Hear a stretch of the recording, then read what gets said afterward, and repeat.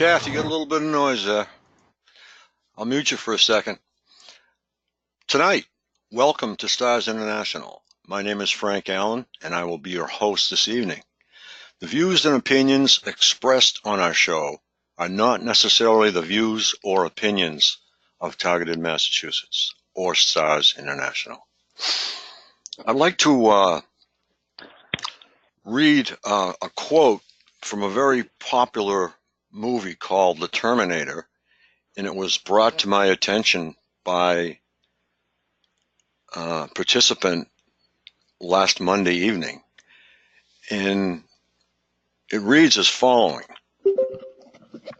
"It doesn't feel pity or remorse or fear, and it absolutely will not stop ever until you are dead." And that's taken from The Terminator. And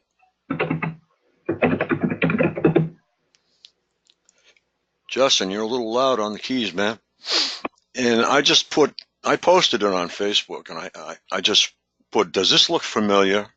And I said, "It does to me." And it's our war against the machines. And I've got a whole bunch of people signing on to it with shares, and you read about it, but it makes sure that everybody knows that it came from the franchised movie The Terminator, starring Arnold Schwarzenegger, because I don't want to get into another copyright dispute. Okay, we have a special guest tonight, Miranda A., and she will be joining us right around 9:30, I believe. And there's a document that I've had for quite some time, and I'm going to read some of it just to see if you guys get the idea that I have and that I have researched about satellite technology. The title of this is Critical Overview of Satellite-Based Psychotechnology. Okay, satellite-based psychotechnology is being used by the defense, security, research, and law enforcement, etc. And through the course of investigation and research, okay, they study, the operators do, a human subject of interest based on their neurological activity, and they communicate with the subject subliminally, but it is through microphone, and it is barely audible. I can pick it out, I can identify it, and I'm fortunate for that. And it's a sound perceivable without an electronic device, and utilizes electromagnetic wave frequency transmitters that elicit and modulate a subject's neural activity. Signal intelligence is gathered while a subject is stationary or in motion, indoors or outdoors, and without apparent presence of technology or its operators. Signals are captured and delivered within an immediate periphery around a subject, which is like 5 feet. Science that drives psychotechnology is classified and discovering technical details about equipment, operations, and it's not easy. They have non-disclosure agreements where they may not share any information about their efforts with colleagues or competitors. Now, this particular document cites the Department of the Army. They monitor a subject's location, communications, interpersonal interactions, diet, substance use, activity, and behavior. Their work is performed remote from their subject with a satellite mediating signals and communication between both parties. They conduct experiments and interviews with a subject with or without knowledge, interests, and experiences for use in psychological profiles or to understand and predict behavior and activity.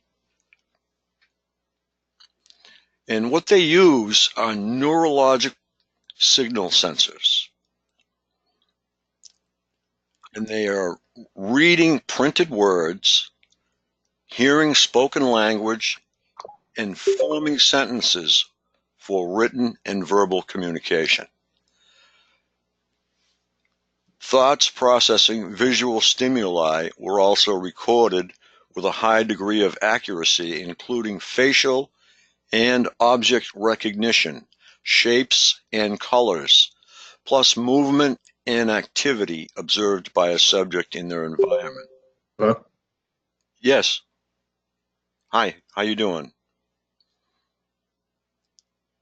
I'll let you comment or ask a couple of questions if you want here in a couple of minutes, because Miranda will be here at 9:30. So thoughts around logic and decision making, I do have a tongue, could also be translated with the help of a human analyst. This means that anything a subject reads, sees, says, or hears can potentially be translated to text. So this leaves the door open for something very interesting. And that is, they may not be able to see through your eyes. They may be reading text that has been converted. Now that's going to be argued by myself and quite a lot of other people. But this document, I still have to find the author. The author's name was apparently cut off, and I just started searching for it this afternoon.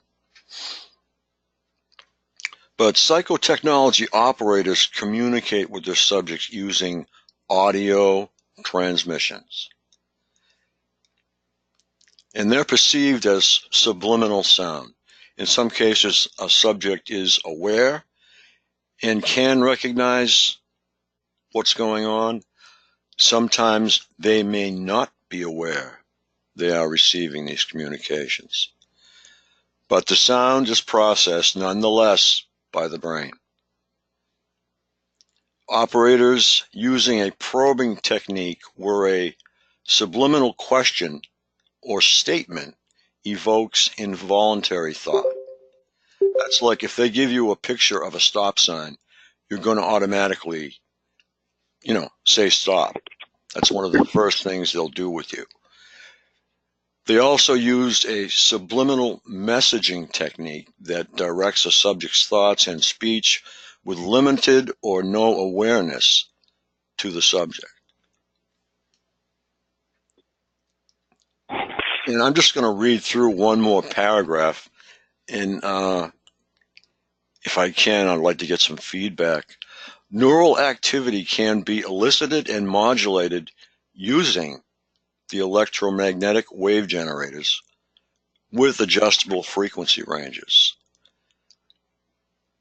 A subject will experience changes or interruptions in neuroelectric activity that inspire involuntary actions. Now, a lot of people are really going to be interested in this part. Electromagnetic frequencies affect motor activity in 4 different parts of the body. Full muscle motion to partial. They can also affect organ operations by inspiring autonomic responses. Transmitted frequencies are also capable of eliciting involuntary ocular muscle movement with a degree of accuracy. Now, this causes the eyeballs to move left, right, up, down, as well as across, diverge, and rotate in circles, foot to toe, hand, and leg muscle movement to the degree that they can be tapped retracted, extended, or twitched. Sexual organ activity that causes ejaculatory muscle movement, blood flow around the genitalia, and excitation, back, abdomen, leg, that interfere with walking gait while a subject is ambulatory, and sensations that resemble human emotions. Now, there is a lot more of this document, and I will find out the author and I will see if there is a follow-up to it, but it is a really fantastic document. It goes into great detail. What I did was basically just skim it.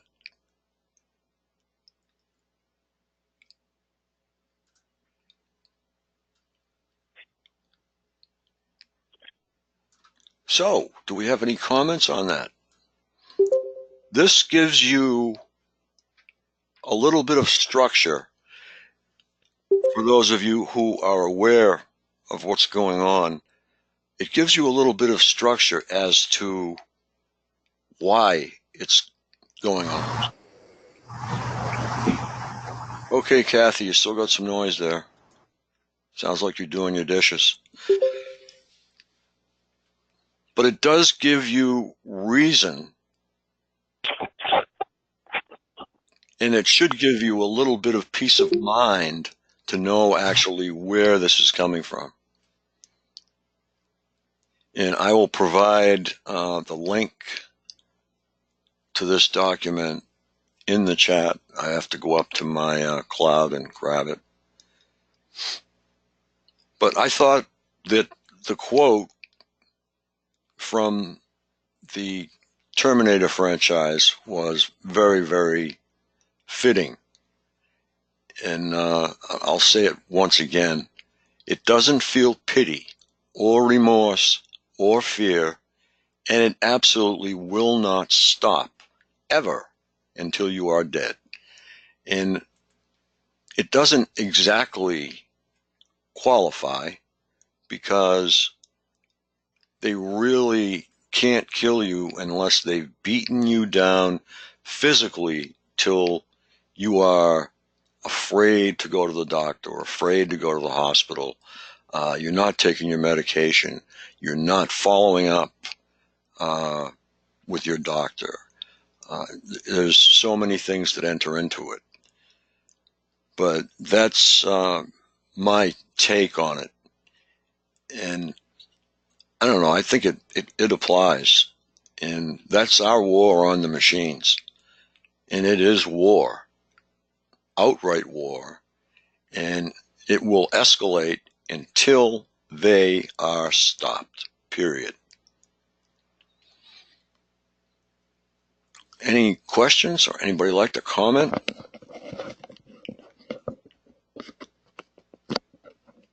I know with my targeting, they do see through my eyes because, like, I used to clean. I mean, this is just an example, but I have everyday examples. But I used to clean, and there was something like something gross on the rug, and I heard, and I didn't like think anything. I just looked at it, and I could hear them go, "Oh, what the hell is that?" You know, and I can hear them talking about everything I see. So that's just an example of it. But I know that they. For me, they do see through my eyes. Okay. I'm sure of it. What they say is that they will get a 50-page printout for every 5 minutes that you are looking around or doing something. And they have to narrow down and get rid of all the junk before they can actually zero in on what you're saying. So through the minute you see something, you say it somewhere in your mind. Okay? The minute you do something, okay, your brain is going somewhere, moving right hand. Okay, although that becomes almost involuntary because it only takes a second, a split second, a nanosecond, a microsecond to do it. Okay, caller 5. Got a little noise there. Oh, that's me. I Yeah, I thought wanna it was. comment. Yeah. Can you hear me? Yep. I can hear you, How you Kevin. doing? Good. All right. Yeah, they can see through Mars. I'm 100% positive, no questions about it. Okay. Every day, and you know, be live with mine. Mine ain't they know nothing. You know what I'm saying? My V2K, mine is live. They ain't know nothing. I'm Yep. I'm positive. I agree You know with what you. I mean? Like, yeah, and they everything I get ready to do. They really, what I mean, start talking when I, grab my phone and get ready to, make a call or get on YouTube. Yeah. That always This, been making a comment about it. well, that's great because this is someone's hypothesis.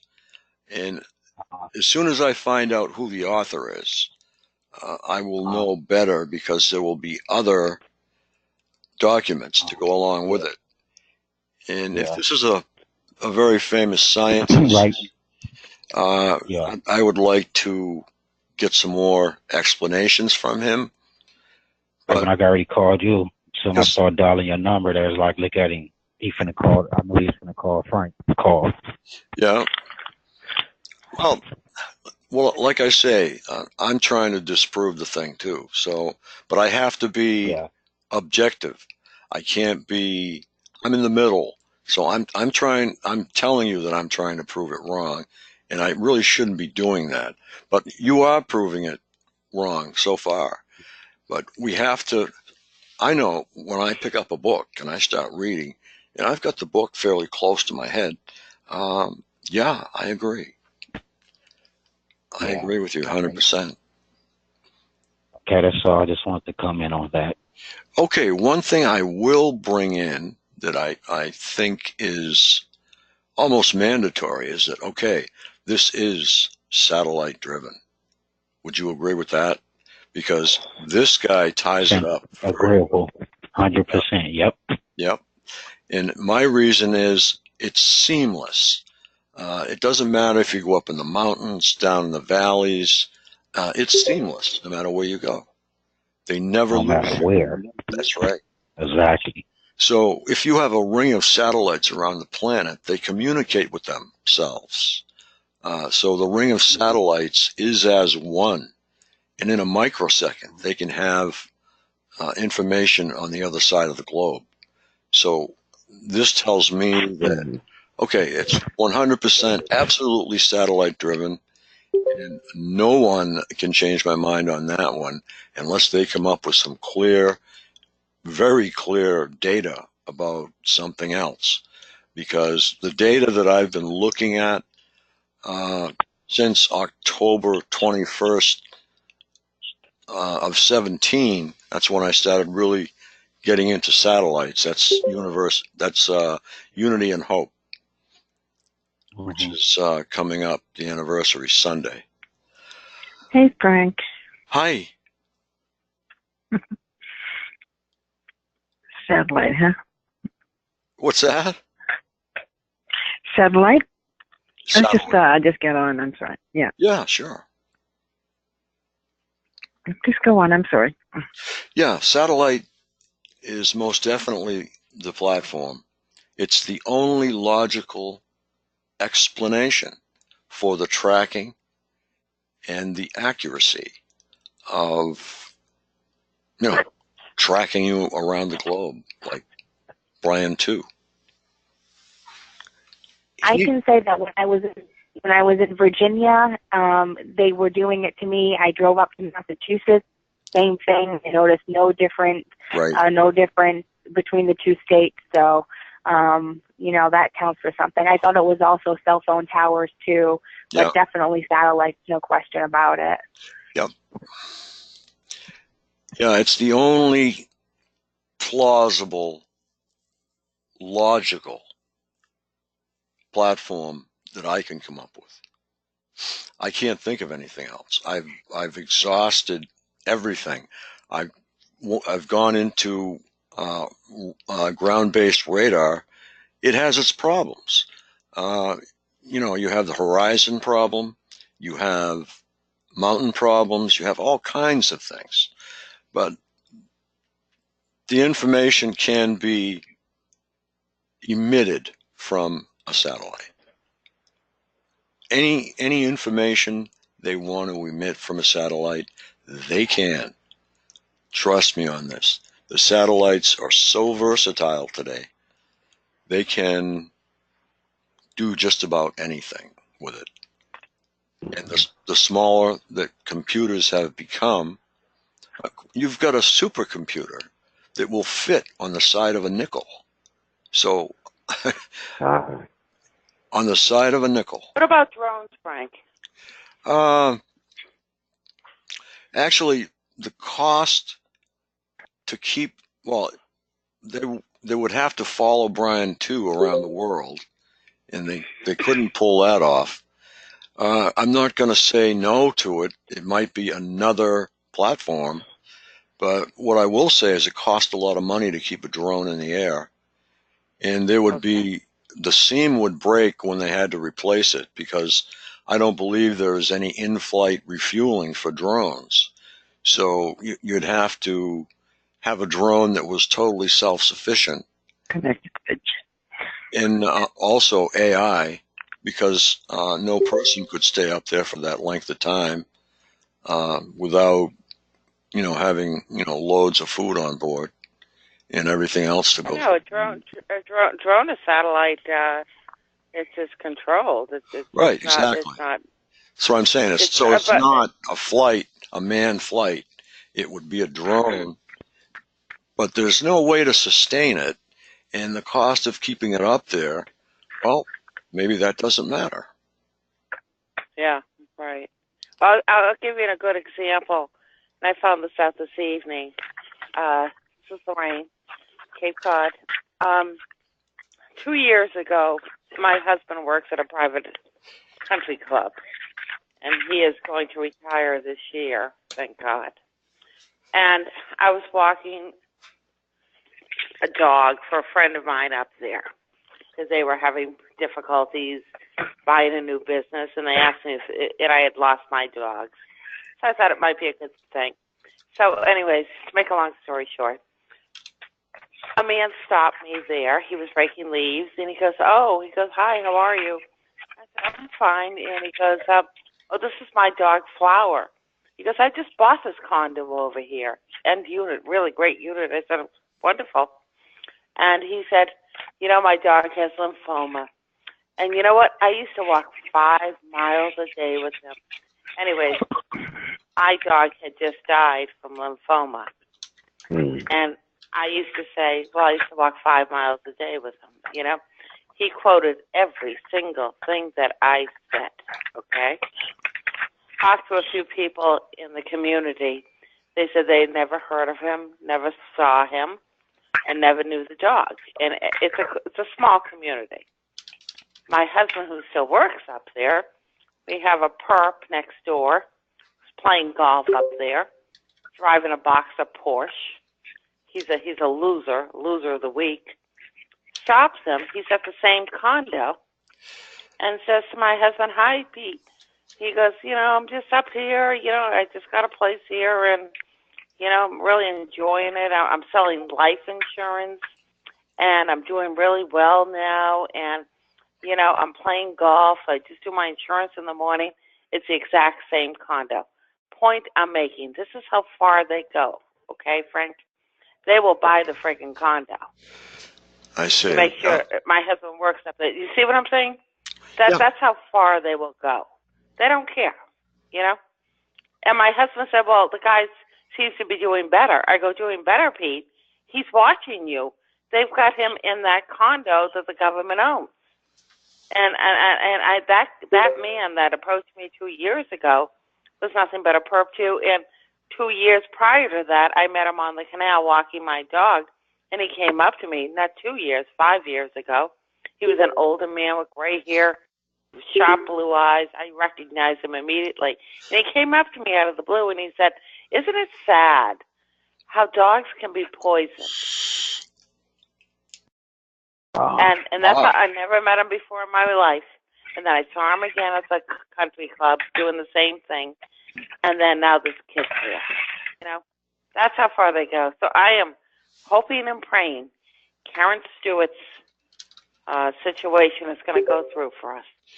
All I can say tonight. Yeah. I mean, we can't give up, but I'm just saying, I do believe her last talk. I'm praying that this is actually going to go through. Do you feel that way? Yes, I do. I felt that way for months before she did. But, And okay. all the signs are there, and I'm hearing all the right things, and all the right indicators are there.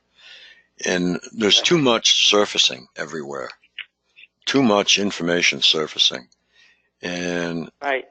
if I can get a hold of a microphone in Channel 5 with somebody, I'm gonna do it. Okay. And as I said, that door is open. It definitely wasn't slammed in our face. But this is it is war, and I'm going to say right up now, this is yours and my war against the machines, and that's what I choose to call them, because the people behind them are nobody. It's the machine. Mm-hmm.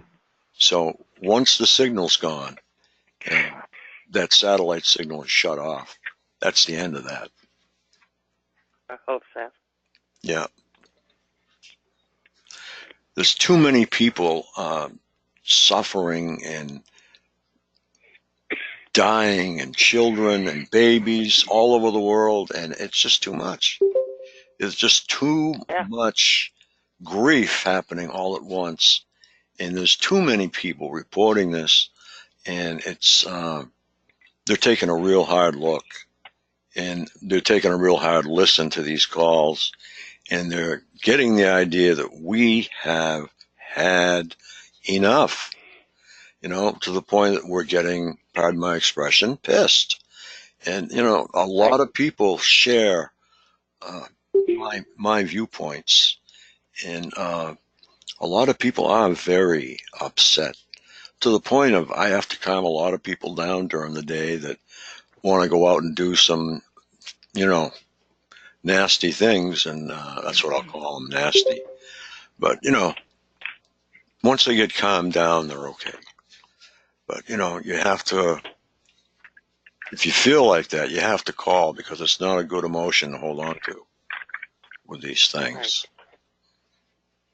Right. Yeah, call up. I mean, there's a couple people that, call sometimes every day just to check in. And that's the thing to do. When in doubt, call. For those of you who do not have my phone number, it is 508-857-8334. And that number's all over the world now. That's for sure. I got a bill from somebody that cloned it or something and ran up I think it was $287 long distance charges.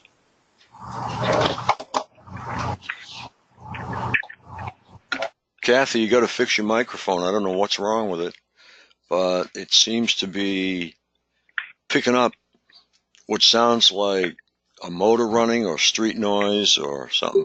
That sounds better. No, there it goes again.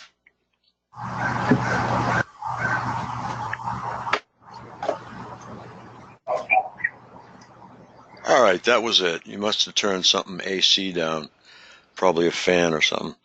Yeah, that's great. So, yeah, go ahead, Lorraine. Sorry to interrupt you. Yeah. No, you didn't. I just really feel also, regardless of what's going on with, I'll call her KS, Yeah. We should all just continue also with the billboard funding. Yes. So we'll be doing, I'm going to try and just do $25 a week. Yeah. If I can do that. It's just, that's all I can do, and I'll do it tonight.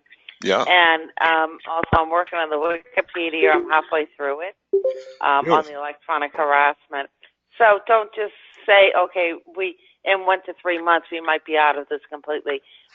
We still have to keep working regardless on the things that we're on this programs. This call. Yeah, we have. We just can't sit back and not do anything. Right. Still keep working. Well, there may be one string of satellites that goes down and frees, 1 million people, but there's 2 million more. So we have to keep our nose to the grindstone, and then we have to, round up all these, what I would call superior gang stalking crowds that are really acting in concert all around the world. And they're all going to be out of jobs soon. And they're all not going to have their paychecks. And I had like a bunch of different planes, privatized planes, flying over my house very low tonight, which hasn't happened in a while. Right. You know what I say to them? I look up and I'm like, you're going to be out of a job very soon. That's right. Shame on you. Shame on you for doing this for a paycheck. Yeah, exactly. Miranda, are you here? All right. Yes, I am. Okay, this is Miranda, last name beginning with A, and for privacy reasons, she's not going to give us her whole name. So if you'd like to take the floor, Miranda, go right ahead. Okay, first and foremost, hello everyone. My name is Miranda, and I'm calling because I have been a PI as of 2016 that I'm aware of. I am an employee for the state of Illinois, and in 2016, the state of Illinois partnered with the Department of Defense and its military contractors, its military universities and research labs, military biomedical institutions, and also technology institutions. Between and what will you see? Hillary's rhetoric. Got them, most of them. Okay, guys, I'm gonna have to mute the whole room just for our guest, if we have to, and then we can Q&A afterwards. But I don't like to do that, as you know. All right, go ahead, Miranda.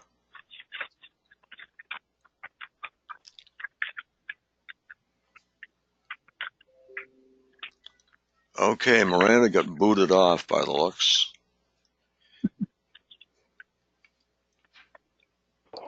Okay, it won't be the first time or the last time.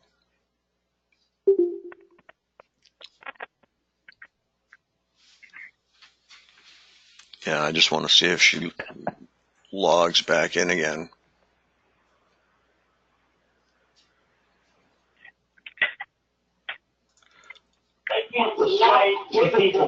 Okay. Guest, your mic is open.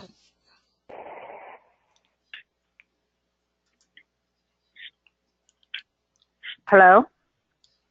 Yes.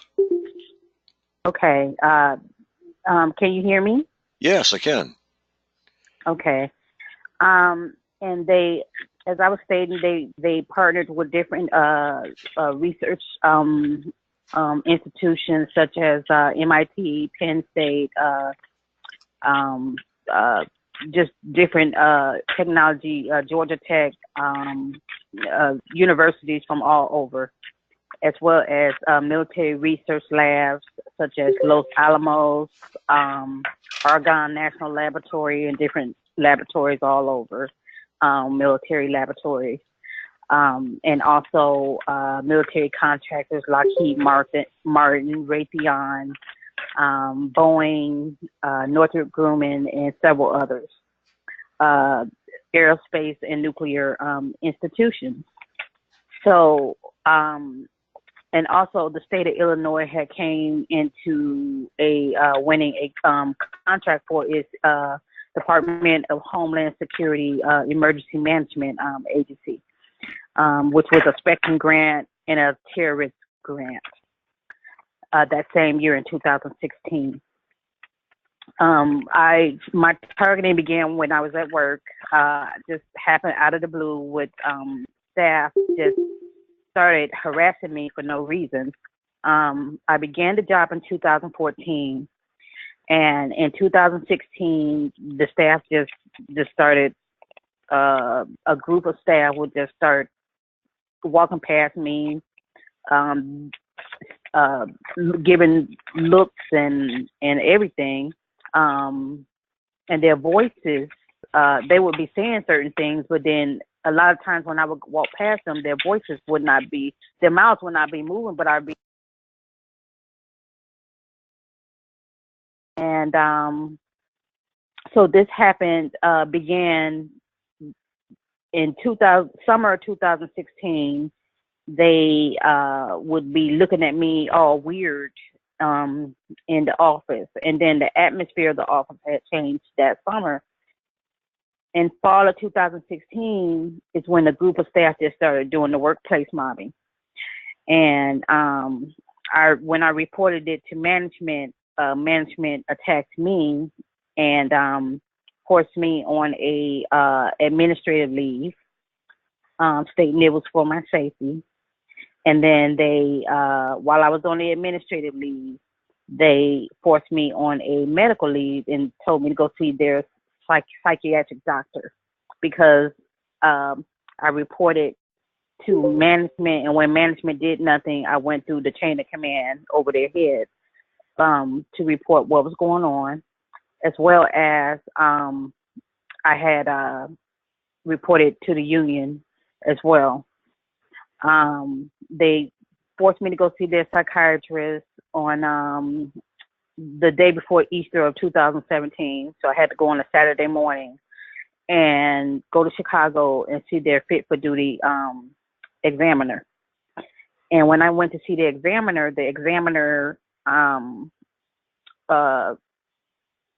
the evaluation, had no problems with me doing the evaluation, but she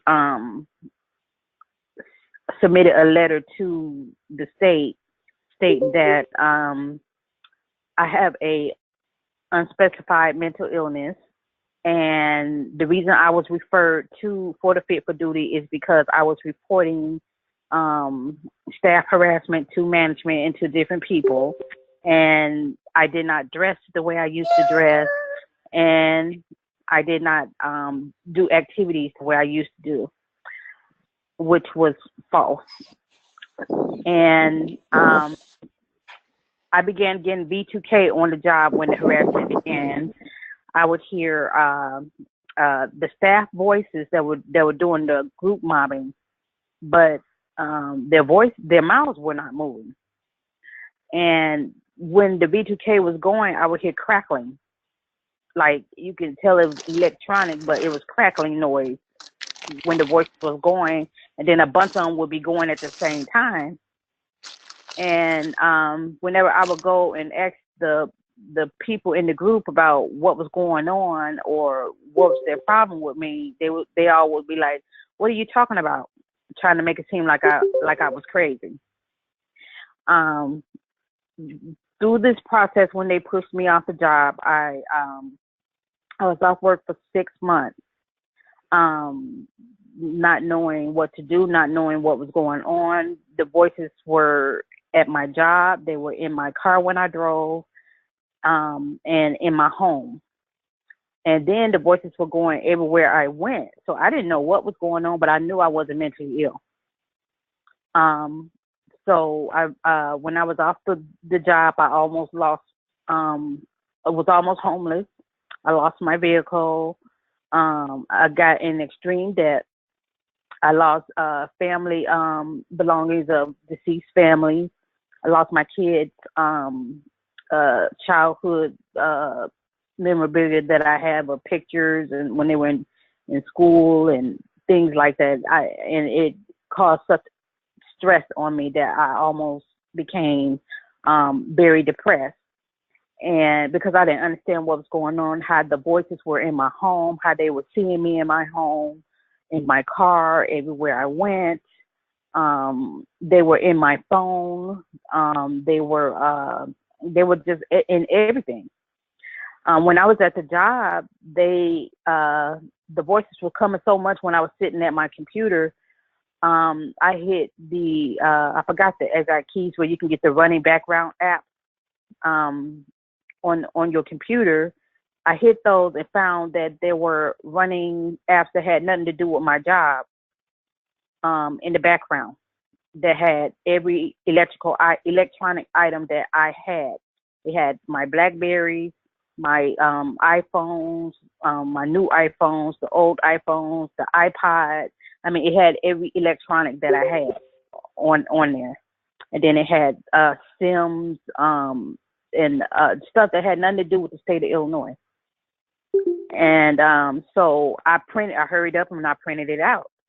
And I even took a copy to my administrator, made several copies of it, and still have them to this day, of the running apps that were running in the back of the work computer. And then when they pushed me off the job, they left the staff that were there harassing. They did nothing to them. And then when they would do their harassing, 1 minute it seems like they were aggressive, and then the next minute acting normal like they usually acted before all this began. So I never knew at that time what was going on, but I just knew that the people that I had good relationship with at the job, we no longer had that. When I was in my home, the sounds were coming from everything electrical in my home, and I was the only one that could hear it. But my children, my mother, my family members, no one could hear it but me, and they will be standing right there by me. I had property that was in my cubicle, such as my exercise equipment, shoes that I left in my cubicle, personal belongings. When I got taken off the job, I took my equipment home, and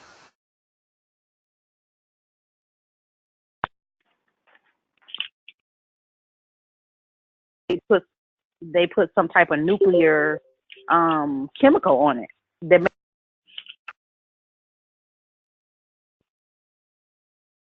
And then when I would go sit at my desk, there was always something. I always wiped down my desk with Lysol wipes and sprayed it down with Lysol.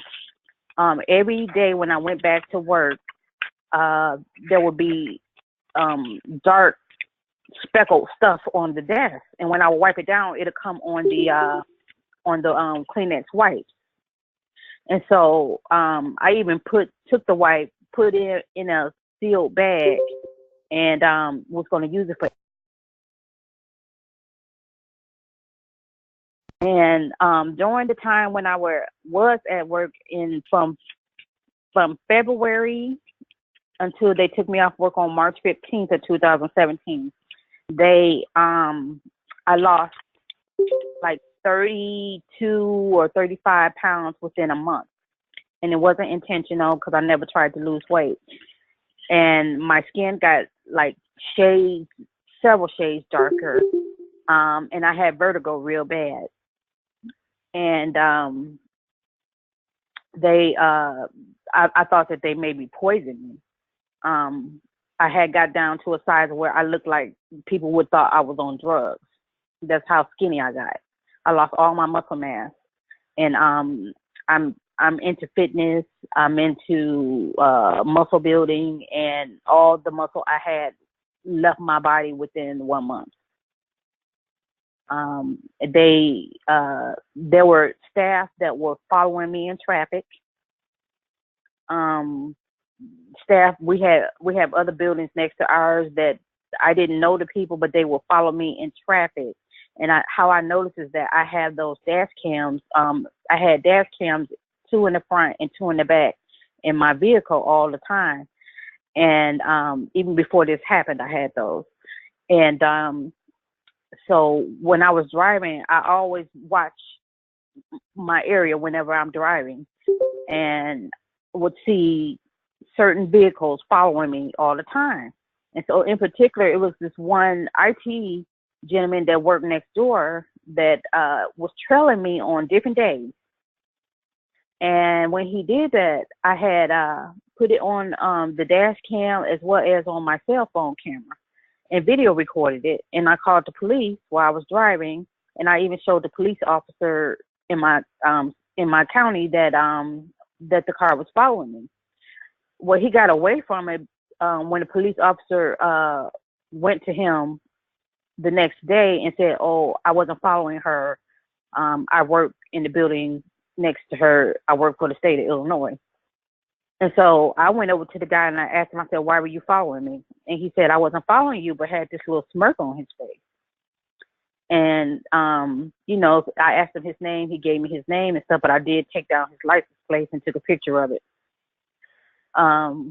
And so it was other vehicles that would follow me as well. But I do recall in January, it was either late December or early January 2016 or late December of 2015 that I had received a flu shot from the job, and the job does not offer flu shots on the job in like 30 something years from what I was told. People usually have to go to the health department or Walgreens to get it done free if you're an employee. So that particular year, they came to the job and did flu shots on staff. And I never got the flu shot before, but I for some reason I got the flu shot that when it was offered. And it seemed like that's when everything just started going downhill for me ever since then. I almost became homeless. I lost my vehicle. I mean, I just lost everything. I got in extreme debt. As the young lady was speaking earlier about them seeing through the eyes, they see through my eyes. Whatever I'm looking at, they're looking at. I go to the grocery store, they're making rude remarks about whatever I'm looking at, whatever I'm buying, and everything. As of right now, even when I came home to get prepared for this call, they're positioned all over my home with the airplane above me. They fly through. They're always hovering above me with helicopters, airplanes, and drones. And then there are satellites above my home. And I downloaded an app called Sky Safari. If anybody want to download that app, it's free. And it'll give you the satellites that are surrounding your area, your home. And it gave me the ones that surrounded my home. They were from NASA. What gives you the names of the satellites. So I would just go through my search engine and type in the name of the satellites, and it tells you the origin of where they're from. Miranda? And mine were from... Miranda? Yeah, this is Frank. Could you give me that name again? Because I think that'll come in handy. Sky Safari. Sky Safari. Mm-hmm. It gave me the name of the satellites surrounding me. They were from NASA. They were from the Air Force as well. Several from the Air Force. The Air Force were Vandenberg Air Force Base, and the Air Force Western Test Range, and NASA. Those were all the ones that were right over my apartment. They positioned the planes directly over my apartment every night. When I'm traveling about throughout the city, they will have the helicopters and planes high up in the clouds where I can't see them, but then they'll swoop down like they're trying to cause some fear or intimidation. And what I do is I just pull out either my phone or a camera that I carry to video record it. And I have several videos of them hovering over me, following me, the planes, the helicopters, the drones. So I have pictures and videos that I even submitted them to the Department of Defense. They continue with the rude remarks all day, 24/7. I ignore them because to me they're cowards. They don't affect me. I lost for the most part, a lot of my hair. I get heart palpitations a lot. Sometimes I shake. My daughter has lost a lot of her hair. When I'm driving, the sound always comes from the roof, so it's coming from the antenna. And I noticed that when it first started, because the voices that they use are my coworkers that was doing the mobbing, but it's not them. They use those voices to just to intimidate, basically, and for psyops. The planes that follow me, I have an excellent, which I have to send you, Frank, an excellent video where I got up close enough to show they had red and white and blue light flashing while I'd it was like to following see me that. through the. Can I you? will definitely send it to you. Yes. Yes, definitely mail that to me. And I Mhm. was just curious. I just wanted to, in case I didn't bring it up, I just put it in the chat. Some of these Mhm. satellites that are up there are actually in a geosynchronous orbit, which means they're stationary. So there might be Mhm. one 50 or 100 miles ahead of you or behind you, and there Mhm. could be one that's, more or less overhead. But one Mhm. string of satellites for one particular company or purpose usually has to cover the entire Earth. So, Okay. Well, the Sky Safari showed me a lot of them that were from West Vandenberg and Western Test Range that were Iridium. They were from Iridium, and Iridium 7, Iridium 10. It was different Iridium satellites. Uh, and I mean, it just that app, it just shows you a lot. And when I saw that, I expected like NASA, but I didn't expect for the Air Force to have so many surrounding me. right. The Air Force is going to be predominantly over the coasts. I don't know Oh, where you right. live. Uh, Mhm. so they're going to be predominantly over the coast, predominantly near as they can be to the bases. Um, Mhm. like Groton, Connecticut, the Electric Mhm. Boat Division, which produces our submarines. So, and let me see, what's the helicopter company? It escapes me. But they're Mhm. in Connecticut. So Mhm. there's probably support there too, satellite support. But all you need is one.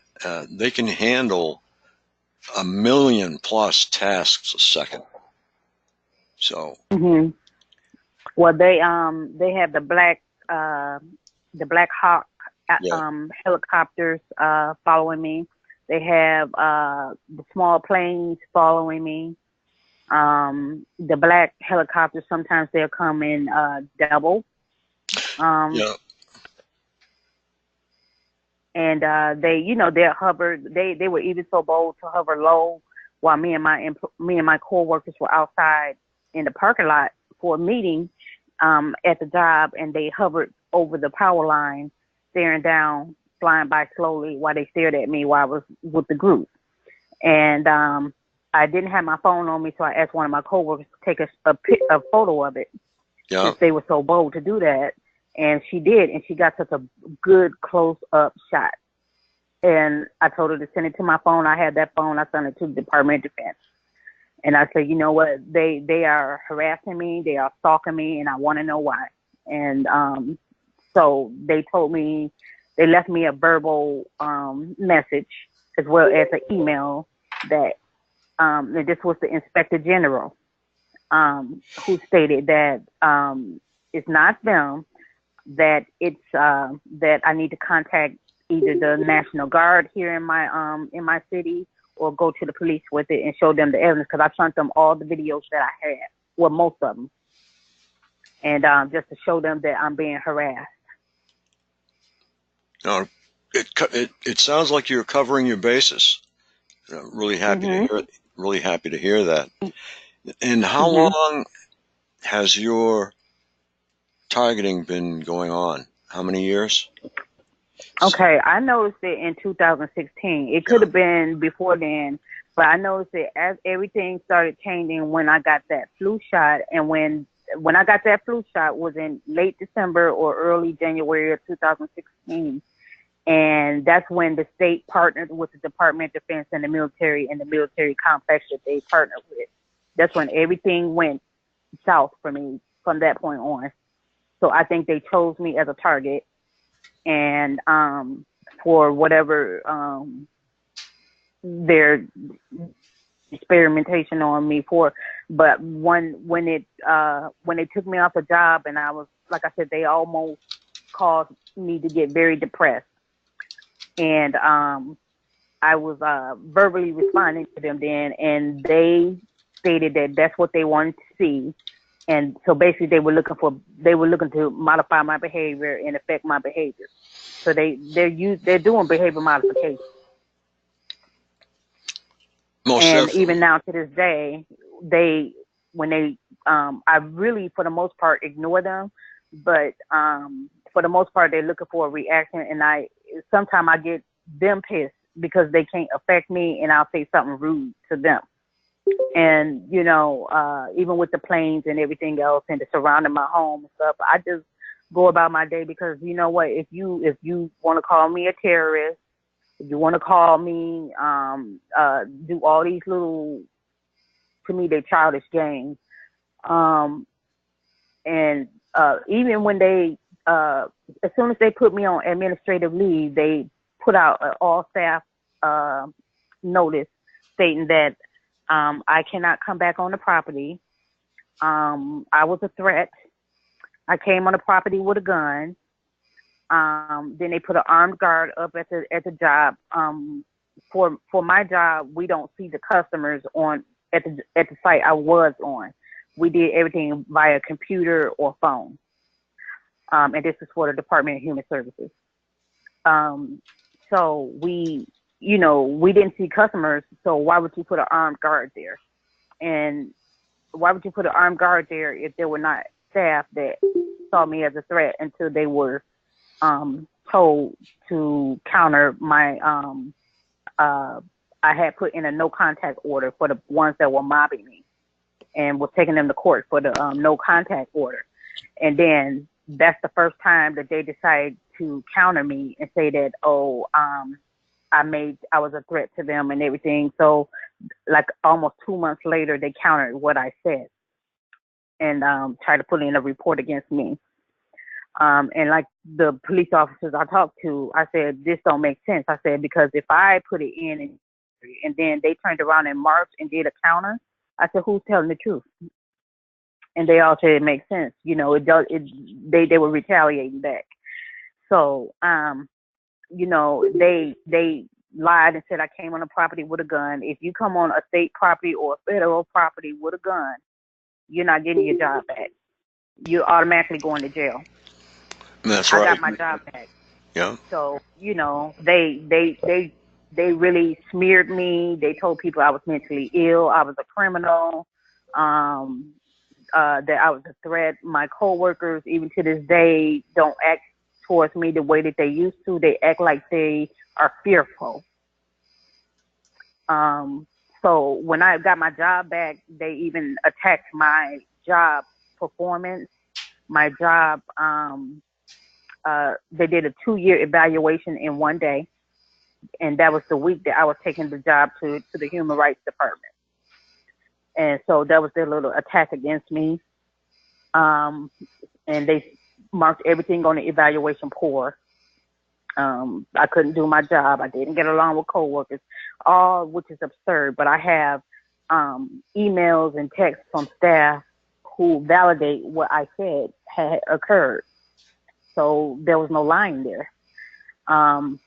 So, I have a lot of evidence. I have photos, videos, emails and texts, even emails of when they put out the saying that armed guard and I was a threat. I have all of that. I have enough to take them to court. I just need to find exactly which one on the Illinois Smart State list is responsible.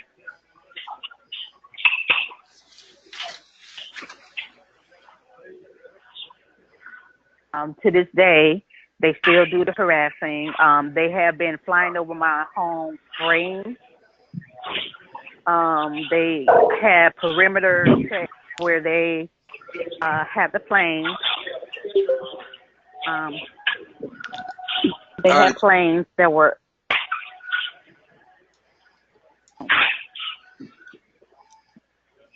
Hello?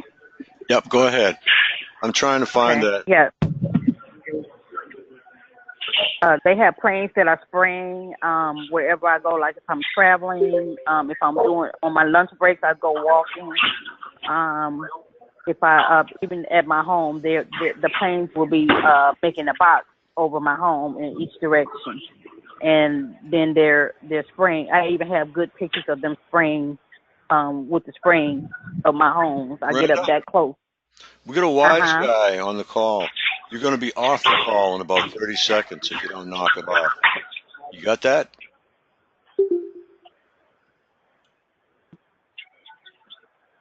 And so yeah, I make it a point to get as much evidence as I can. So the more and more that they fly the planes, follow me in traffic, they even ride past my job real fast. They're doing it now with dark tinted window vehicles. Um, anything to try to intimidate folks, and I don't give it to them. I don't give it to them because the more and more I research and read, they are a joke to me. So, but they have been hitting my home. I, I had a nice amount of hair, thick, and my hair is gone in the back of the head and at the top of the crown of the head. My daughter's hair has fall fell it has fell out and to the point where she just went on ahead and cut her hair. Um, it's I have heart palpitations all the time. Um, I have reached out to friends, family, media to alert them of what's going on and told them I had the evidence. I have the list that proves that the state of Illinois partnered with the Department of Defense and the military complex setup that they have. And that's when my targeting began. And I fell upon that because of when I went to the human rights meeting, the administrator was very bold. Like she was very bold. And when she said the name of the security person that works for the Department of Homeland Security of Illinois, she said his name. I researched his name when I got back home, and that's what led me to the Spectrum grant that they have.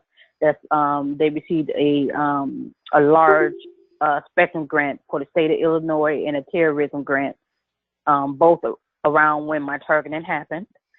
Um, and then the Department of Defense and the military and all of their contractors and academia and technology institutions and research labs all are partnered in 2016 with the same. That's how I linked everything together. And it took me almost a year to get to this point and find what I found.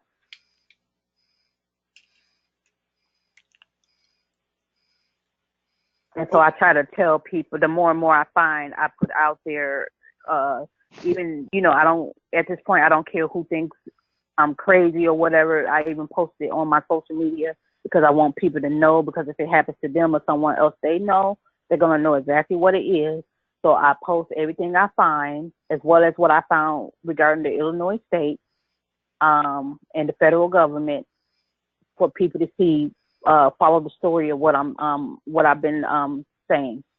And so if anything was to happen to me, all fingers will be pointed. So there are media that have it. There are friends and family that have it. There are people who I've known in my city. There are people who are relatives who live in different states. I've sent it to everybody. Okay. Miranda, would you like to take some questions? Yes, I would. Okay, hold on a second. We'll see if everybody will act like adults. Okay, questions? Kathy, your system is really bad. Go ahead. It's not really a question, but back to her when she was talking about them using voices of her coworkers, but it wasn't them. Well, I can attest to that. They used voices of my relatives, my sister who passed away, my aunt. I have friends, a couple of friends of mine. I've all heard their voices, and it's not them. So they can do that. They can take voices of people alive or dead and do that. I mean, it's really crazy. Yes, yes. And even to this day, one of the main harassers at my job, I will never forget, she brought a bag of rotten vegetables to my cubicle. She knew I used to juice a lot, and so she brought some rotten fruit out of the blue to my cubicle and told me I could use it for my juicing. And I looked at it; it was rotten, very rotten, and smelled like pesticide. And I remember I looked at her, but I didn't say anything. And I just put the bag down. As soon as I got out of the job, I threw the bag away. And I'm like, why would she give me a bag of rotten fruit? She has never done that before. She used to always bring me vegetables and fruits that she grew. And she never did nothing like that before. Her behavior towards me was very hostile out of the blue, and I don't know why. And then on one occasion, me and her had a conversation. I asked her why was she turning on me the way she was and everything, and she did not. At the job, she was hostile, but on the phone, she didn't know what I was talking about.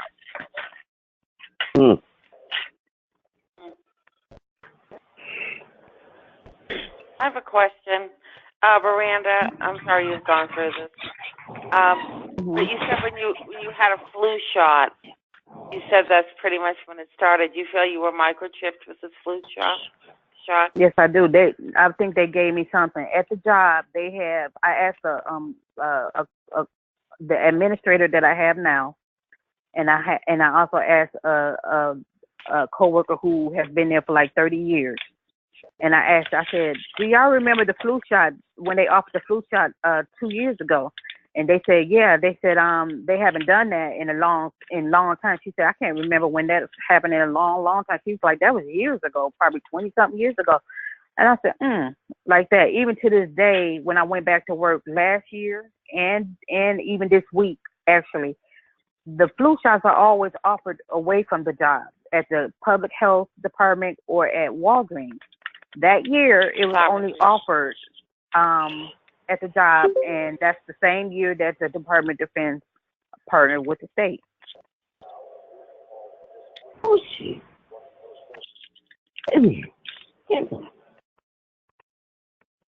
Hello?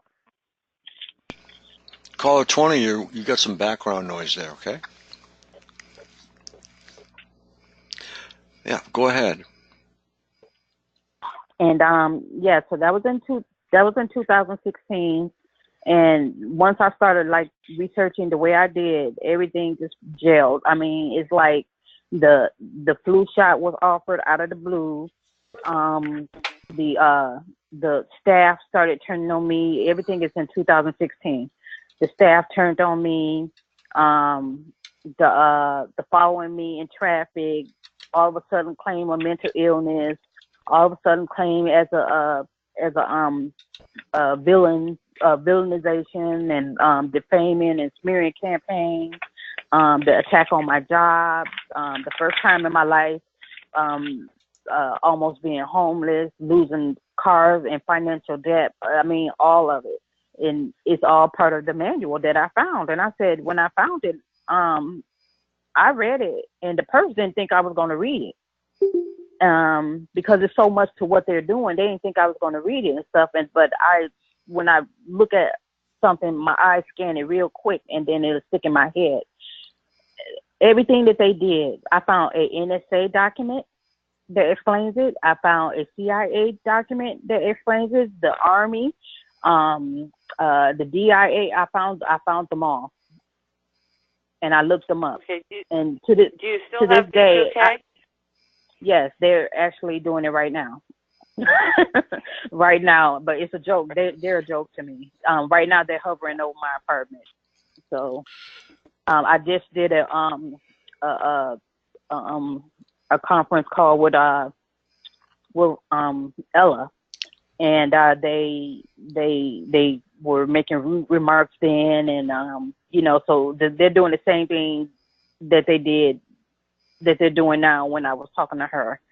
Um, and it's always demeaning remarks. With me, they try to shame me in my looks a lot. They try to shame me in my the fact that when I moved from when I didn't know what was going on, I moved from another apartment.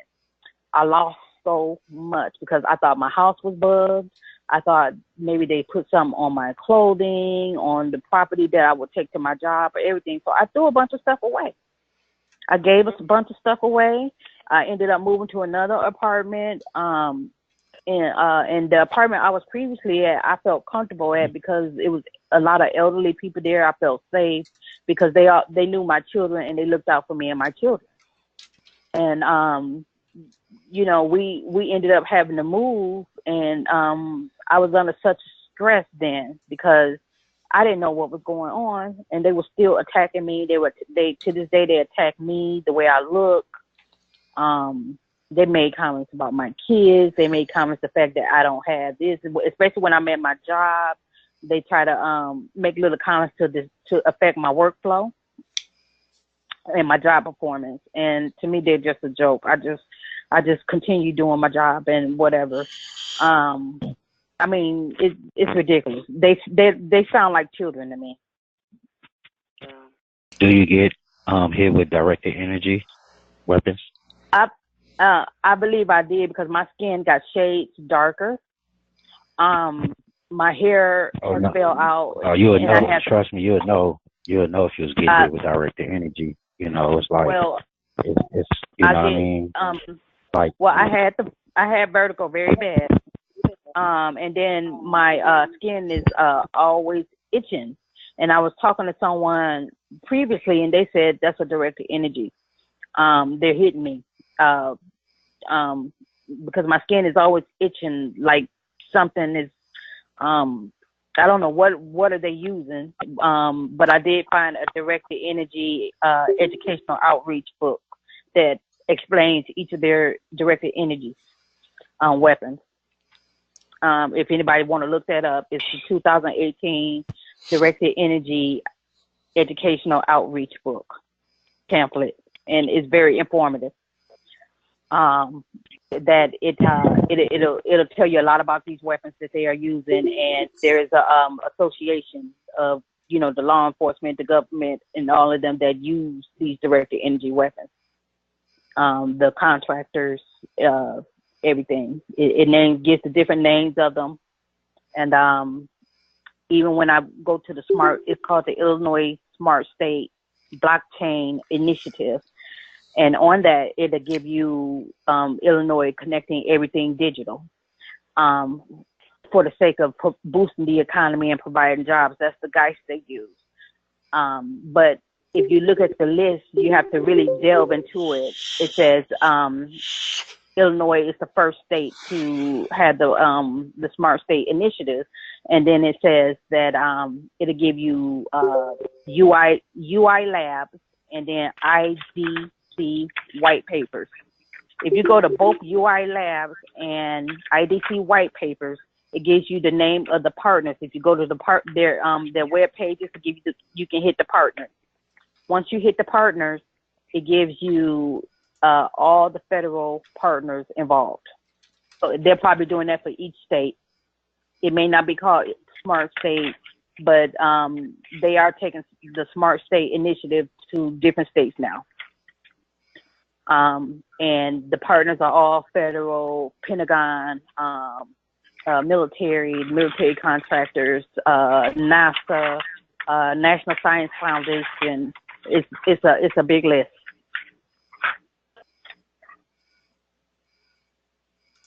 So I wouldn't be surprised if they really actually try something with me, because that list I came up on by accident. And the more and more I delve into it, it gives me all the aeronautics and aerospace partners.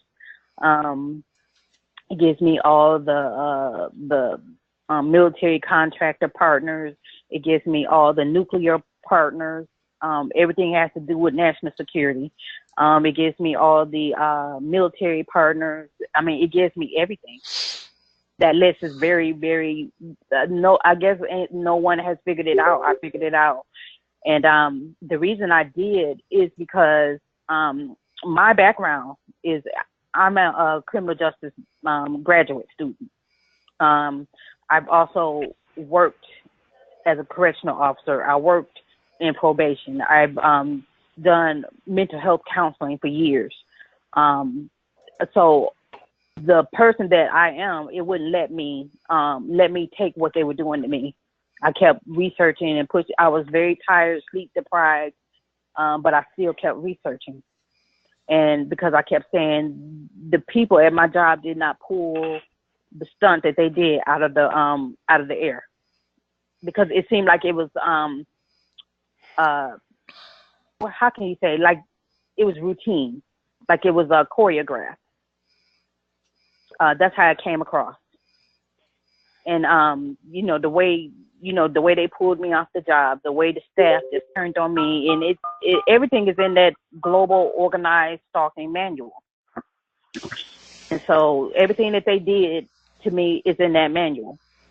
And so I try to tell people to please read that, and then also look up that Directed Energy's educational outreach book, and the Smart State list, because it tells the whole story, in which I feel like what I have is enough to take to federal court, because I tie them into my job. And then I have my videos and pictures and the witness statement. I have several videos, Frank, that I would like to send you, and you'll see what I'm talking about. Okay, well, we'll look at the videos, and we'll see if we can post them. I haven't posted videos for like about a month. I think it's about time I got started. I've got a lot of calls that I have to post on the site too. I was going to do that this week, and I just got inundated with phone calls. Okay. Yeah, just send all your documentation if you want, and I'll open up a file for you, and we'll put some videos up. Okay, thank you so much. No problem. Any questions, folks, for Miranda? Yes, hello, Miranda. Hello. Hello, Miranda, could you hear me? Yes, I can. Yeah. Yes, you were mentioning, this is my first time on the call, you were mentioning something about a document that you read regarding the gang stalking. Is that available, that we could all go and peruse? Yes. Where would I find that? You can just type in Global Organized Stalking Manual. And that's a manual that the CIA, the military, and different federal agencies use. Oh, wow. And so you feel like you have enough information that you could take your case to federal court? Yes, I do. Well, I wish you a whole lot of luck, and I would like to see someone do this and actually be successful with it, because I'm new to this. And it's been about 10 months, and I am it's just a righteous indignation that there's someone who would decide that they're a god and would put me, would stalk me and torture me. But basically, mine is not just the gang stalking, because I could ignore any fool. I've gone on Broadway, and I saw shows, so I know what a good show is. So I would ignore anyone on the street surrounding me. But they follow me, and the torture is just unbelievable.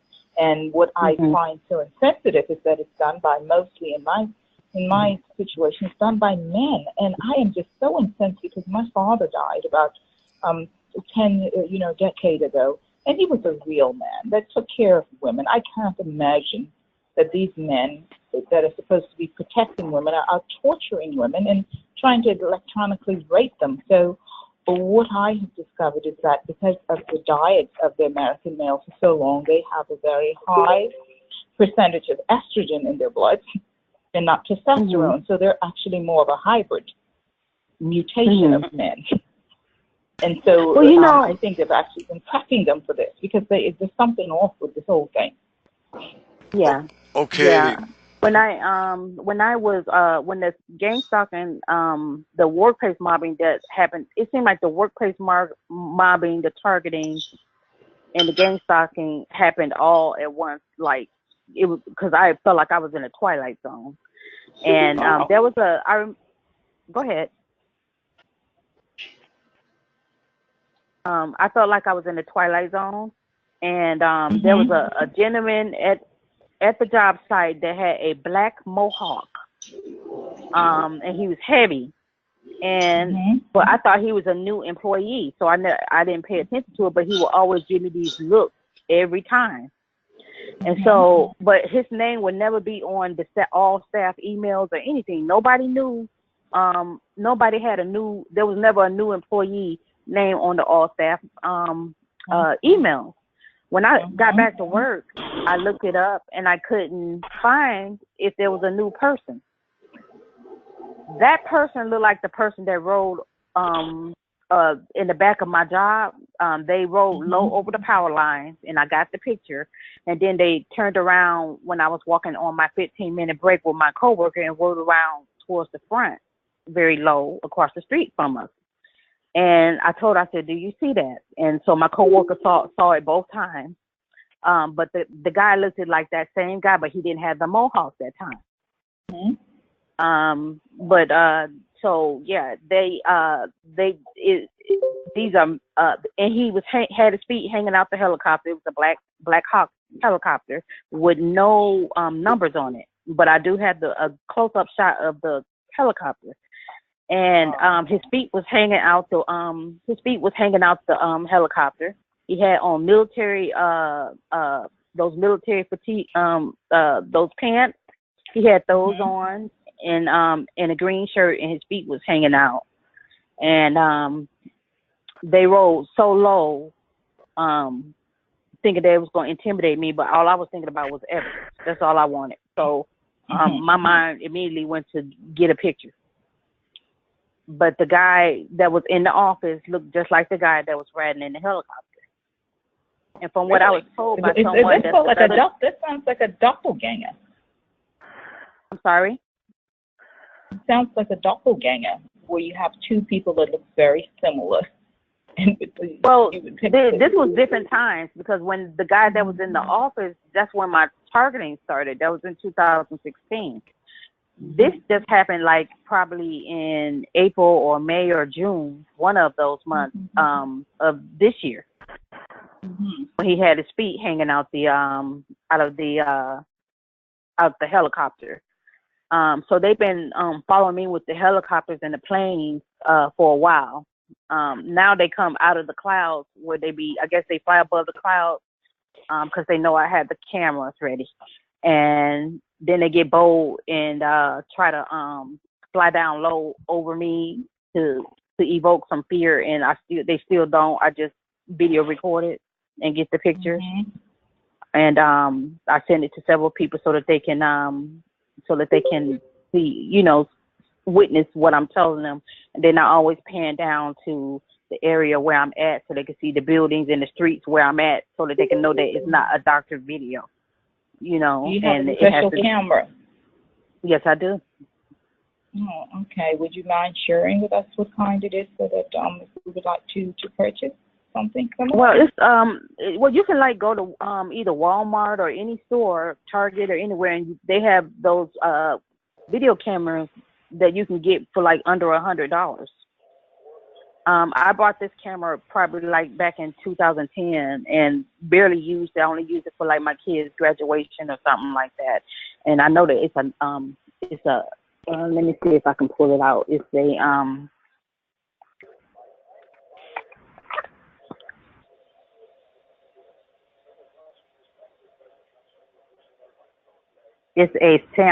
Samsung camera that I had caught on sale from from Kmart when we had a Kmart here. But Okay. it's excellent. It zooms up very close. When they were doing the boxing around my apartment when I was sitting on the patio, they had the planes flying in each direction, and it zoomed up close to get the plane, but to show the pattern and show that it was a plane. So I even have those, and I sent that to media. Is it small? Is it not too large? No, it's not too large. I have it in my pocket everywhere I go. Oh, okay. I think I need that because sometimes my phone is filled up with just perps. Instead of having friends and family now, it's just perps in my phone. So I would like to have it. But what I do is I put the camera in my purse. When I go on my walks, I put it in my jacket. And I always make sure at least every month or every 2 months I get one of those SD cards to put in it, and I upload it.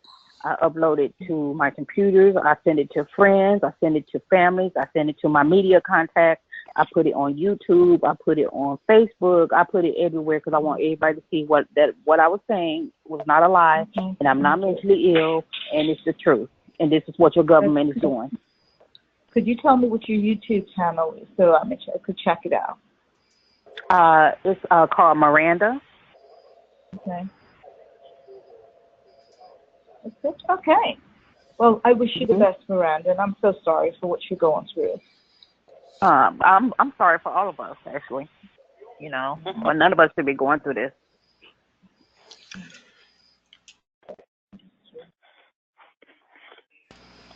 This almost looks like Skynet, the Terminator, and all the people down below that are fighting back. It's what it's like, I swear, in a government that can't see or that won't see. But they're starting to because they have to. There's too many people coming forward.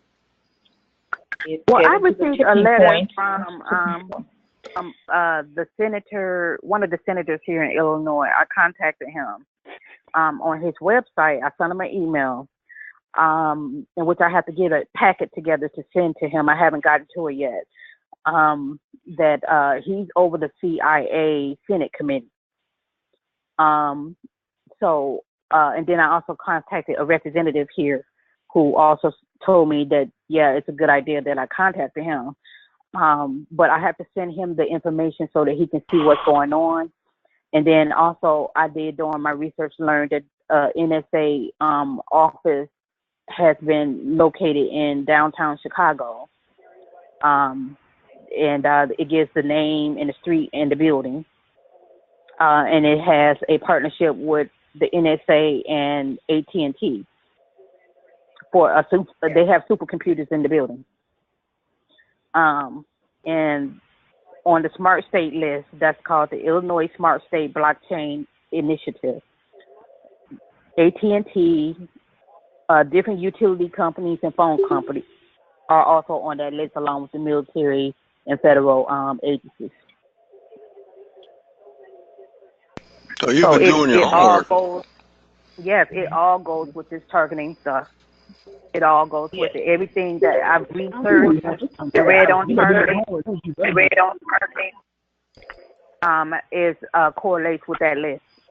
And that list I came upon by accident. They forced me into finding that list, basically with their harassment. How would we find out which the state we're in if we're on the list? I'm sorry? I said, how would we find out if the state that we're currently in, if it's on that list? Oh, if they have a list, well, mine I just looked at because I work for the state of Illinois. I was looking at what connection, because my harassment started on the job. I was looking at what connection what happened with the state of Illinois during the time that my targeting began. And so I started looking at what happened in 2016, in the year prior. And it all came back to the Illinois Smart State, and Smart State, and that's all digital stuff. And so when I started delving into smart meter. I'm sorry? It sounds like you guys have the smart meter also, because all of that is all interconnected, like with the smart meter. Yeah, because G. Right. all right, we had the 5Gs here. We have the smart meters where you do have an option up until I think 2019 or 2020 well, right now you can opt out of getting a smart meter. Yeah, but they lie to you. They tell you that you opt out, and they give you something that looks like an analog, but the workings inside is still the smart meter. Mm-hmm. So they have a way around I read that. Yeah, I read that. I did read that. And so there was, to me, I said the same thing. There's no way around it. And then, and then these 5G towers, they just sprung up all over our city, everywhere. And I try to put information out to people to let them know. Yeah, to pay attention to it. That you know what they're going to pay attention? It's going to be another holocaust of death and sickness and illness. With that to the 5G is the most egregious thing that's going to happen to humanity. It really is. Yes, it is. And and I know that they're using, I can say for myself as some type of human experimentation, because I did nothing for them to be doing. I'm just a normal person, just family, friends, shopping, going out to eat and stuff, all of that. Yeah. These people affected my life where I don't even do things like I did before because I'm too busy researching and trying to get my case together. Yeah. And it angers me that they are messing up people's lives. Yes. Yes. I hear you. I hear you. Mm-hmm. I hear you. And right. I'm going to put you on my prayer list because I do understand my story is similar to, it's like, I'm just wondering, but I also feel like in my situation, I know that, it's a government technology that they're using, but there are lots of rogue people also that's gotten gotten their hands on this technology off the black market. And it's something like, people blame the devil for everything. This is one of the things where it's a government technology, but I feel in a lot of cases, it's a rogue technology and people are just using it, greedy contractors are getting a hand of it on the black market and the government knows nothing about it. At least I beg to differ because one time I sat up a whole day just watching C-SPAN. And I was listening to the Air Force Space Command and the committee for that and all these other ones that they have. They're aware. They are aware. They are aware. So you would say that. So it's just even looking at the Ella site.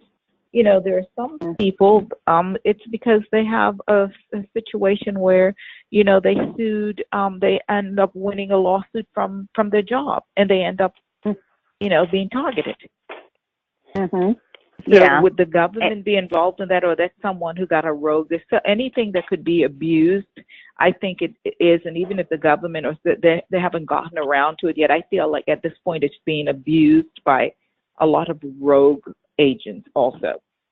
Well, that could be the case too, because like I said, in 2016 as well, the state of Illinois received the Illinois Homeland Security Department received that large spectrum grant, and it was for a wide band spectrum grant, and they received a terrorism grant. Oh, terrorism grant. Okay. Wow. Well, yeah. I would love to know what they have in Florida because, as you know, Florida is like the 21st century Australia, where they used to send all the criminals, and I think we have the majority of them are here. Yeah. But Chicago is they call it Chirac, and so I wouldn't what they do. Is the violence in Chicago and everything. I wouldn't be surprised if they were trying something on people in Chicago. I found people throughout Illinois who are targets, and it's just they are just destroying people's lives. Period. Yes, they are. I think Chicago is weaponized, and they have a lot of satellites that go over there, and I think it just evokes anger and violence in a lot of the people. I think the whole of Chicago seemed to be an experiment. It could be. It could be. Because I was on another call where there was a lady, she was talking about what happened. It was a couple months ago when they had that massive shooting in several different places. There were lots of deaths one day, and she got caught up in that. And she was talking about her experience with it, that she has a phone that kind of tracks with satellites and basically frequencies that's coming to her, and she saw these satellites and she could see which way they were aiming, and she was out and about doing, conducting her daily life, and it actually got her, and she said she became so angry, it's almost like it took control of her emotion. And she could feel herself getting very angry, that she felt like if she had a weapon, she would have actually end up. And she was very surprised by that feeling, that it really took over her. And she was actually trying to reach out to other people because she could see where the satellites were heading in the downtown area, that she knew something was going to happen. And she said within a short amount of time, there were just all of these shootings and killings. And so she attributed it to them moving the satellite in a certain area and evoking those feelings of anger and murder in those people. And I can see that, because when the satellites be surrounding me, I do get angry, but not like I used to. But I, and I even got to the point where when this targeting had started for me, I was about to go and purchase a gun because I didn't know what was going on, and I was tired of it. And, I think they want to drive up crime rate. They may want to, impose their laws. They want laws their way where they have control and take away our rights. It can be several. It's several reasons of what they could be doing. But believe me, I do believe that these politicians do know, because the governor of Illinois signed this contract with the Department of Defense and this big list. The governor of Illinois, which is Governor Rauner, and Mayor of Chicago, Rahm Emanuel. They signed that. They signed that contract. Excuse me, and ma'am. It's all federal. Can I give you my email address, please? I'd like to.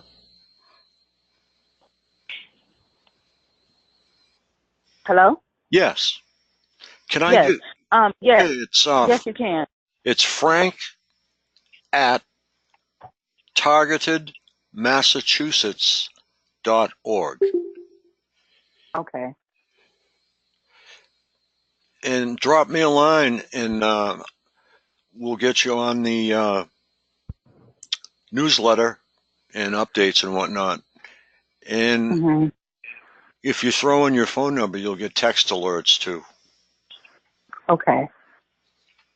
Okay, yes, I can. I definitely will, because I want to send you the videos and pictures. I have a lot of videos and pictures. Okay. And how about the woman you were speaking with as well? Oh, my name is Bloomy. Are you talking to me? Yes, now I am. Yes. Yeah. Are you Frank Allen? Yes, I am. Oh, this is my first time on your show. I've been hearing about you, but I've been so busy trying to survive this new targeting because I wanted it to be over like 2 weeks ago, and I realized that it's a lot deeper and further and wider. It's not fun. It really isn't fun, but I'm one of these people where I can't imagine like 3 years from now me saying, I've been targeted for 3 years. I don't think it's going to, because I'm going to tear it down. I have some things in mind that I'm going to do. At least I would like to do some more exposing, because I think the reason they're getting away with it is because a lot of it is covert. A lot of it we can't prove. And these people are operating like it's going to be with impunity. And this is something that, all my life I've lived a very quiet life, but it's almost like this is in my wheelhouse, because I hate this injustice so much that I'm going to throw everything at it. Yeah. I'm gonna throw everything at it, and it's just like anything else. It could go on for quite a while, but I think now it's getting to the tipping point. And Yes, it is. I think the next time we're going to be saying their time's up. The people that's been, thinking just look at all of these people that were harassing women for years, like 2-3 decades, and everything. I think it's coming to an expiration date. And I may be new to it, but I've spoken to several people. They've been in this for 20 years, 15 years. That is insane. That is unacceptable. It's like we're going to have to just band together and do something about this. I mean, who are these people that's determining that our lives are expandable and to do this with it? And I've seen some of them. And that's more offensive when I see who they are. It's like, you think you're going to control me? It's like, that's really, and instead of them terrorizing me, it's actually making me want. I have zero fear. Fear of them, and so I'm ready to do something about it. I'm ready, and I think they don't like it, so they keep upping the ante, and doing just more and more. And so now they're into 24/7, just torturing me, and I'm just offended. And the fact that they're men, it's like, how could I actually be afraid of a man that's beating up on a woman? It's pathetic. It really is pathetic. Yeah. And I think, the whole thing, I talk to them, I'm thinking because they're eating so much soy, they have more estrogen. I just tell them, if you would come from out hiding up, in the apartment above me, I'm quite sure that, I have more testosterone than you do, and I probably could kick your butt. They're hiding. Exactly. They're hiding out, and then they get to the point, I'm sorry, Frank, you're a man, but I'm thinking, you get to the point where a lot of times you say, oh, man, think with your big head instead of your little head. I'm thinking now you have no head to think of because you can't think, and just everything, they're just mutants. Really are. Excuse me. I'm sorry. Excuse me, may I intervene for a second? Hey, Frank. Yes. Yes, sir. A military helicopter just flew real low, had the whole entire block shaking. Now flew over the house. My mother and my sister ran to the window and seen it too. It was a kind with the double propellers on the top. One in the front, top, and one in the back. Just flew right up. I'm in the heart of LA. Don't know, excuse my language, I'm pissed off. Now, don't know motherfucking military helicopters come over here this way, period. Chinooks Chinook helicopters are used to raise very heavy objects. They use immense amounts of fuel. So see if you can figure out why they're there. It is a Chinook. That's what it is. If it's got dual blades on it, one in the front, one in the back. Double blade. You have the double call the military. propeller things on it. One on the top front and one on the back front. Yeah, you know what I mean. It was that kind. It was real low, just passed like right above my house. It went by so fast though. I tried to run out to get it on video, but it went by fast. Whether it was here. I know it was on purpose and deliberately, you know what I mean, because what we talking about on the call. But at the same time, I guess they just trying to make me paranoid or whatever. You know what I'm saying? Because it went by kind of fast though, and it was real low. They do. They ride low. They ride very low, and then they ride very fast, and they had the propellers on the front and the back. I had videos and pictures. That was that one right there. Yeah. It had the whole block like shaking. You know what I mean? Like literally, you know what I mean? It was so loud. That's a rare bird. I mean, it's not rare, but it's unusual to see one just flying around. They're made to pick up, especially. They're made to pick up heavy armored vehicles, move them. Yes. They're made to, pick up tanks and things like that. They're not made to just cruise around. Yeah, in the heart of LA, it's no military base nowhere around here. Period. They're not. And Frank, I researched that they're made to pick up heavy armory tanks and stuff like that. I did recently just research that, and I even found the name of them. And then I saw that Boeing and Lockheed and several other ones are making those, as well as NIST, NIST. I found a bunch of stuff recently this week. That are making all of those helicopters they're doing the radiation, the direct energy weapons. I found so much this week because I started going through that list very carefully, and it's a long list, so it's going to take me a while to get through it. But and I'll send you that list too, Frank. Yeah, It has everything. Like the Harrier jet. The Chinook is started in England, I believe. Mm-hmm. Yeah, I mean, and now they have even been surveying me with a white helicopter that has red on it. So do you know anything about that? White helicopter that has red. That sounds like a Red Cross. Has red on it. Okay. Should be a red line with a cross. Well, it has. I know that it has red towards the back where the tail is at. Yeah, you need to come up with a tail number. I try, and it's always like when I'm getting ready to get out the car on the weekends when I'm going to work overtime, or and it's always on the weekends because even last week when I went to work, it flew over me when I was leaving my area to go to work, and my daughter saw it, and I pulled over to Taco Bell by me, and I tried to get a shot of it, and I didn't get a good shot. And then it flew over me when I got out of my car in the parking lot at the job. But it's always on the weekends.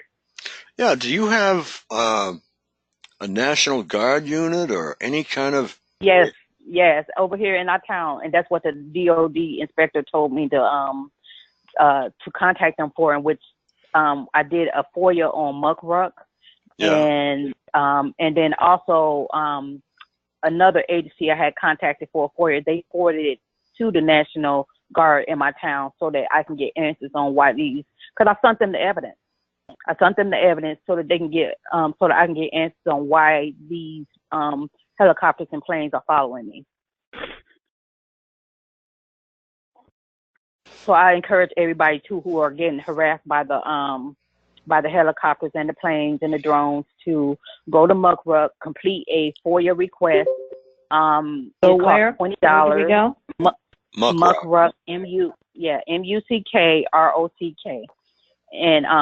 And they will and you pay $20, and I think it lets you do 10 for the 20, I think, and they'll send it out until you get a response, and it's a public response, and you can even go on there and look at the ones that have filed before and see how to, if you don't want to pay the 20, you can set up your own, and which I've done that as well. And send it off, and I make copies of it, and I send it to media people. I give copies to friends, so that they can know what I sent out to these federal agencies. Okay, that's fantastic. Okay. You're building a great foundation for your case. Now, Kevin, you should find out the nearest military base to where you're staying, and hunt that thing down, because Chinooks, like I say,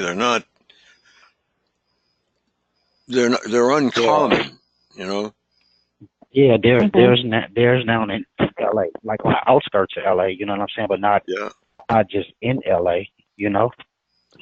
Yeah, I thought you got out of there and went up. I mean, I know where some of them are, but they not in Los Angeles, you know what I mean? They like in the other cities that's outside of, you know, Los Angeles, you know. Gotcha. Yeah. Okay. Yeah. And they fly very fast. Miranda, have you had any scans? Because I know you've been collecting a lot of evidence, and is it something that someone's going to look at and be able to explain away? But if you have scans of your body, or and because I've heard of some people who've had scans and it shows like what, you know, they've actually been they have implants. Is yours that bad, or is it mostly the stalking? You know what? For them to be coming at me the way that they have with the especially with in traffic, they had the Marine and Navy and Army. It's always those type of cars with the license plate surrounding me in traffic. Then I had noticed that different cars that were everywhere I go would without those license place would be following me. Even my daughter noticed one time there was a green car following us everywhere we went. And then I ended up at the KFC in my town, and the car pulled up on the side of me. So I pulled my camera out, zoomed in, took a picture of the guy, got his face, took a picture of the car, took a picture of the license plate, and then another time it was 2 different SUVs that did it. And I was walking and waiting on my sister to get off work, and then the guy just sat there in the parking lot, didn't get out the car, and then when he saw me pull out my phone, I was acting like I was taking a selfie, but I was taking a picture of him and the vehicle and the license plate and showing the area where I was at. And I was taking a picture of him, and then when he saw me doing that, he went through the drive-through. And then so I walked to the edge of the building, wait for him to drive through the drive-through, which he rushed off, and I took a picture of it. Okay, I'm concerned. I do the same thing too, but I've had people where, I'm driving and I could see what's happening, and I would point it out to someone, and it's like they just don't get it, because I think we're hyper vigilant when we know we're being targeted, and we just see what with other people they don't. It's like, oh no, it's not. So that's why for me, I have all of that stuff, and I usually have like burly guys with tattoos and big trucks, and just it's pathetic. Now I have like the fancy cars. There's all the fancy cars coming after me. I had a guy in a Maserati yesterday, and I just at the light together, and I pulled right up next to him. And I'm staring over. I could see he's uncomfortable, as if because he has a Maserati, which is not his. They have so much money. These are all lease rented, so you have a low life perp in a Maserati. So what am I supposed to be impressed? The perping felt the same, because what they do with me is like they actually I'm being hurt all the time. I don't mind, the following, doing all that. I could ignore that. And as a matter of fact, I go out and I try to lose them. They go behind me. They think they know where I'm going, because they try to figure out. I think I have remote neural monitoring also, and they try to figure out where I'm going. I get out and I can see them following, and I would pull off in another lane, and they go, and I can see them getting on the phone, and someone they're just all over. And now I have a succession of people following me. The latest thing is they hang now a little behind me, and I look back, and there's 100 of them with their lights on. And so I open my window up, and I put my hand up, and I'm saying, come on, catch up, come on, because they're all, it's just really, really sad. Now, if I had someone with me, and I would say, I know that those people are doing that to me, I look insane. I know it's true. I know it's true. So for me, I do have where they have implanted me in just the weirdest places. I mean, I could actually see some of the implants that they put in me. So I have a lot of pictures, but if I would show it like to family and friends, I've shown them some, and they explain everything I've shown them. They could explain it away. Well, when on the arm, on the arm that they gave me the flu shot in, which is my left arm, I bought those magnets that they're hard to pull apart. Neodymium. Yes. I put it on my arm.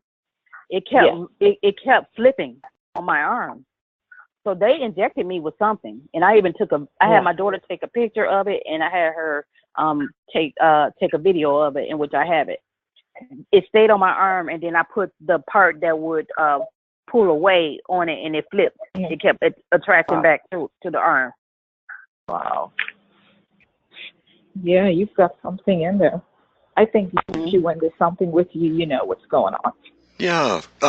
Is there anybody else that would like to chime in or ask a question?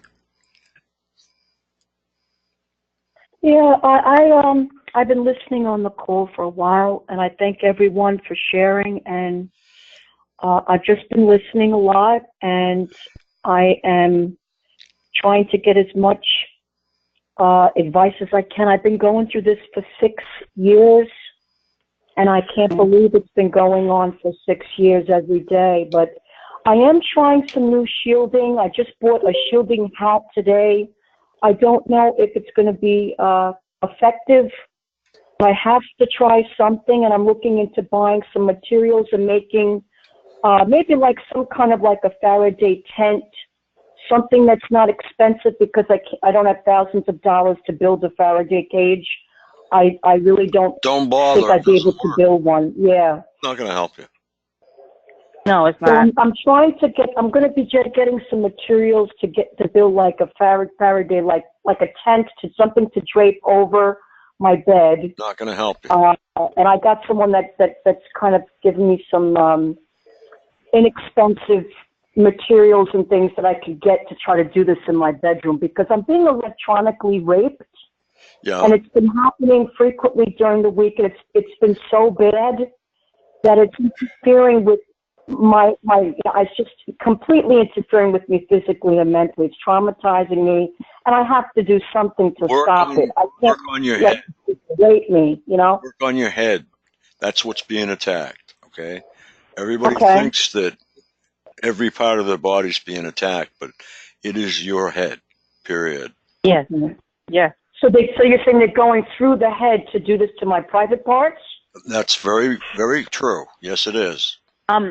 If you look at, I found a case where, and which I could send it to Frank, where a lady and a gentleman had filed with the U.S. court against the NSA, the FBI, the CIA, and 2 other agencies. They and it explains all of this and the type of the effects it had with the rape, with the burning of the skin. The case explains everything. And I just It was found an that actual court case of someone who was electronically raped? These were whistleblowers. They did a case. I have to send it to Frank, and it's a long report. I didn't get to read it all, but once I started reading what I was reading, I understood. I was like, okay, and I agree with Frank. They're attacking the brain, certain parts of the brain. Yes. That they're attacking to give you the they're rate.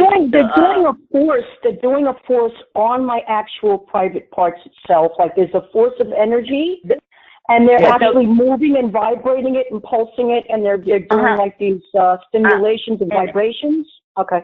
And that's what I'm saying. Yeah. They're if grabbing you go they're grabbing the ahead, pleasure Frank. center of your brain, Okay. and that's what they're working on. And they're working on. Is that on the right? Where is that in the brain? Is it on the top, the left, the right? Does anyone know where it's located? Okay. What I was going to say is that case, along with the direct energy, the 2018 direct energy education outreach book, explains exactly what those weapons do. And if you read that case and look at that book, it targets certain parts. It targets certain parts of the body through the brain. It does. And the only other thing I can think of is that if they're either doing it to the brain, or there's possibly an implant or a sensor in that area, maybe. Are you familiar with the wireless body area network program? Right. That would have something to do with it, because yes, the brain is like, it affects almost every organ in your body. But when they have if they have an implant there, the vibration, I know what you're talking about. I didn't know what it was. Like several months ago, it stopped for a while, but someone told me about using a mirror and putting a mirror, and I would take the mirror and put it like back there. I could feel something. I could actually feel the force down there. And I'm thinking, that's not my brain. That's someone who has have something of my body and could see my body. And that pressure is physically coming. They're probably using the brain and doing something. But when I would put the mirror, I could feel the pressure. You use the mirror where you put the shiny part is facing out. Yeah, and does that I could stop feel it? the pressure down there. Yes, because it stopped them from getting through or whatever. It stopped, and I'm thinking, yes, and I'm talking about one day this week, I actually had some black obsidian stone. And I actually put all of those. I was laying my own eggs. I mean, it was weird because I'm thinking you are not going to. And they tried and tried, but just about a week or two ago, there were some men that came to the building that I'm in, and they were just sitting out on the patio, and I was out there grilling, and they just showed up out of nowhere. Just three men were out there for 4 or 5 hours, and within the next week or two, I just saw a lot more men in my building. Hi, ma'am. And Yeah. I think I'm being punished for something.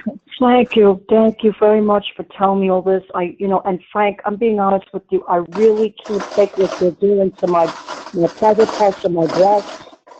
They're trying to force me to move out of my home. I live in an apartment building, and they're doing this, I think, to try to traumatize. Obviously, that's what they're trying to do. They're trying to get me to move from my home. They're doing B2K to me, telling me to get out. They call me all kinds of horrifying names, and they try to make me feel bad about myself for not submitting to their commands, and I'm not going to do anything that they say, so they torture me, and they've been doing this, but I have to fight back. I'm not going to submit. I'm not going to be their private porno for their private sexual fantasies Okay. to do what they're doing. I have to fight against this. So the only thing I really can do is, besides talk about it, is to, again, educate myself on everything, which I do, but also shielding is the only other thing I have left. I don't know what else to do. They want to Apple cider vinegar would help also. Apple cider vinegar, if you would just take some apple cider vinegar and wet it and do it, you would feel that it actually helps a bit also. Okay. All right. I don't know how to say this, but they're accessing the pleasure centers of your brain, okay? And they will also attack an area on the left side of your back, and they will also work on your teeth. These are all these are all nerves, okay? Yeah. All the nerves in your body go where? To your spinal cord and up to your brain. Brain. You have your vagus nerve, which runs up the right side of your neck and goes into your brain. So what I'm trying to say is that's the control center. If they want to exercise pain, that's where they'll do it from. It's not like somebody's outside your window with a rifle that actually shoots microwaves at you. You're not going to see it, okay? If you capture it on tape, please send it to me. But these attacks are on your head. Yes. All right? Try and wrap your head around that. But I will add something to that. There is a game out today. It's called Emotive. It's where a teenager or a child puts a device on his head and can control a game with his mind. So if they are selling this kind of technology to children, okay, what do they have in store for us? Well, they're controlling your brain. I just read probably half a dozen paragraphs from a document about satellite attacks, okay, and how it's done. I can make that available once again in the chat if Marcus will let me. Marcus, stay off my call, please. You're not welcome here. Get off. I just wanted to say also to the lady who was talking about shielding is to get maybe link that if she hasn't tried that already. Yeah. That's good if they're using lasers. And I'm not sure what else it's good for. I know that it's good for lasers, but what's it called? It's called Linkstat, LINQUSTAT, Linkstat. It's a black sheeting material. It comes in a roll, and you can make things out of it. You need layers of it though, and and you can make like a hat out of it. I know somebody who made a vest out of it. Does it work? It depends on what they're using on you. Marcus, it depends on what they're using. I'm not going through this, Marcus. I will call the company that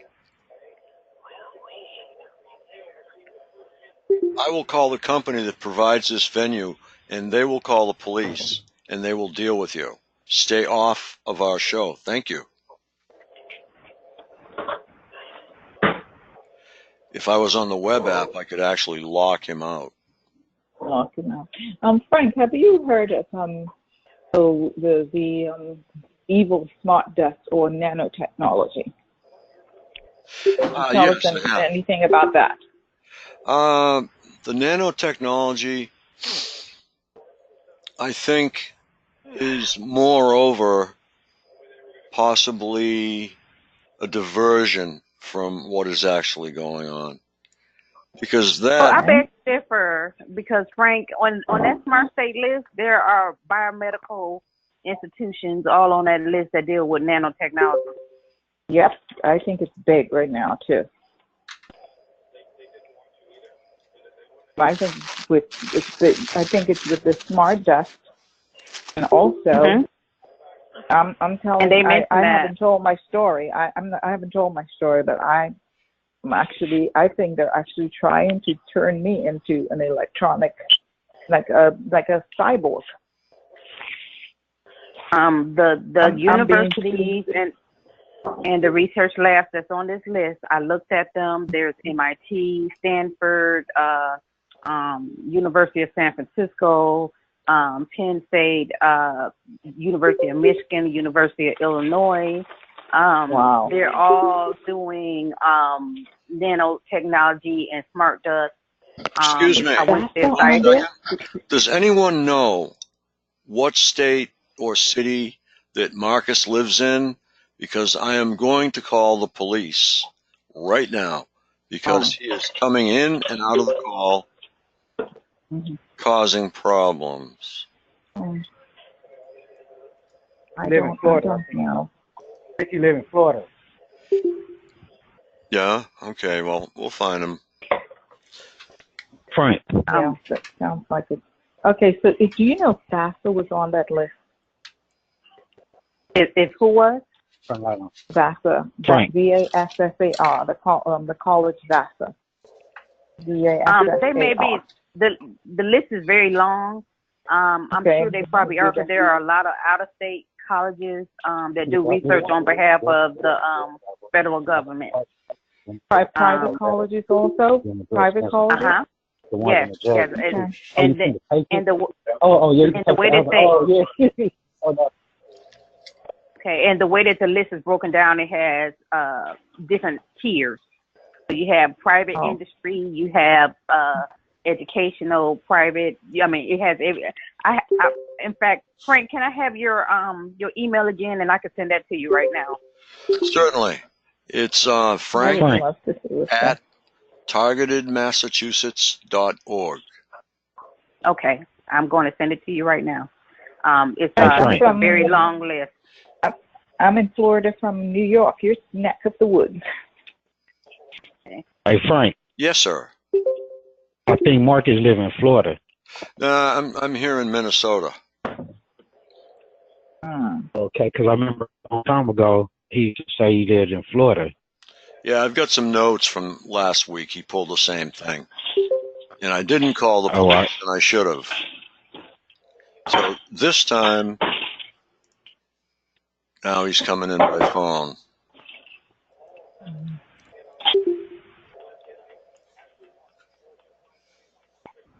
This is what happens. He ruins the calls. I'm sorry. Go ahead. That's okay.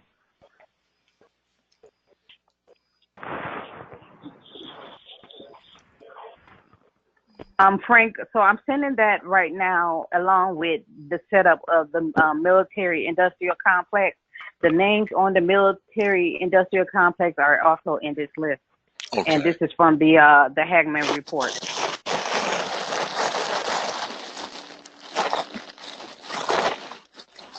I wanted to know of what people have an opinion on this.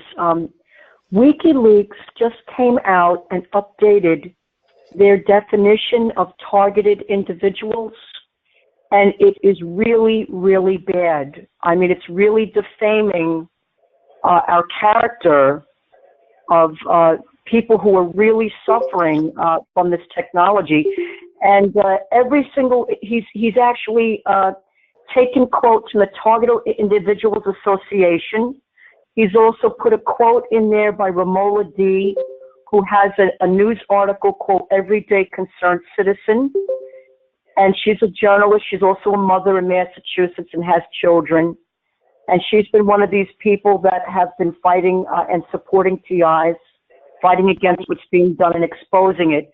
But the new WikiLeaks definition for us is really, really bad. And I'm wondering if we could sue them, if there's any way of suing them or bringing a complaint, and who would the complaint go to?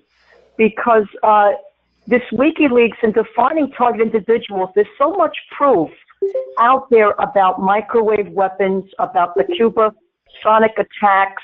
Yes, you've got the New York Times, right? So I think someone needs to do something about this WikiLeaks.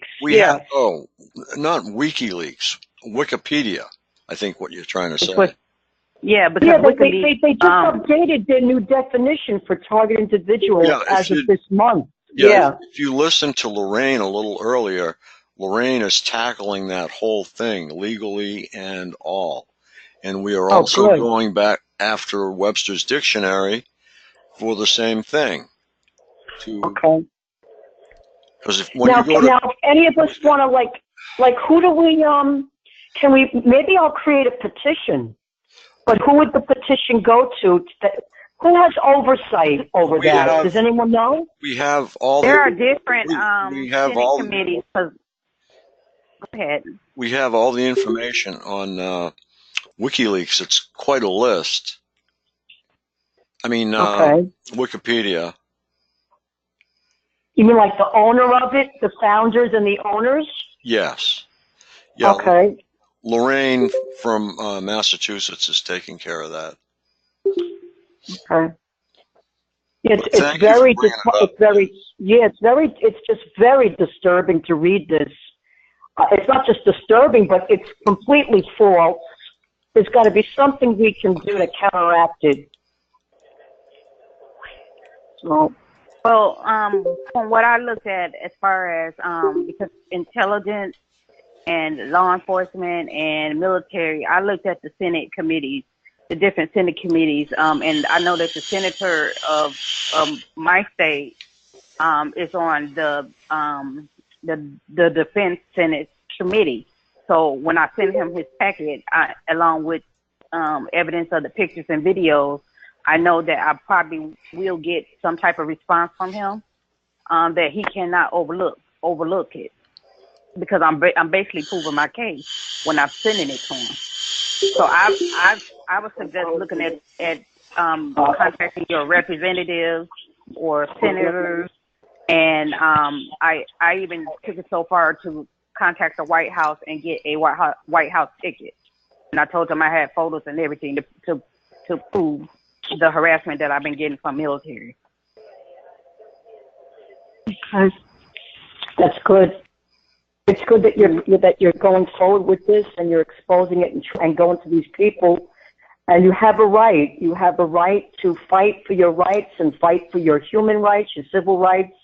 And it doesn't matter if they don't care or not. You know, we know the people doing this just don't care about us. They know that we're just a number to them. But we have a right to exercise our rights in this country as Americans to fight against what they're doing. And I really commend you, and I think it's great that you're pursuing this and that you're doing this. And it's not just for you; it can help other people too. That's my point. Yes, that's my point. Oh, and because nobody should have to go through this.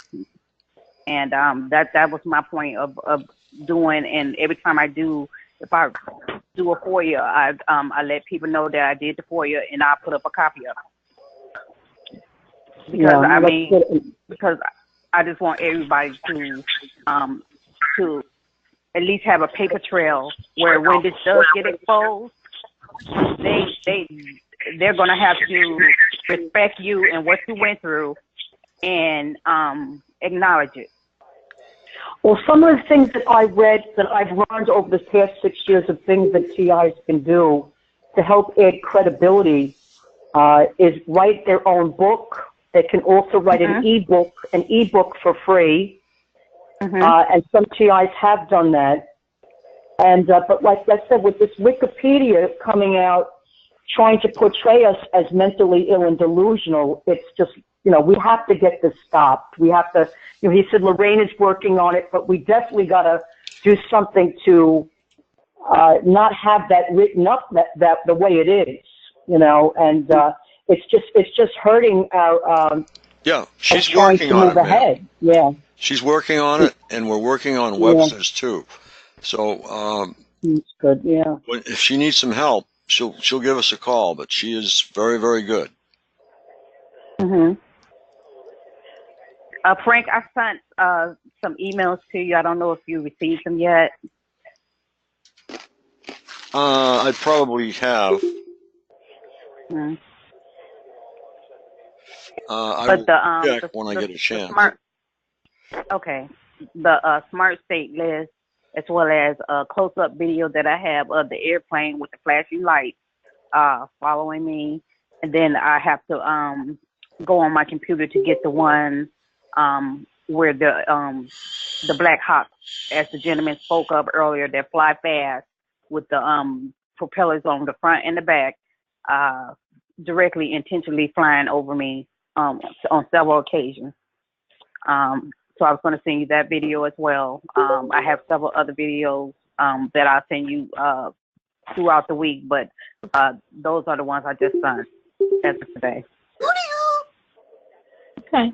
What I wanted to say, lady was talking about what Wikipedia is talking about, targeted individuals, and I think maybe if they want to say that about targeted individuals, we could change the narrative a bit and call we're being electronically harassed. So it's electronic intrusion that is objectionable. And I think there was one guy who Dibble, he was the one who represented, or I think his firm. I didn't get in contact with him, but he said that we really do have a difficult time calling it, touchless torture and all of that. Basically, the law would understand electronic intrusion that's objectionable. So basically, maybe we should say we electronically harass instead of calling ourselves targeted individuals. Because a lot of times when you say you're targeted, the question would be, why you? Yeah, Wikipedia does not cover all the different crimes and the methods of how these crimes are being used against us. They do not list, for example, they do not talk about theft, vandalism. They don't talk about breaking and entering. They don't talk about any, chemical spray or gassing in your home. They don't talk about stalking. So there's a lot of different crimes that they don't talk about in the definition of targeted individuals that are real crimes with section laws. With all due respect, someone is handling that, and she is doing a right. Very the caller just, I know, but the caller was just saying that she was just addressing that she was talking about how, that she was talking about electronic harassment. Yeah. And I guess she was bringing electronic harassment up with this Wikipedia because it's not even in there. They don't even list electronic harassment in the entire definition of target individuals. So there's just a lot of crimes. So I was just responding to the caller. Thank you. Thank you for explaining that. But what I've noticed also is that when I started complaining about being targeted in my family, just recently, and this has just been about 10 months now, they actually found, I don't know whether it was Wikipedia or something they pulled up, where being targeted is actually being explained, all of the symptoms you're having and the burn marks and all that, as menopause. So they're changing the textbook. So when, years from now, when you have like half of the population targeted, it's like people are going through menopause. Like all of the symptoms that I had, it's like it could be chucked up to menopause. Hey, Frank. Hey, Frank. Yes, Frank. sir.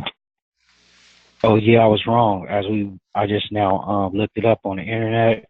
Man, I'm surrounded by the Army, by the Navy, by the Air Force. They got the dots in the spots where they all around me, man. No wonder I've been getting tortured like this, man. They got the Los Angeles County military base on the left of me. On the left of me, in front of me, they got the LA Air Force Base. I'm looking at it right now. Then they got the International Someone just Army. hung up on me. It's like all around me. Hi, someone just hung up my phone on me, and I was on the call. It happens. I just got hung up on. This happened to me twice. This happened to me twice since I've been on this call. They do that, I guess.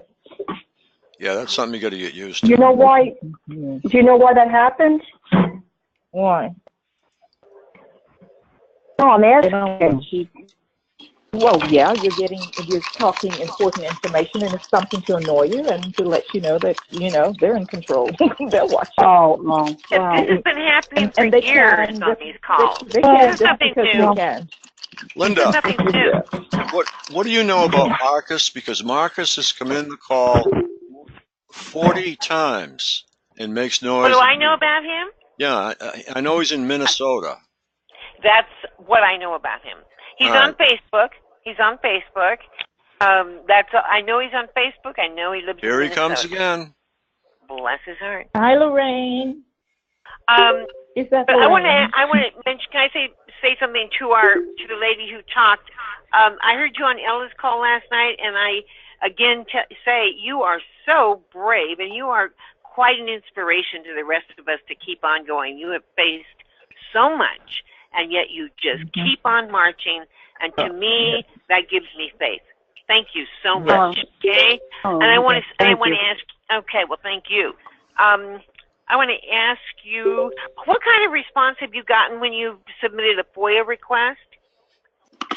Some I have to retract and be very specific with because my FOIA requests have been very broad because of all the things that happen. So I need to be very direct. So I've been researching on how to be very direct on specific incidents.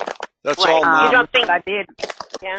You don't think they're running you in circles when they do that? No, because my FOIAs do be very broad.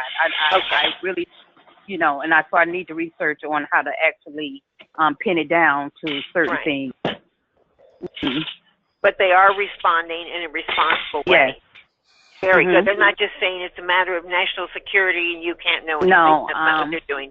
Because good. No, like I said, the Department of Defense Inspector General, he left me a voice audio message and referred me to the National Guard here in my town. Oh, yeah. And then they also sent me an email. I have where the U.S. Air Force, one of their departments, it was a female that responded back, and she told me I need to be a little bit more specific. So they are responding. Oh, good. But, good. But I'm just very broad because you have to really throw in certain terminology and be very specific on what you're looking for to get a response. And because of my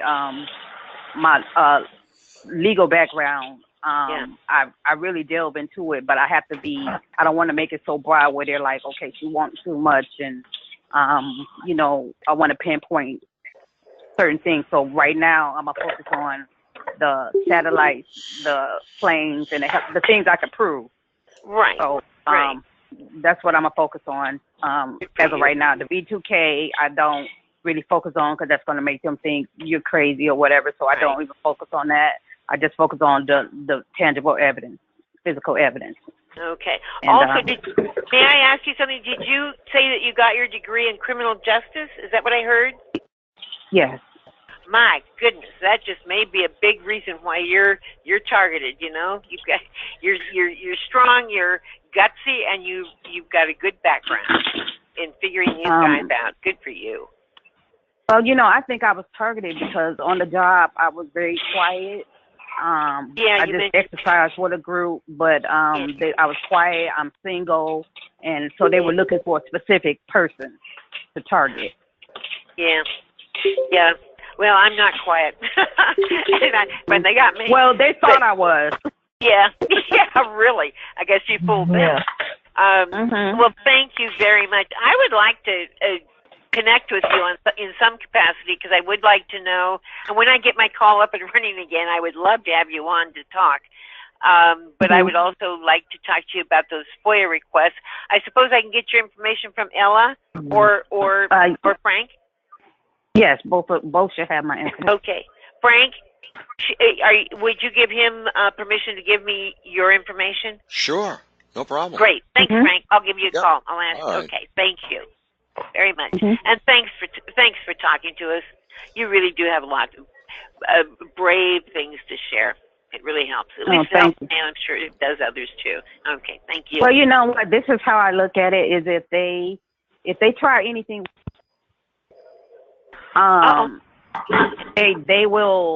They're basically going to prove my point, and it's going to be evidence used against them. So if they try anything with me, I've already documented the heart attack, the cancer, onset of a cancer, or any major organ. I documented that. That's part of the scheme to everybody, even to the people I wrote to. So and I've always been healthy. So if any of those happen to me, then they're going to prove my point. Yes. And then all eyes will be on them. Yes. If you do find information from a FOIA, you'll need to share your template of how you requested it, because very few targets have gotten any information from FOIA. Well, when you post on when you go on Muckrock, it becomes public. So they're going to post your FOIA request. If you do get a response, they're going to email you and tell you a response. Like I got a response stating that mine was too broad, that I need to narrow them, and they gave me a contact number and their name and their title and position and everything. It's all public, so you can go on Muckrock, post your stuff, pay the $20. It's public, and look it up. And even when you get your response, their response, because Muckrock is public information, it's going to be on there. Right. Like my FOIAs, they came back that they were too broad and I needed to define them. And I even tried to contact an ombudsman, I guess, or the liaison, and I wasn't able to get any information that way either. I did it. I mean, there shouldn't, and certain agencies shouldn't have a bunch of information on me because I'm basically a nobody. And when you say I'd like information pertaining to my name, it should be, I don't know, I wouldn't expect that to be too broad, but then I've also been very, very specific, and haven't had any luck that way either. But please share with us when you do have some success, how you did it. So, thank you. Okay.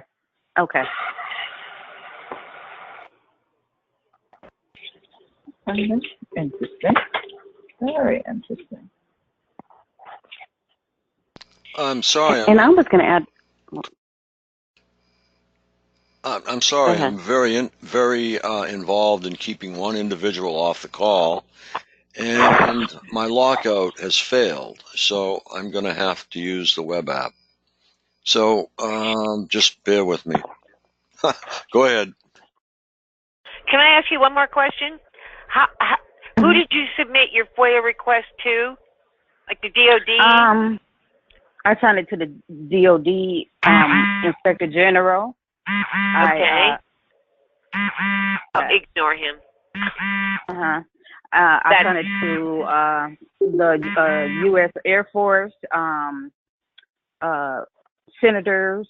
I sent it to different branches of the military.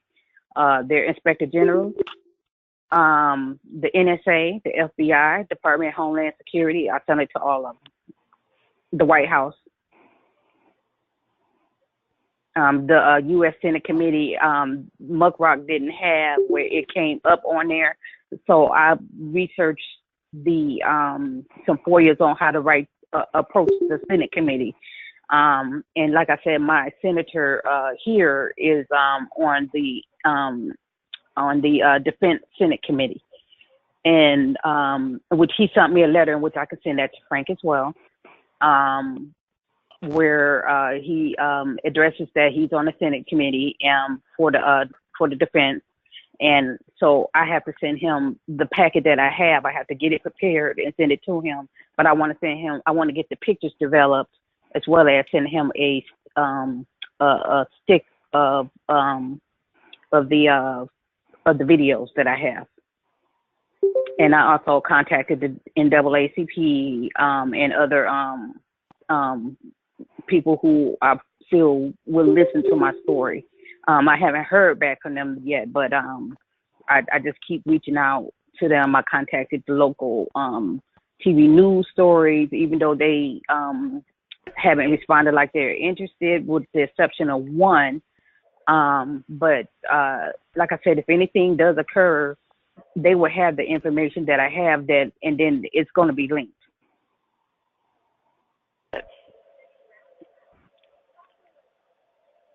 So if they did try to commit some type of traumatic event with me, it's going to be tied to what I've sent to all these people.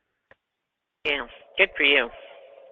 Mhm. I'm just so proud of you for doing all the work you've done. I just want to thank you too, because when we do something for like you have, you're doing it for all the TIs. So thank you. Well, you know what?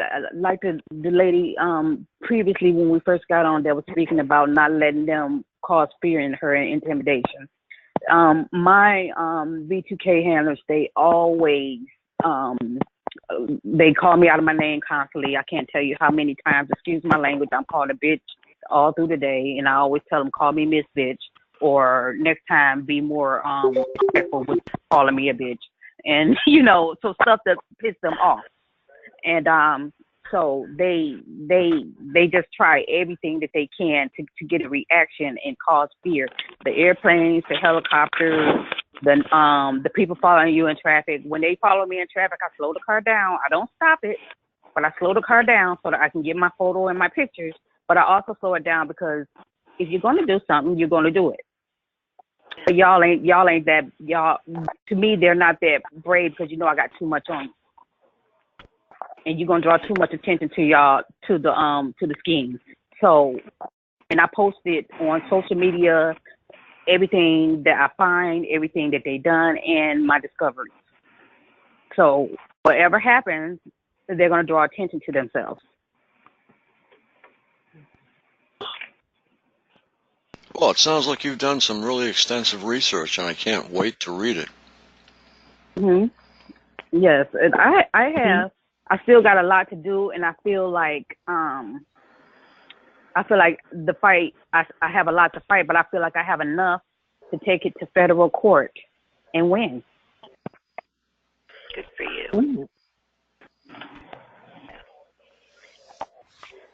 Linda, Please bless keep his. us informed. Yeah, Linda, bless his heart. I'm gonna hang him.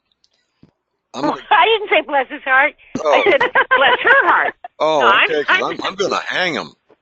I know. I'm talking about our lady here. I think she's a dynamo. I just think she's fabulous. No, I don't know what to tell you about Marcus, except Marcus, would you please knock it off? We don't need that. Nah, he's on now? 50 times. I keep knocking him off as soon as he gets on. My lockout's not working. I have to go up to the web app, so I'm just going to have to hang out. And well, I don't quite understand what's fun about doing this, but Yeah, this is great. Here he is again. Here, you want to talk to Linda, Marcus? Hey, Marcus. You want to chat? No, he wants to make noise.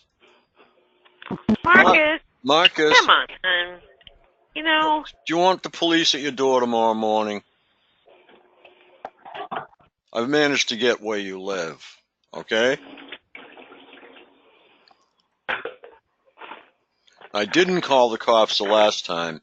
This time I am. So I suggest you stay off of our show.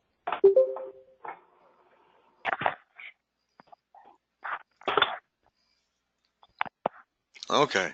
Well, he's gone again. 50 times. I've counted them. 50. No, I did not say bless his heart. Oh, okay. You know what it is? I caught you right in the middle of a conversation. I'm really impressed. I'm impressed with Our Lady. Yes, she's and, very informative. And brave. She's a brave cookie boy. Here he is again. Well, you know, he seems very. Is he a TI? I don't. I think he's. No. We don't know. He's a perp. Yeah. Okay. He did this last week too, so I should have. Here he is again. Miranda, I was going to say I was workplace mobbed as well, and I live in Tennessee, and I just commend you. I didn't last, and that's like you did, and you're still employed there where you were, right? Yes. I just switched to a different building. When they were doing the mobbing against me, and I figured that they, because I worked in the behavioral health field as a qualified mental health professional, so I did counseling and evaluations and all that, so I know behavior. And when they were doing it to me, they were trying to provoke a reaction, and I figured that out right when they kept doing it, and it kept progressing. And I was like, okay, what am I going to do? I'm going to write down word for word what was said, where they was at, when it happened, what did they do, who I was involved, and that's what I did. So I did that probably for like 6 months. I'm really proud of you because I did not last, and I'm just so happy that you stuck it out, and I'm really happy you did because you know, they don't deserve to win, you do. So I'm really, again, I commend you too. I'm just really happy that you have your drive, your determination, and your personality that you have. So keep going. Well, you know, I was thinking, you know, usually it reminded me of high school, how kids act when they're picking on one other student, and so to me. I guess you could say I'm old school, where you just look for the leader of the harasser. And the leader was the person that was my friend, but I believe she was being controlled. I really do. Or she was being paid to do it. Either one. But, you know, everything they did, it was always in a group, which told me that y'all cowards. And then you can say whatever you want to say to me. That's why this B2K doesn't work on me, because words bounce off me. I can tune you out like it's nothing. And basically, they couldn't provoke me with and it wasn't them. Their voices weren't moving besides one lady that I never thought much of, and her name is Toya. And she walked behind me when we were walking out to sign out, and she said, hey, have you been feeling spooked? And at that time, I didn't know what she was talking about. I said, huh? And she said, have you been feeling spooked? With this little aggressive look on her face, but she's very scary. But when she's amongst other coworkers, she decides to get some liquid courage or whatever.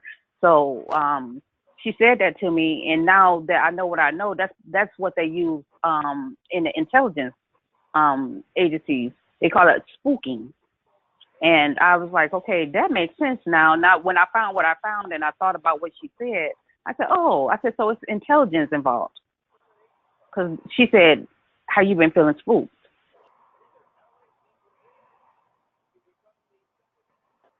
So they could never get a reaction out of me. I would not react.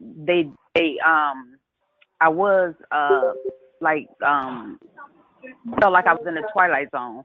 I even went to the local city police, which is a block across the parking lot from the job, and went there and told them that they were in my phone, and they were reading my text, and I had no idea of how they were doing it.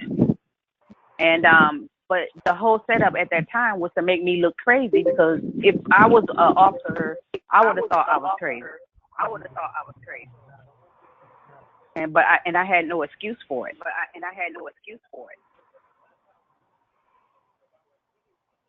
But I just never gave in to the provoking that they did.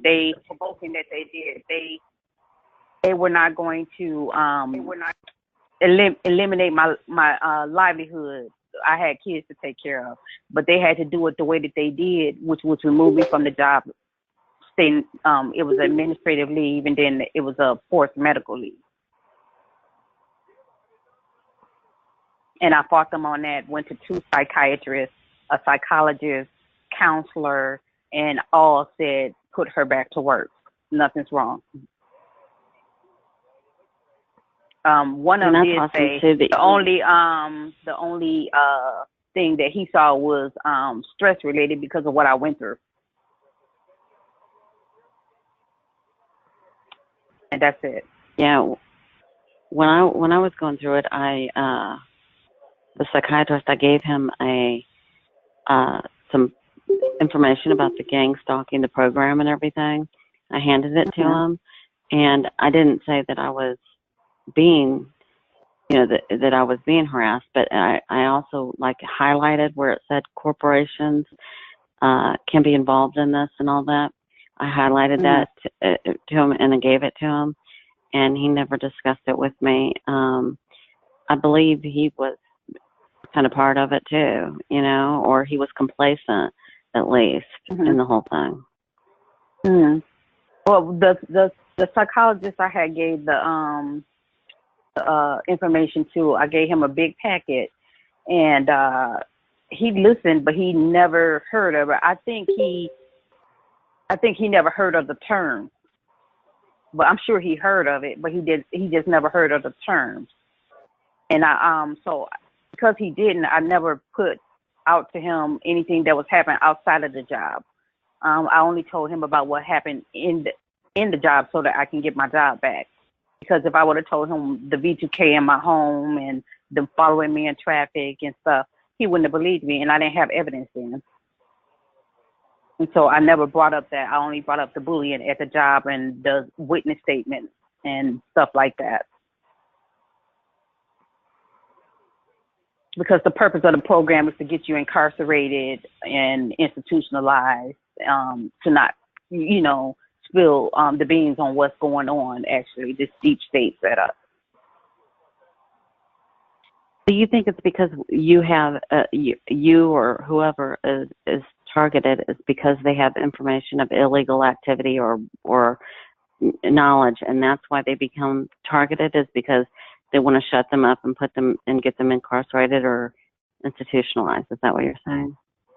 I know that they do that for federal whistleblowers, because when I looked at the whistleblowers who revealed what was going on and stuff, even on Netflix they have whistleblowers that have videos on Netflix, and you really got to read them, watch them, because to see what they went through is exactly what we're going through is shown on the video.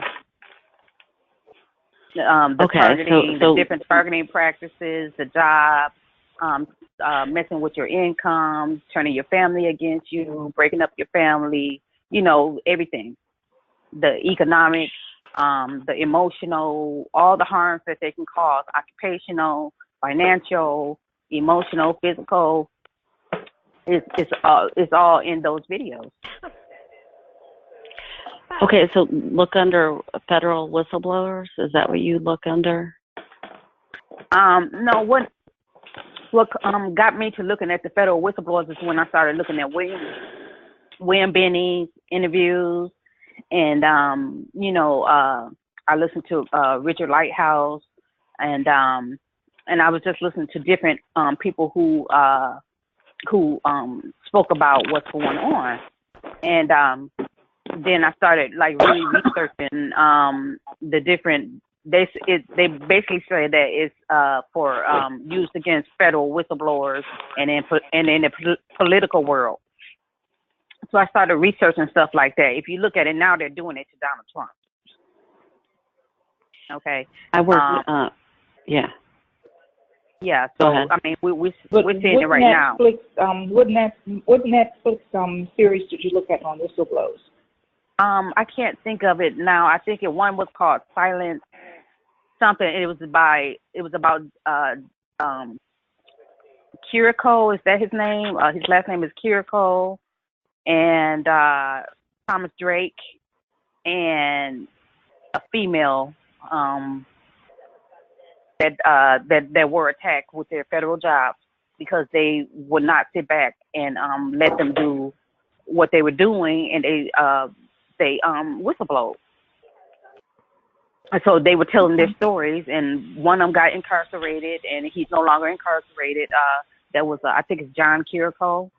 And then Thomas Drake, how they came after him. And I forgot the young lady's name. And they would, I think it's called Silent something. I saw it a few months ago, and it told our story.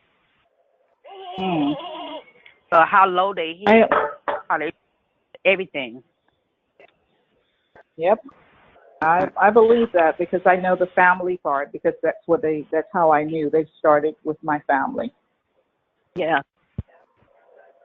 Started with the family. Mhm. Well, yeah. My name is Kim. My name is Kim, and I'm the one that said that I was it started on my work, and I'm a nurse, and I was working for Blue Cross Blue Shield of Tennessee, and we were handling some of the federal. They were getting federal funding for. I was managing the state. It was they were getting state funds and federal funds for the IDD population. So we were categorized as the government division. So right. That basically that's So I'm sure that's exactly. I'm glad you said that. Thanks. Yeah, because when I looked at it, the federal funding, even with the schools, the contractors, the biomedical institutions, all of them, they're all federally funded under the DOD, and so they had easy access. They had easy access to me, and I'm sure they probably did other employees the same way. I'm sure I'm not the only one, but I just don't know who they are. So that's another point of why I wanted to come on Ella and Frank's show. And I also did I also spoke with Ramola, and just to get the word out, because I'm sure once others hear it, they'll come forward. Right, and then it just to be familiar with this topic. If it happens to somebody, I know it took me a long time. I had never dreamed of this program, and it took me a long time to figure out what was going on. So, just for somebody to have a jump start on it is nice. They would. Yeah. How are the contractors involved in this? If you go to I sent it to Frank, and hopefully he can post it. Under the Department of Defense, the Pentagon, all those federal, the CIA, they have funded contractors. They have for the satellites, the aerospace, and the Air Force also is over everything that's flying. Okay. The military, the Lockheed Martin, Raytheon, Boeing, Northrop Grumman, Caterpillar, NASA, all of those are part of this list. And then they have the biomedical institutions that do the nanotechnology, as well as the schools, MIT, Stanford Research Lab, and then the different military research laboratories. They're all on that list. Frank, please post that list. It tells everything. They're all funded by the Department of Defense. I think when I think of contractors, I'm thinking of all of the, I see a lot of construction going on in Florida where I am, and I know that in these apartments, they're actually, the way they are designing them, they're actually putting in some sort of, I think Dr. Aaron talked about it, they're putting in some black market drywall that emits something out of it. And I think that, so when you say contractors, that's what I'm thinking of, those sorts of contractors. But I think it's but they do have wider those. They have those on the list as well. But the reason why I'm focusing on they have for the city of Chicago, through the mayor of Chicago, those are on. They have different utility companies, different digital companies, Deloitte, different digital companies, technology companies, like I said, different businesses. They're all on that list. Yes. Is there any way you could find out for the state you're in? Like, how would I go to check to see the state I'm in if they're on the list? Well, you know what? I found mine because, like I said, I work for the state of Illinois, but I also went to the state of Illinois site and started looking up their things that they're doing within the state, and I kept coming across Smart State. And you go to your state site and start looking at their pages and the information and hitting the different links and everything, things that you think that aren't related to your targeting, hit it, because that's what I did. And that's what led me to finding what I found. Okay. You sound like you do research the way I do, but I did mine in 2013, and it was just so overwhelming. But I think I spent probably all of 2013 doing research, and that's when I knew about the smart meter and 5G and Agenda 21 and grinding down up America, and it was so horrible. I put it away, and I thought it would all go away. But all of the things I was reading and research on in 2013 is now here, and I'm thinking that's going to be 2030. And my whole thing is I cannot believe this is 2018, and we're in such a mess. And I just feel like if it continues to go on the way it is, if this is 2018 and they're supposed to do this vast deployment of this 5G technology in 2020, I think the people who are in the test program now, it's just, it's going to be so horrible, because I could tell with my friend right now, with the building we're in, they have the covert 5G technology, and I could tell you it's a bitch.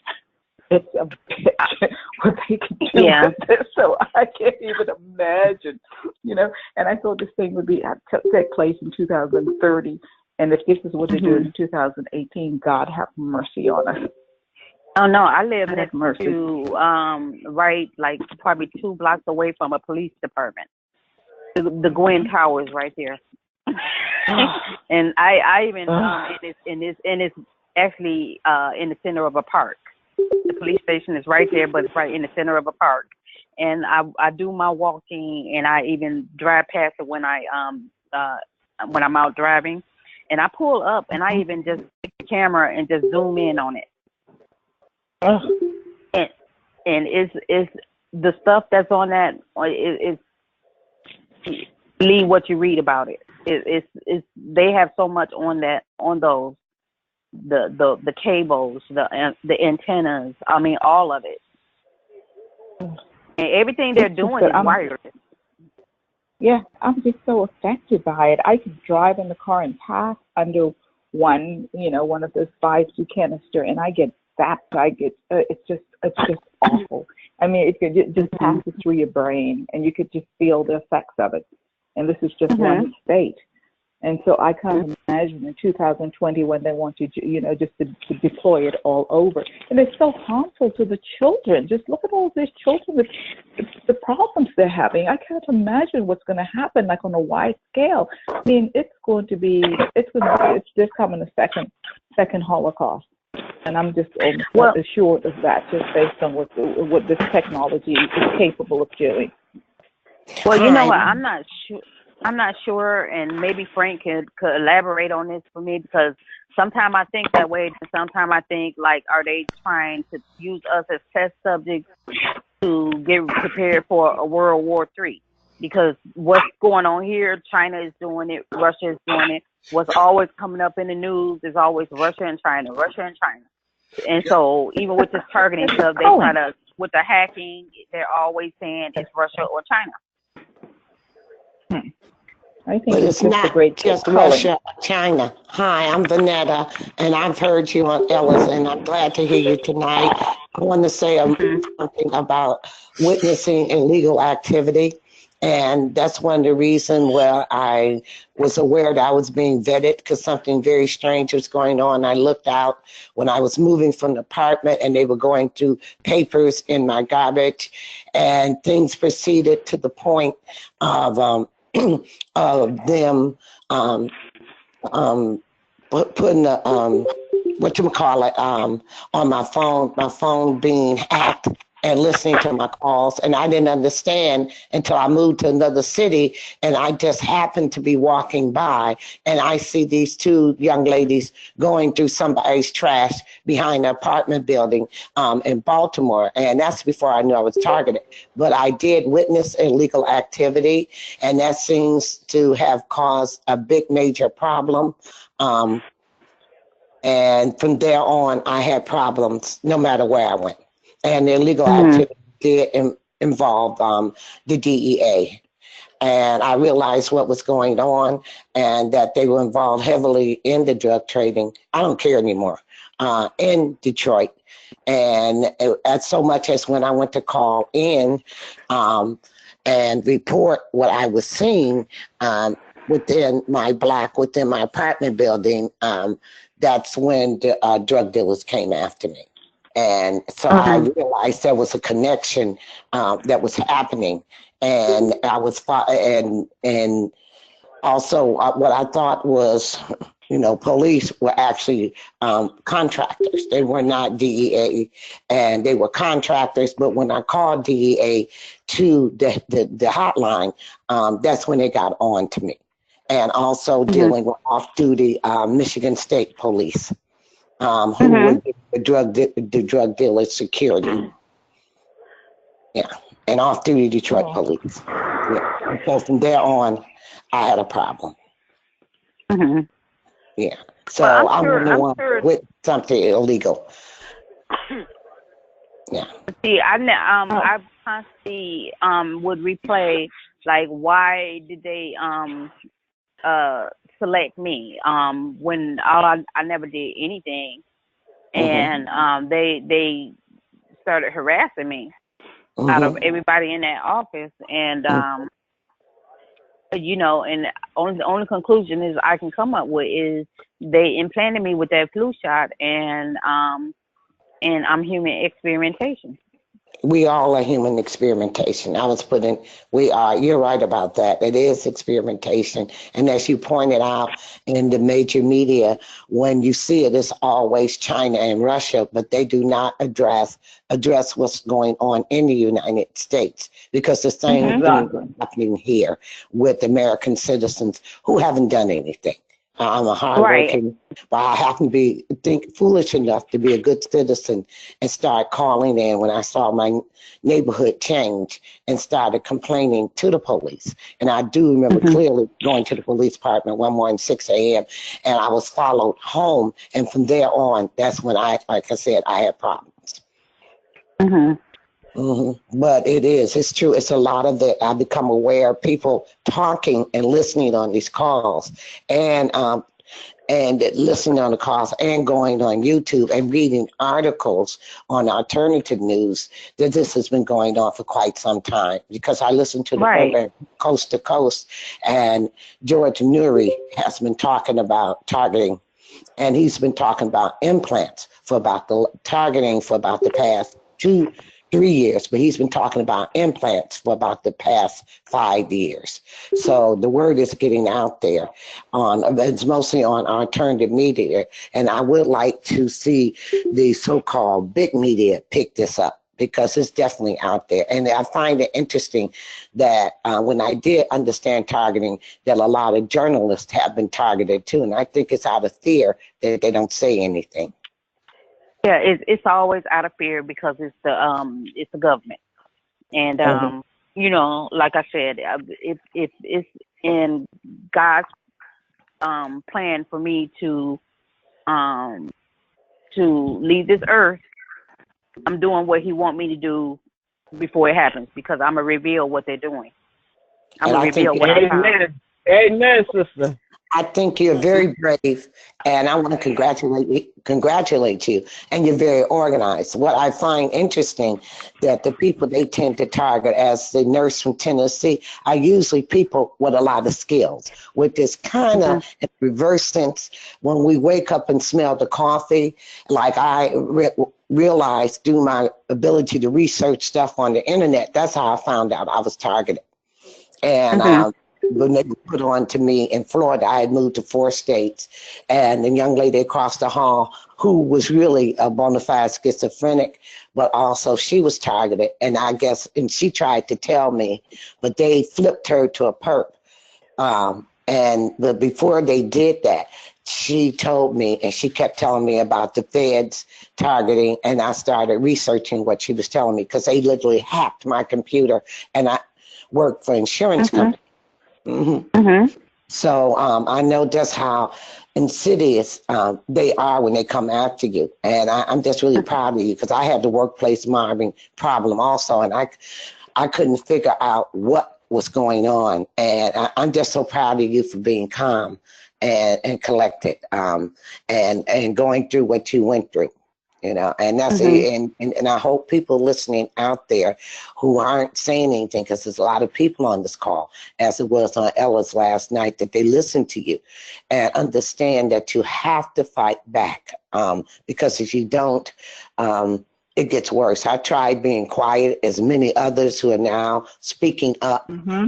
It doesn't work, because they just they have a whole game plan for you. Yeah, and if you don't speak up, you will go down the rabbit hole. Yes, I totally agree. Because they're always saying to me, they name the names of the perps. It's always Mo, Yodi, Frank, Greg, Nick, Dave, and it's another one I'm missing. They for the last 2 years, those are the names I've been hearing. And Yodi, Mo, and Frank. Oh, and Mike. Mike is the other guy. And they always saying, good one, Mike, because Mike apparently picked the wrong one, apparently. So they're saying that sarcastic to him. Because I don't know what their plan is, but their plan was to break me and modify my behavior. And they almost had me, but the warrior that God made me to be, it wouldn't take it. So I started researching every day, going without sleep when I was off work. And they tried to attack all areas of my livelihood. All areas. Yeah. I didn't have income. I even filed for unemployment, couldn't get it. But by the grace of God, my kids came through for me, and my mother came through for me. Paying my rent, my friends, suggested places that I can go to get help and stuff like that. So God made a way. He didn't want them to break me. Yes, and they're not going to do it. That's all I can say, because I moved to North Carolina, and that's when I found Ella, and I started listening to the calls, and I woke up and smelled the coffee. And at first I was trying to be quiet in my new place, but I realized all the things that had happened after reading and like you doing research and reading documents and listening to Targeted Massachusetts and going online and reading the documents, I realized that I could not remain quiet because they were doing it again, and I stopped running now in North Carolina. And I had a hard time you getting on this call because they tried to shut down my audio. So I couldn't to you because I was trying to speak to you last night and I couldn't get through. I had a question, and I just want to applaud you as others to come forth, and we learn from calls like this with people like you. And please, I tell people all the time, research your government. Research your government. That's where your answers are at. Yes. Oh, okay. Miranda, is okay if you give me your YouTube? It's called Miranda. It's on YouTube under Miranda. Miranda. Mhm. Okay, and can Frank give me your email? Yes, he can. Okay. Thank you. I'm Paula. I'm the one who spoke to you on Ella's call last night about the airplane. Airplane. Okay. My granddaughter was in my granddaughter in the park. Mhm. Yeah, I spoke to you last night. Yeah. Okay. My name is Paula. All right. I want to get in touch with you because me and you have the same similar tactics. Very same. Even what you just said now to Vanetta. Very, very same. Mhm. Yes, and I do remember talking to you last night and stuff. So yes. Yeah. Okay. He has my email. Thank you so much. I woke up because I was sleeping. I meant to be on Frank's call earlier to hear you from the beginning, and I heard flying over. That's what woke me up. Flying over me tonight, and that's what woke me up. Evidently flying low. Also, I live on the 3rd floor, but I could hear them clearly, and I said, "Oh, it's time to call in." And that's how I look at it.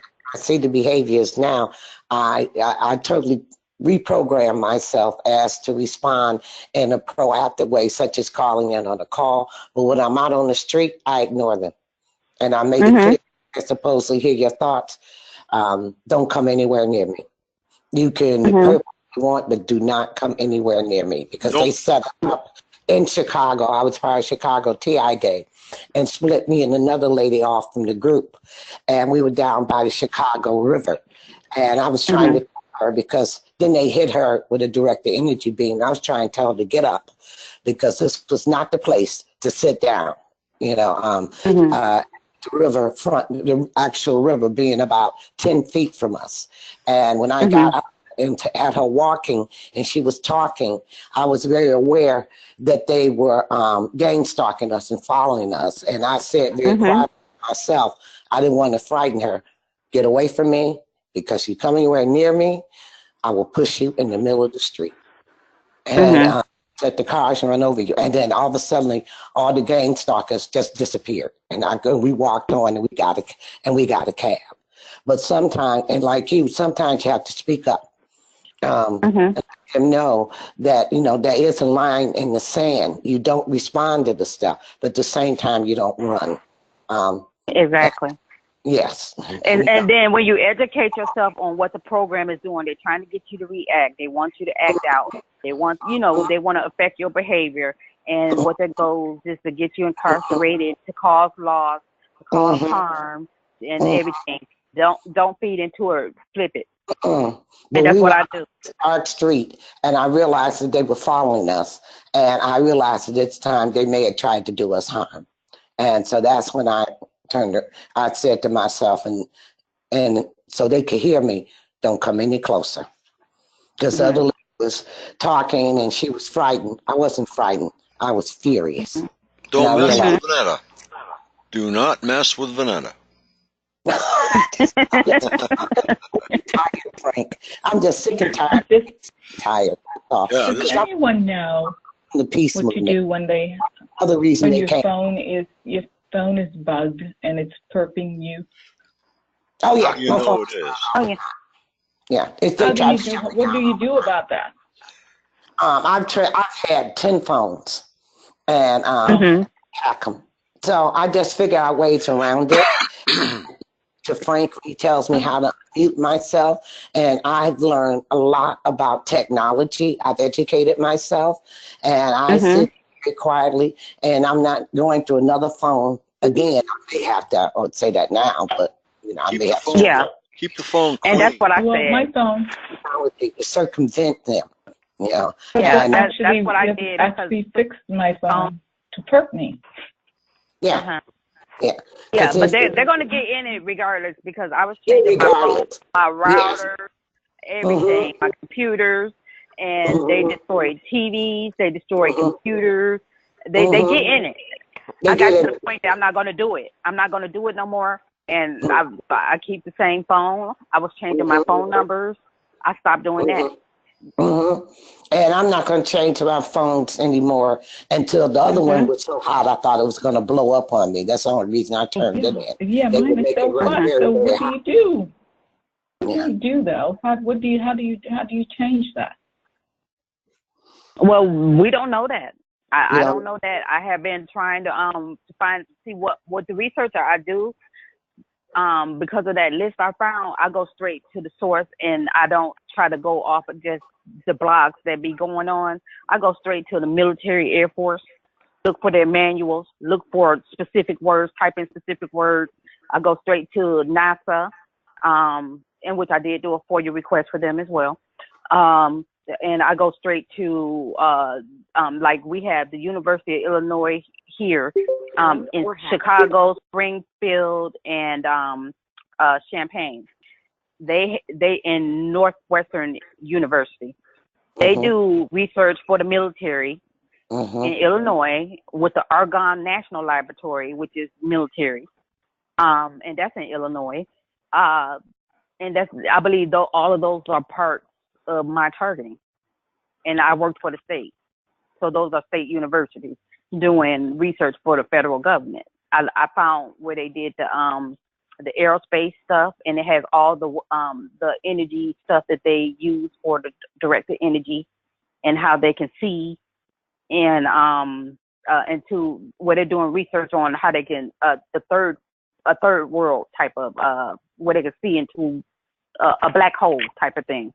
They're doing research like that. I went and did 2-day research and development and contracts, and started looking at all that stuff and started saving them, and I sent them out to people, and I was like, okay, everybody that's on that list, I'm about to link to my targeting, period. There's going to be a long list, but it's going to be up to to a judge to figure out which one is actually responsible, but the state of Illinois is going to be the main one responsible for me, because I was an employee, and through them is how I got targeted. So I would suggest going to look at your government. I keep saying that, look at your government, and wherever you are. Vanetta, are you in Illinois? No, I'm in North Carolina. I'm sorry, I muted myself. I'm in North Carolina. Okay. Yeah, look at your government. Okay. And I originally started out in Michigan. So my handler, I'm aware of who's doing the targeting at this point, has changed again, because I've been in Michigan, Maryland, Florida, and now North Carolina. So I've changed hands. Okay. Yeah. So and then during my research within the last month, I found out that the NSA has a building downtown Chicago. Oh, where we were protesting. Yes, and it's linked with the AT&T, and they have supercomputers that they have. So of course, that automatically I was thinking, oh, they got the supercomputers. It's the NSA, and then AT&T, who was also on that list, and the NSA is part of the Department of Defense. Okay. Miranda, were you at Chicago TI Day? No, I was not. I couldn't get off work, and then due to them taking my vehicle, I had no vehicle to get there. Oh my God! So, they took it? Oh Jesus! Yeah, I lost my vehicle. But God knew what was coming in store. That's all I could say, because right before my targeting began, when it first began and I didn't understand what was going on, I upgraded my daughter's car. And so I still had a car, but it was my daughter's car. So that's how I get back and forth now. Okay. Okay. So I feel like God set that up that way, you know. But you everything you saying is the same thing I'm going through. Everything, even losing the car.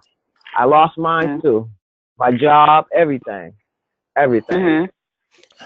Everything you saying. That's why I need to speak to you. One more thing about Chicago TI Day, and they were like Indians around their wagon train when we were out there in their plaza.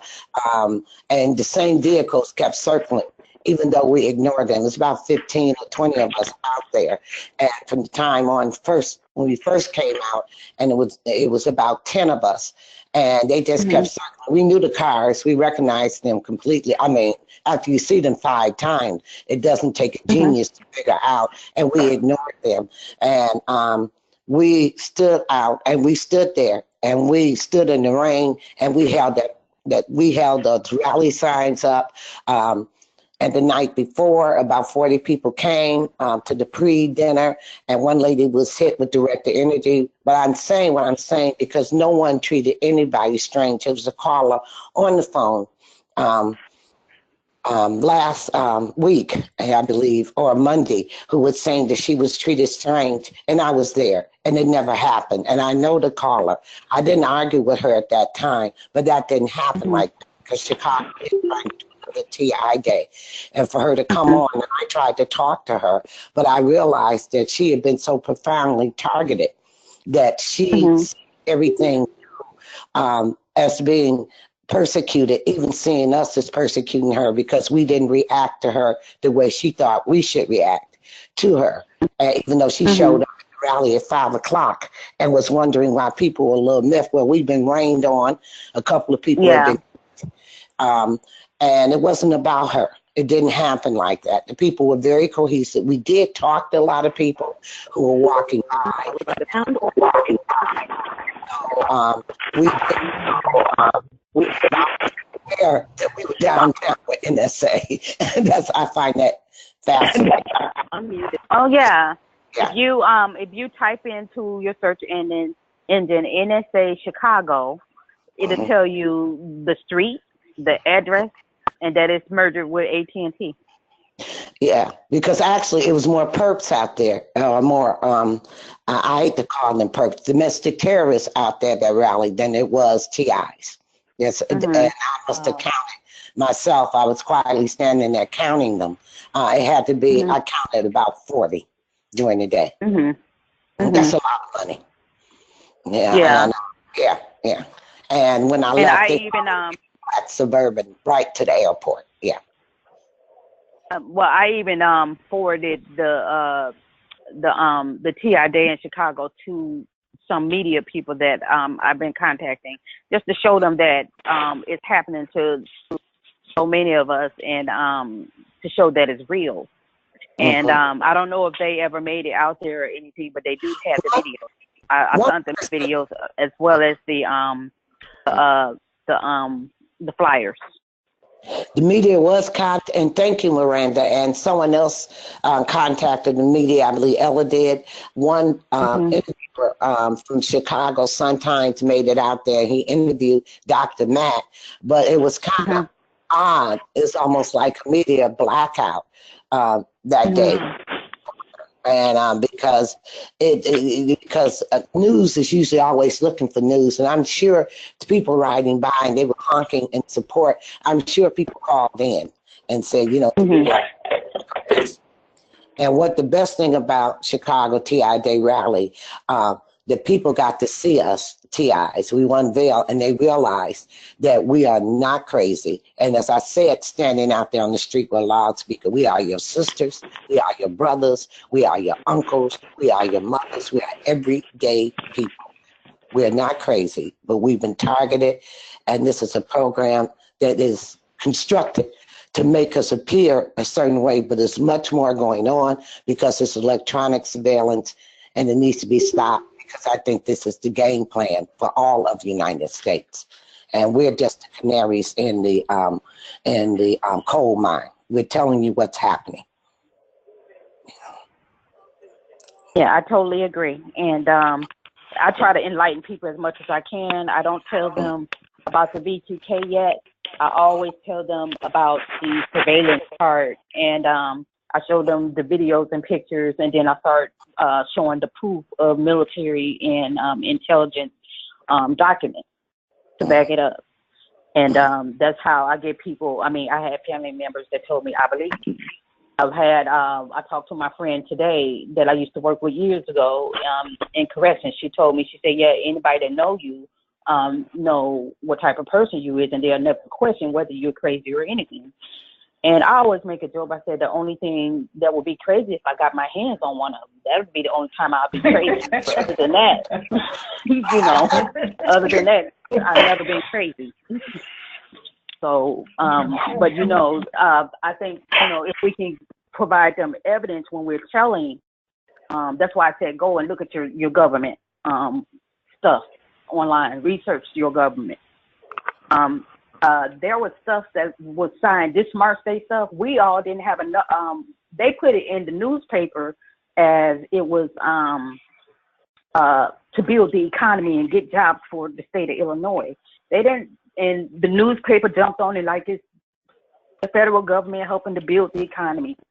No, you got to delve into it. And so the news media that reported, Channel 5, all these, the Tribune, they didn't delve into it. And so they can totally sidestep it. The big media. They were given a story, and they ran with it. Mm-hmm.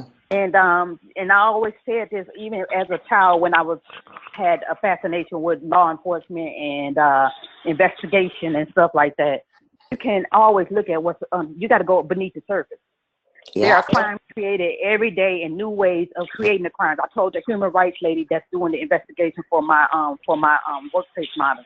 I said, you all are used to what you're used to dealing with. I said, crimes are created every day in a new way, and they 5 steps ahead of y'all. I said, you need to listen to me, and I sent them the manual. Yeah. I said, this is what's going on. Mm-hmm. And that's true. And to read the gang stalking manual and to just what Frank said, I don't really fight with people and everything, because I know when they're perping you're looking at one thing and they're doing 5 other things to you. You know, I'm exactly. on this call, so I'm well aware that to look around that the other things that are occurring with me. I just moved again, and now they're doing mind control on my roommate. And I did reach out and speak to someone else and talk about it at length. And so I have to deal with it, but I'm not running anymore because I'm not going to spend any more money because they just set it up all over again. So you have to stand where you are and try to figure out where it's coming from. And now with I'm going to do exactly what you did, Miranda, and I'm going to start doing research here in North Carolina because I have new handlers, and I'm aware that InfoGuard is part of that. But I'm ready to move from Florida. I saw the new handler. He rode by in a white Cadillac because I had seen him when I visited North Carolina on the airport. I'm very aware of my surroundings, and this tall, white-haired white man who looked like in about a $500 suit, who's about 6'4", was talking to state police in Raleigh Airport. And my sixth sense kicked in and said, that guy is your handler. I don't know his name. And then I went back to Florida, and then I saw him driving down my street.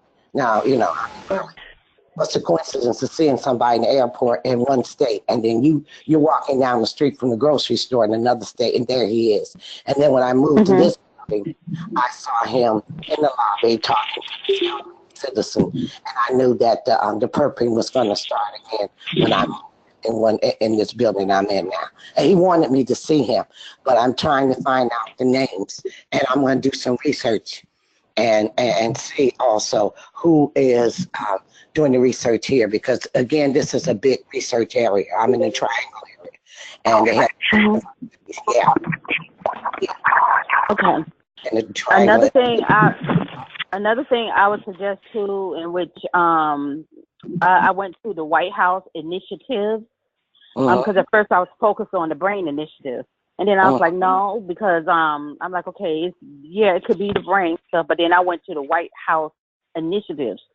They have so much AI initiatives and different initiatives for the smart state. The smart state initiative is on there. It's all, I mean, go to the White House initiative, you will see. Everything is government related. White House initiative. Okay. And I even saved a copy of the list, and I'll send that to Frank tomorrow. That he can post for people to look at too. I mean, believe me, I never was into politics. I never trusted politics. I never was into military stuff. Law enforcement, that's my passion. I'm a criminal justice major. But all this other stuff I never was into. And it's all related to the government. It's government related. And it's not just in certain, they're spreading this all over. The smart state is going all over. Those different initiatives are going all over. So we're all being targeted, and others, maybe we're a select group at this point, and then they start different groups at different times. I don't know. But we need to look at our. I think we're the test group. Yeah.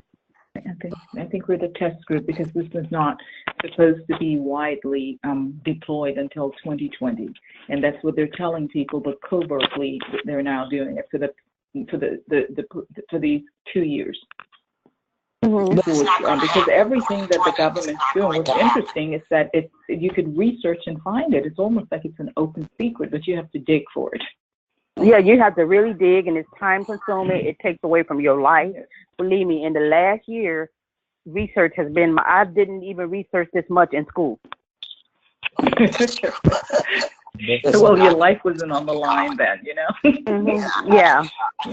On the line. I had to familiarize myself in learning technology, and I am thankful for working for a big insurance company. But I realized in retrospect, when I kept telling me I was being hacked, and they kept telling me it wasn't happening. In retrospect, looking back, when I worked for the insurance company, I retired early because it got to the point I couldn't even work when I went home to work remote. I knew that, and again, one of the guys who was actually in my office when we moved upstairs, because we had this weird thing happen in the office building where somebody put antifreeze in the ventilation system. And they were doing all kind of weird stuff. And we actually had to evacuate the building, but I found it fascinating. I was the late person, but they had not evacuated my floor. And I called up and told, we were on the top floor, told them to get out of there. There were biohazard suits, and I used to be a poison control technician, and I was looking for my coworkers when I walked up, and they were telling me I couldn't go in the building. And when they finally cleaned the building, put us back in there, it was this man who used to follow me. And when I moved to Florida, did he not pop up? See, this all these going. So I started putting it together. I knew something was happening, but I couldn't figure out what. But the best thing is to do is to be observant. And I have calmed down a lot, and I don't confront them. But the only reason why I was confronted that night in Chicago, because I thought they were going to do us bodily harm, and they were going to actually try to hurt us. Yeah.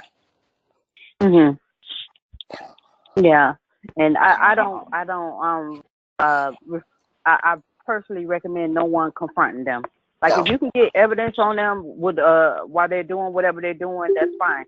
But do not confront them because that's what they want, and it's going to get you arrested. And I don't suggest it. Also, that's what they want. I realize that because other things occur, and they're trying to set. A lot of times, it's a setup, you know, so you have to be very careful. And now that I know about technology, I'm going to like somebody who said they wear the glasses with the camera and the wristwatch and all that. I'm going to have to make an investment to have a camera on me at all times. Yes, I personally recommend it because it seemed like when they saw me zooming in and posting the video stuff, they flagged up. But since I started getting cocky with them with it and stuff, they really try to come at me with it a lot now. But I just continue doing what I'm doing because I tell them, come on, give me some more evidence. Come on, keep doing it. So that's what I do every time. I tell them. Each day I tell them it's one more day of liability and more evidence. Yeah, I've been perked by Asians. I've been perked by Latinos. I've been perked by blacks. I've been perked by gays. I've been perked by whites because people tried to portray it as one group. The perks are EEO. It's everybody. Right now, my perks How are about Asian. the people with their babies? Have you gotten the one with the babies and the strollers and the people in the wheelchairs? Yes, and the disabled. Yes, I've been perked by them. Yes. Look, I had a stroke that comes out and follows me when I call for Lyft. My Uber has been hacked, whereas the perk picked me up and was talking to me. He was just too smooth. And I was just sitting in the back seat looking at him in this Toyota 4Runner asking me where I was from. Of course, I told him I'm totally different. And he asked, where are you from? I said, I'm from New York, and I'm a retired stockbroker. Because my story, so I was lying. Yeah, there was a TI that said she was from a certain area in Illinois, and you know, she was saying that they were attacking her all the time and said she was living out of her car. And then she told me about the Mohawk thing. When she said the Mohawk thing, that's what brought my attention back to the guy that was at my job. And then so she was telling me certain things that I didn't even pay attention to before, and now that I think about it, it was part of my targeting and stuff. But yeah, she's living out of her car. They ride the helicopters over her, and she said they get into her vehicle and mess with her property when she goes home to take a shower. You know, so I mean, it's happening to so many people. A lot of people just aren't coming forward, and that's why I be speaking and posting the stuff that I do, because I want to give people the courage to come forward, because it's strength in numbers, and we need to show our government that they serve us. We don't serve them. Yes. And exactly. And they need to be held accountable for what they are allowing to be done. It's been done the whole time, but they're getting out of hand with it because they have all these satellites and everything. It's the technology. And if you read, go back and read, they had the technology then, but they have it really advanced now. I mean, we got the Air Force Space Command now. You know, we have military in space. Now they're fighting for war space with Russia and China and all that stuff now. You know, so it's just advanced. And also it's important that we come on and people like you talk about it, because each of us are targeted, but there are little differences in our targeting and what they do to us. We always have to talk, because targeting takes on a wide umbrella. Another reason they're coming after me heavy now, because I run into a group of MK Ultra survivors, and and they were very angry. They're very angry about that, because I made them aware of the TI activism. And even though they don't want to be involved, and I can't blame them for what happened to them as children. And I had a lady talk to me for an hour and a half. And even though I'm retired social worker, I wanted to jump out the car and run screaming, the stuff she told me. And so they're really upset. And I knew something was going on. I went to this complex, very small complex outside of Chapel Hill. And the drones were buzzing, and they were trying to keep me out of there. And I started talking to I was going to meet somebody to visit. And the story it was just natural that I ran into them. And the story started to unfold about what was happening. I met 3 generations who had the grandmother was originally MK Ultra, and then the daughter was put into the program, and then the grandson was taken away and put away and molested too. So it's like to understand just how crazy it is, and what they do is human trafficking involved also. I wouldn't believe it unless I had seen it myself, and I had actually talked to people who were telling the truth. Nobody's lying. Nobody can make this kind of stuff up. Yeah, and that's why I was telling someone today. I said, there's no way in the world I can make up anything where it's related to federal defense when I've never been into nothing federal. Besides, I did get hired for the TSA before, but I didn't pass the training. But that's as far as I made it, And so I was like, there's no way I can make up any of this stuff. There's no way. And so, I just suggest to everyone to please, invest in a camera. They're going to get in your electronics no matter what. Yeah. But I buy a SD card to put in my camera. That way I can upload. And if they get in my system and mess with the cameras, and mess with with my electronics, I have the card, and I also always print stuff out. So I'm always have a copy of something, and then I email everything to people that I trust. Okay. Yeah. And then I also suggest researching your government. Yeah. And those White House initiatives. Great. Thank you, Miranda. And I'm going to check out your videos on YouTube. I'll be up for a while now. The perps let me sleep, so I'll be up for a while tonight, and I'll be researching and looking at your videos and listening to you, because you are education. Just listening to you, you open in another direction. I'm so sorry you to make it to TI Day Chicago, because I would love to talk with you. And, I spoke to David Boyd and Earl. And I did tell them that I couldn't make it because I had to work, and then I didn't have a car. I could have took an unpaid day from work, but I couldn't because I needed the money, and also I didn't have a car. So my daughter dropped me off at work and picked me up. So I didn't have a way to get there, and I told them I wish I could have been there, but I would have loved to have been there, but I couldn't. So, but I did forward the information to media contacts that I had spoke to.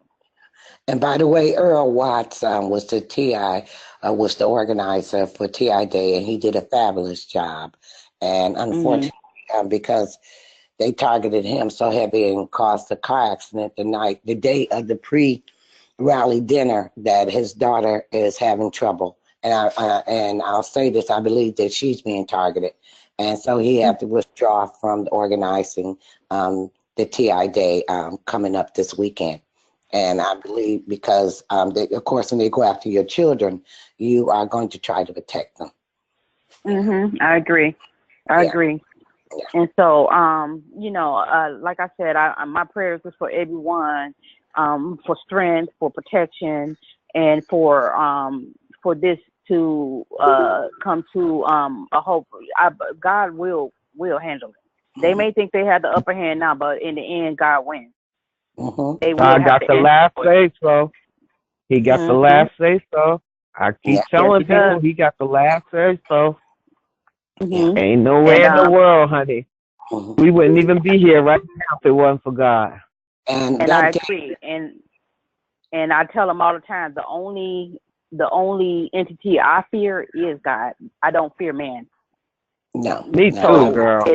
Amen, sister. Exactly. Amen. And I want to say one more thing. Amen. We handed out 1,000 flyers on TI Day. And I don't know how many people we talked to on the street who actually stopped and talked to us. And it was a success because we're talking to you now. Yes, every time I get someone come on from Chicago, I say yay, because it meant that the word got out. And I'm sure she's seen the video. You seen the video, yes, I right? have. Yes, I have. You seen that? Did you see the one in? You seen the one with the all around the world? That one too? No, I didn't see that one. I saw. Oh, yes, I did actually, because Ella posted it. Yeah, with music. It got music on it. Yeah. Yes, I did. Yeah. But I sent everything to the media contacts that I contacted about my targeting and about what's going on. So I sent it to them. Oh, great. And by the Hey, I'm the lady in the baseball cap that says Chicago, the black lady. Okay, and I remember you. Purposely, and I bought the hat a year ago, but for some reason, because I love Chicago and I used to visit all the time, and I bought it, but I found a Chicago hat and I put it on because I wanted them to see exactly where I was. And the person put up my photos, but I'm the lady with the Chicago hat on. Okay. Yes. Me and so, Frank in there too, Miranda. We in the Boston one. Okay. And I would definitely, but I'm going to do everything I can. Even like I said, if it's God's fate for me, if they cause some traumatic, because I believe with what I found that something is going to happen, but I'm going to rebuke that. But the information I'm going to get out. Exactly. Rebuke and, if it's to save somebody else, I'm going to get the information out. Yes. And this is spiritual warfare because, like you said, it is a higher power, and hold on to it and never forget that, because AI cannot trump God. Okay. No. And 2020 is not going to happen. That's why they're so upset. It's 2 years off. They're so upset because I receive anywhere from 5 to 10 emails a day about exposure, different YouTube channels who are looking at it now and talking about it. So it's out there. People know there's something going on out there. Yes. And when Miranda, I contacted the White House, they did ask me, did I fear? They said that the department they had to refer it to, I told them it was the Air Force. And they said the department that they had to refer my information to will only most likely respond if they fear like I was in imminent danger or fear for my life. I said, well, I fear for my life because they're following me everywhere and flying low and surveillancing me, harassing me, and stalking me. So I said, I don't know what their reason is. Therefore, I fear for my life. And they gave me They gave you what, Miranda? They gave me a ticket number. I have a ticket number with the White House. I told them I had videos and everything to prove it. I told them I would not contact you all if I didn't have evidence. Thank you. And I also did that with the DOD, and that's why they responded to me the way they did. I sent the evidence to them. Okay, Miranda. Miranda, do you have time? I would like to give you my number so you could call me, because I think if I know you're busy, but I have something in mind, and it's just been like I said, it's been about 8 months since I've been targeted. I'm not from this country, but I do have the country I'm from. I do have people who are in politics, and a head of state from one country may be able to reach the head of state in another country. And so if we can't get in through the front door, I'm thinking maybe there's a way we could get in through the back door and get our stories. I mean, if Kim Kardashian could go to the White House, I mean, I know she released that. I have something in mind, but I don't want to put it all because I want to figure out how to the strategy to get, because there's so many. I know men are targeted, but the lady I'm thinking of, who's my country, she's a lady, and she would be able to reach out to another lady or first ladies from other countries, and we're going to present this as a women's issue, even though there's a lot of men, because I don't like what they're doing to the women. We have mostly men that are, I mean, especially with the electronic rape. That's like it's gone too far, long ago. But I'm just thinking of a way to prevent something, and see if I could get a lot of women to tell their stories and make a presentation. And hopefully, it's a relative of mine would be able to reach out, even if we have to go through Melania Trump to get to the president. Excuse me, I'll be right back. Grab a coffee. I understand you can't talk about it. And praise to you, lady, whoever you are on the phone. And my name is Vanetta Dickens, and you can contact me through Frank. I would be interested Frank? Through you Frank. Would be interested in that? Okay. And your name is Vanetta. Okay, I just got Frank some information. This is my first time on the call, but just hearing this lady, she's done such extensive research. And I went on another call, and there's a lady that was just getting raped by a gang of boys that they put in her apartment. It's just, I'm thinking, I can't sit on the sidelines. Not that I have been. It's just that my life has been turned upside down. I was in one state and now I'm another, and I was waiting for some things. And believe me, they're hassling me every day. But I know, I feel the way you do is that they're hurting my body. You should see what they've done to me in the last 6 months. I'm getting laser burns. I mean, there's nothing. They are really attempting to destroy me. But I have no fear of them. My reverential fears for God. They could hurt my body, but they would never get my mind, my soul, and my emotion. That belongs to God. I'm completely sold out, so I have nothing for them. I fear the person who destroy my body and soul and cast it into hell. And they have their trust in their little iPhone app, computer games. And they said, that's what your trust is in? I have confidence in the God who created the universe. And when you took me on, you took him on. And this battle isn't mine, so I don't have to fight. I have confidence. And I'm telling you, your future, I am decreeing and declaring that I'm going to have victory over you. So when I wake up in the morning, they're right here above me on the sixth floor. I wake up and I say, thank you, God, for giving me victory over the enemy. So that's what I do, because I really believe this is going to happen, and I don't have any fear. I have confidence, because if you don't have confidence in the God God raised Lazarus from the dead. Is there any problem that's too big for him? So when you have that confidence, you can relax. And so when I go out, I have dangerous situations. I have yesterday, this guy pulled in front of me, and there was a turning lane, and he pretended, because this truck was bigger and I couldn't see in the car, he pretended that there was another car in the front of him. He's held up and he's blowing his horn like to make this car go. And he wanted me to pull, because it was a turning lane, onto oncoming traffic. There was no car in the front of him. He was pretending there was someone in the front of him, and he was just sitting there honking on his horn. But no cars in the front of him. So when he turned and I turn, I'm in the oncoming traffic. They pull in the front of me. It's always very dangerous when I go out. And they're trying to get me into, and I go out, and there's all of them following me. And if they could measure my EEG, I'm just unwavering, no matter what they do. I am unwavering. And I tell them they could all line up with me with their Uzi guns. It's like it would get stuck in backblow on them. I have no fear of them with their guns, with whatever, because I serve God, and God has never been in a battle that he didn't win. And I say, I'm with God. Who you with? Your little iPad. I think it's sad and pathetic. And so that's why, I think if it's anything, I may be the voice of harassment to someone else, because if they try to come and do any voice to skull, I can't even imagine, because if it's anything, I know how to eviscerate you with words. So they don't mess with me with the V2K, but everything else they do.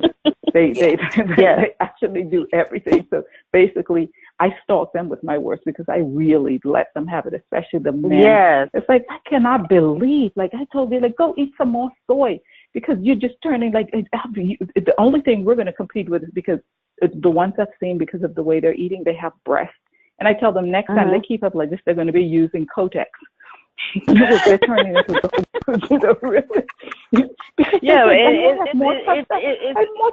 all psychological. Yes, it's all psychological. I have a nursing background. I'm doing psychological stuff on them. So I'm thinking, if they're not wearing headphones, they must be tied. So it's either my Christian music, and sometimes I'm going at them. Please forgive me, because I'm thinking, this man is a woman. Because he doesn't have any testosterone. That's why he thinks it's a fair fight.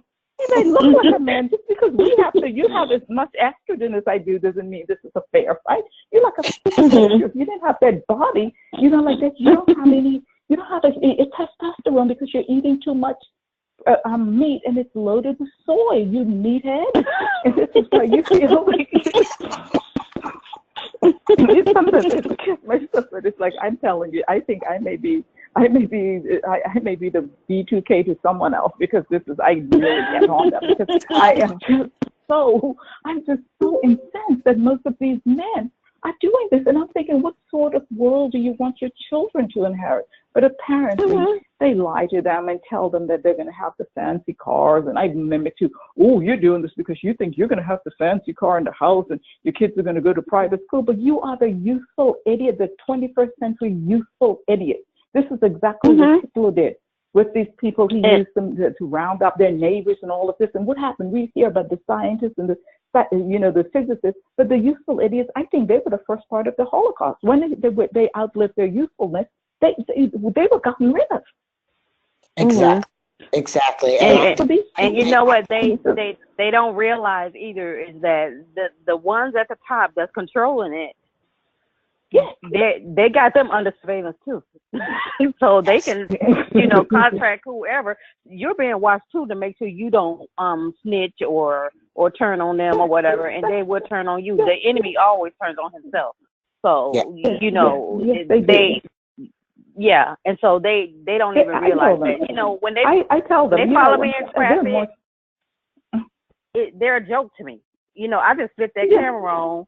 They had a SUV following me in traffic. I slowed down the car. He got right up on me. I slowed it down more. And I was like, come on, go around. He followed me a little bit, but then he got in the other lane, and then I got behind him in the other lane. And I was like, okay, you want to play intimidation? I'll play intimidation. He turned into a restaurant. But they run away from me.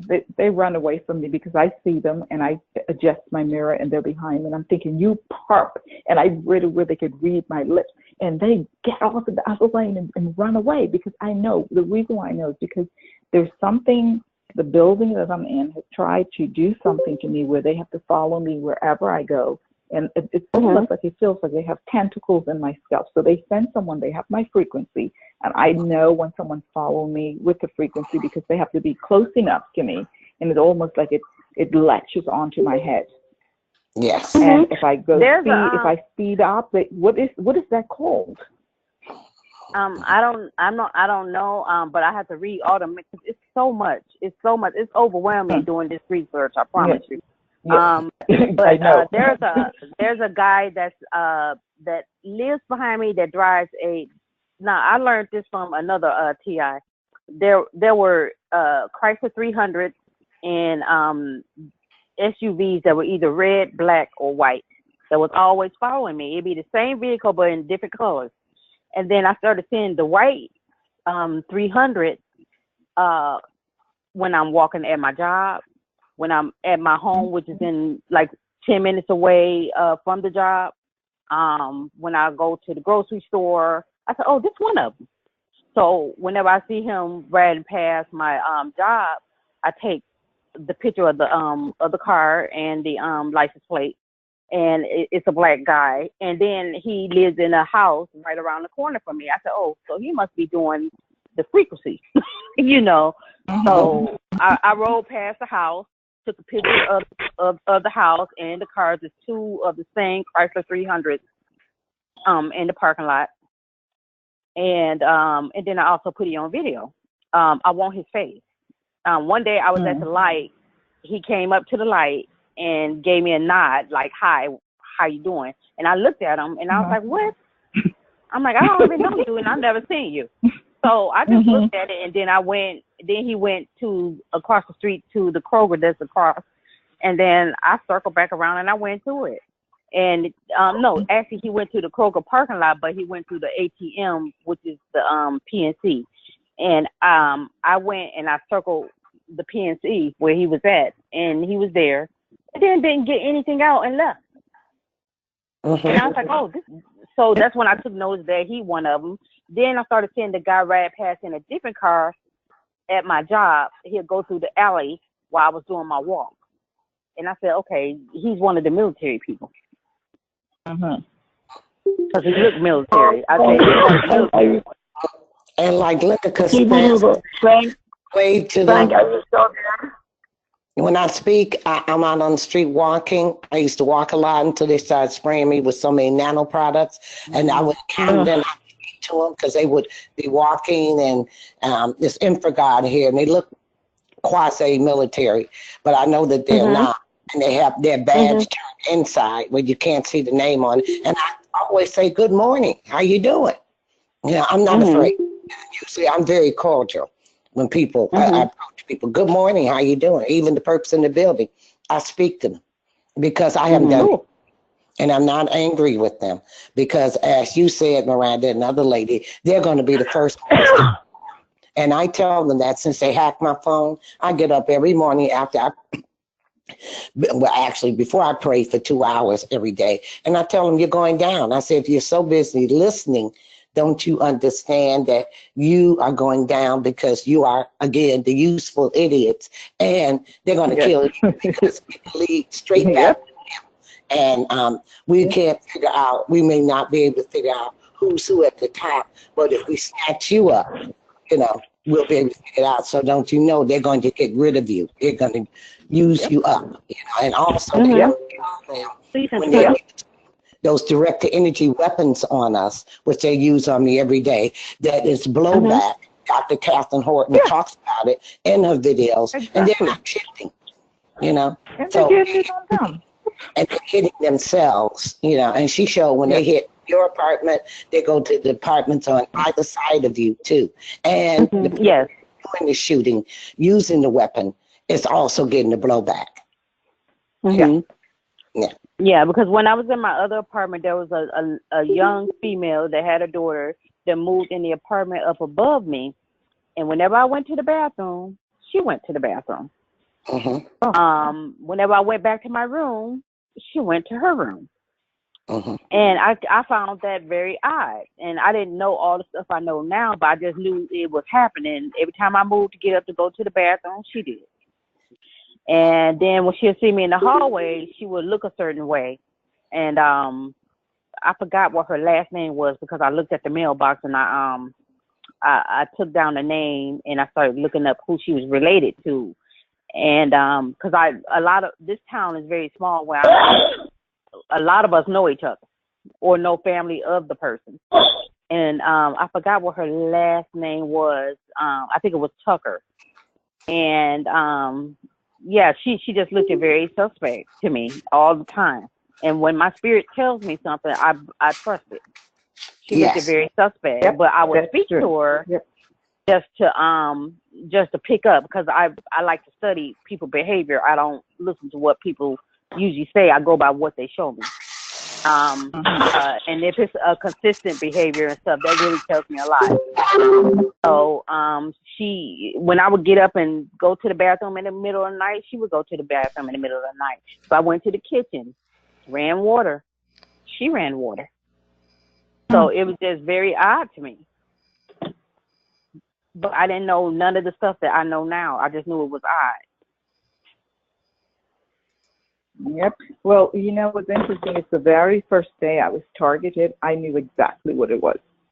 And I think it was fortunate because I did the research since 2013, but I've spoken to some other TIs and a couple of them where their problem is I've moved 3, 4, 5 times and they're completely out of money because they kept running. They didn't know what it was and they kept moving. And I just felt so bad for them because apparently that's very common among the TIs is that, they try to get you to use up all of your resources. Your resources, and that's another thing that's that's happening. That's very, very sad among the TI. So the very first day it happened, it's like I'm thinking, oh my gosh, I'm being targeted. So my story, I think it was targeted in 2 states. I'm just very fortunate. I left to help another friend, and I kind of got stuck with this friend of mine in Florida. And I'm sorry, but I lived in Florida, a couple of decades ago, and I just feel like this is punishment enough to be in Florida. I shouldn't be in Florida and being targeted. It's just awful. But I got stuck in it. To me, it really is a God thing. It is a God thing because I met this lady a couple years ago, and when I met her, I knew that I came into her life for a reason, and my niece was taking care of her. And it's a story where I'm a nurse, but I haven't done nursing for a while. I got into holistic medicine afterwards. But my niece was taking care of this lady, and we took care of her mother. My niece took care of her mother. Her mother died at 97, and we kind of inherited her daughter. because she's like the only family she knows because she doesn't have any kids. And when I would come down and visit her, even though I moved through 2 states and I moved to New York, I would come down and visit her every 6 weeks. Every other month, I would come down and spend 2 weeks with her. And when I came down, and she's 77 years old, 77. And when I came down in March of this, in January of this year, she was doing okay, but I noticed they were doing a lot of renovations in the building. And okay, it's like it's not very old, but it's on the intercoastal. And but when I came back in March, there was something different. They were still working on the renovation, but I suspect because she has COPD, I could see how she was recuperating, that there was something wrong. Like she wasn't getting enough oxygen, even though she has oxygen, she uses oxygen, and because they were actually deploying the 5G, and 5G is on the oxygen molecule spectrum, so it uses up the oxygen. And so she It is really boring. Very boring conversation. But this is very important. 5G is part of what's going to actually it's horrible. Yeah, it is. Do you not care? We need oxygen. So if we're going to end up deploying something in 520 in 2020 that they're going to be using up the oxygen spectrum, I would prefer being bored and having air and having oxygen. Okay, so that's how come I end up being stuck down here with her, and my targeting started here because I realized in the building that she's in is that they are deploying the 5G and they are testing, and so we're like the test subjects here in this area, Pompano Beach. And so that's a part of how I got stuck down here with her. But 5G, if anyone thinks this is targeting is targeting. They're going to be able to target. I think it's either 100 or 1,000 people at a time when 5G is fully deployed. Yeah, and I totally agree because that may be what we would test subjects for. At least with my targeting, I don't know the real reason behind it. But however, before I get off the phone, because I have to get up at 6 o'clock, these idiots that get on these podcasts and make these rude remarks and interrupt, like the guy that was doing it earlier and this person that's doing it now. To me, and I say this to these perps all the time, the funny part is that they continue doing the same thing from state to state to state. And knowing that we know what they're doing, but you won't change up the game. That's where you mess up at. They're stupid. They have the same protocol, and that's the same thing. I keep telling them, I'm not buying what you're selling. Why do you keep doing it? They're very stupid, and the manuals are out there. We all are connecting with each other now. We're getting the message out.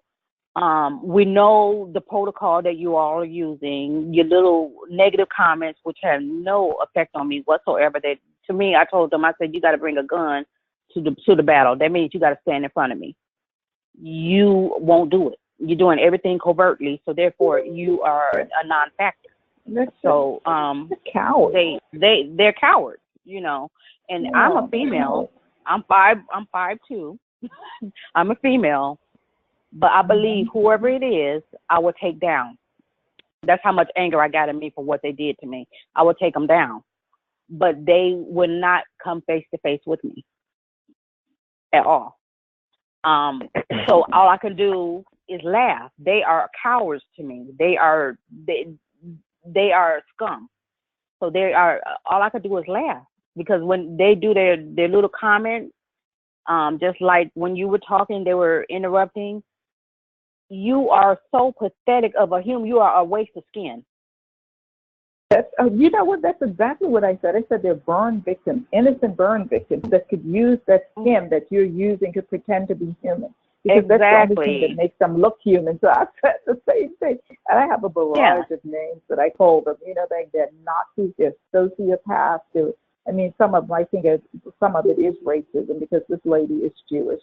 And I think they're like human excrement. They should be like on a tissue floating out to sea. So really, I mean, they need to tell whoever is in charge to take their hands out from under them because they're the puppets. Because they are they are a joke. Yep. And then you're using the same protocol on each one of us, and you may switch it up, but it's the same thing. Y'all are pathetic. It's pathetic. Brain dead. You never let an enemy. Think, you never let your enemy know what you're doing. You're doing the same thing to everybody, and it's going on, and we're getting the word out. Why are you letting the enemy know what you're doing? What they're doing. I mean, it's sad. It really, I just feel really bad for them because I told them they're pathetic. And the bad thing is that you are someone's father, you're someone's brother, you're someone's person. And it's like when you sit around the dinner table, what do you talk about? Daddy tortures people for a living or whatever. It's just they're sad, pathetic people. And I said, I know I should be angry. Now I'm at the point where it's interesting. I don't have any anger towards them. I have like a righteous indignation, and I feel sorry for them because from what I've heard about what happens to them, like they get threatened, and a lot of them are already mind control, and they have those parties. They tell them they could have any girls, and I think that the drinks that they're having, because where I am here, I see the big bottles. They're laced with nanotechnology. These people get gift cards. Everything they're eating, there's something in it. So there's something actually happening with their brain, because if you would think about it, for the most part, women, you have children, we normally get women's intuition, and it's not the same as what I have. I think I have something else where I could profile, and I've always been like that. And when you're Christian, you have the Holy Spirit. So we have like a lot going on where we could tell who our enemies are. And no matter how you smile at me, and you could have the baby, and you could have twins and the dog and look like a family person, if you're my enemy, I know it right away. These women that are actually perps, I don't understand what happens with the women's intuition when it comes to that, because I know they send out, they have a dossier, they have something on each person they send out, and to be, exactly, person, she did this, she did that. But for me, a woman is the type of person where when they see the person that they're supposed to be perping, and they say, oh, this person killed 2 people and she ran away and she's hiding out. You get there, and after a while, even if you do it the first day, there's something that kicks in and goes, I don't think that doesn't look, I don't think so. I don't think that's true. What the hell has happened to women's intuition? You know what? To me, I had the females, because they use my coworker's voice all the time, and I always strike back at them, and I tell them, I said, first of all, if she was talking to me 24/7, like you all would like for me to believe, she will be the one institutionalized. They use that in warfare against enemies. And then 2, okay, she wouldn't make it. And then she's the type where she couldn't even handle half of what I've handled with this. Okay, so that's 2. 3, she don't have my smart. 4, I tell them all the time, I said, whoever you are, the females, I said, you're probably fat, ugly. I'm not disgracing overweight women because I'm one. Okay? But I said, you're probably fat, ugly, and miserable. And I said, for a woman to sit up here and do that to another woman for no reason other than you getting paid to do it, you got to be miserable. You are bankrupt inside. You are evil. You're dead inside. But when they go to the fusion center, okay, I understood, they have to fill out something. And what I think is different about these women that choose to do this, I think their psychological background is that they're psychopaths. So I think that's what they all have in common. So I tell them that's what they all have in common. So when they're in a room, because I think part of it is they feel like they're part of something, because when they have the party, they could have someone who was in the military with his fake badges, and they feel like they're part of this great group of people that they would have never been able to be in the same room with some of these people. And all of these people are being used. Anyone that they're in the room with, that they're seeing, they're all part of the useful idiot group, except they're on different layers. There's different, these people are at the bottom of the, totem pole. And everyone, these are not going to be your elite. These are all the idiots that they're using to round up humanity. and then they're going to find out that they're behind the cage that they're trying to build for us, basically. And so they're telling them all of this good stuff. Oh, you can have this, and you can have this, and basically we're the people that's giving trouble, and they're going to be part of justice, and so they're buying into this to be part of this, to be part of the group. Right, and it just reminds me of the gentleman that shot the young man, and they had his trial on TV last week. Oh, I missed that. Yeah. Well, actually, it wasn't him. It was the other when they had those multiple shootings, and it was the young guy that went to the store, and he had some candy and a drink and a hoodie on, and he was murdered by the InfraGard security neighborhood watch guy. Yeah, Trayvon Martin. Yes. Trayvon Martin. Trayvon Martin. Yes. Okay. Yes. Okay. And so a lot of them are perps that like the Trayvon Martin guy that shot Trayvon Martin. And so when I watched the documentary on Trayvon Martin, I understood it. I said, oh, this is what they're doing. I said, this is the neighborhood watch, the InfraGard stuff. They get them to trail you and monitor you and surveillance you and all that. I said, this is it. And I used to always, when I started with my research, I would see Trayvon Martin and shootings come up along with gang stalking and targeting and all of that. And it'll do the Mandela effect and all of that, CIA, and so all of that will come up. And I remember seeing that, and now I know what they were talking about, because I didn't even know what InfraGard was. And I was like, okay. And then when I started researching InfraGard, InfraGard led me to the Prison Sentencing Commission. It led me to the privatization of prisons and all that stuff. I researched that last month. So I did InfraGard and Neighborhood Watch, and it led me to different areas. And I said, oh, it's all for profit. Yes. So I was like, okay, all this stuff, all of it ties together. All of it. Yes. It's all government. It is. It's all government. I believe it's all government, but I've seen some. I'm in Florida, so I've seen some of the rogue aspects of it. I've seen a little bit of the rogue, even if it goes back to government. It's just people that, if they don't like, because I've heard some stories, people going through divorces, they end up, basically on, they end up being targeted. I don't know if it's the lawyers or one of the, Who else got this kind of money? Nobody but the government. But the government, exactly. And that's what I said. Nobody got, to spend this much time on each of us, following us, targeting us, sending airplanes, helicopters, police, ambulance, fire department. Who got this kind of money? I'm not saying nobody but the government.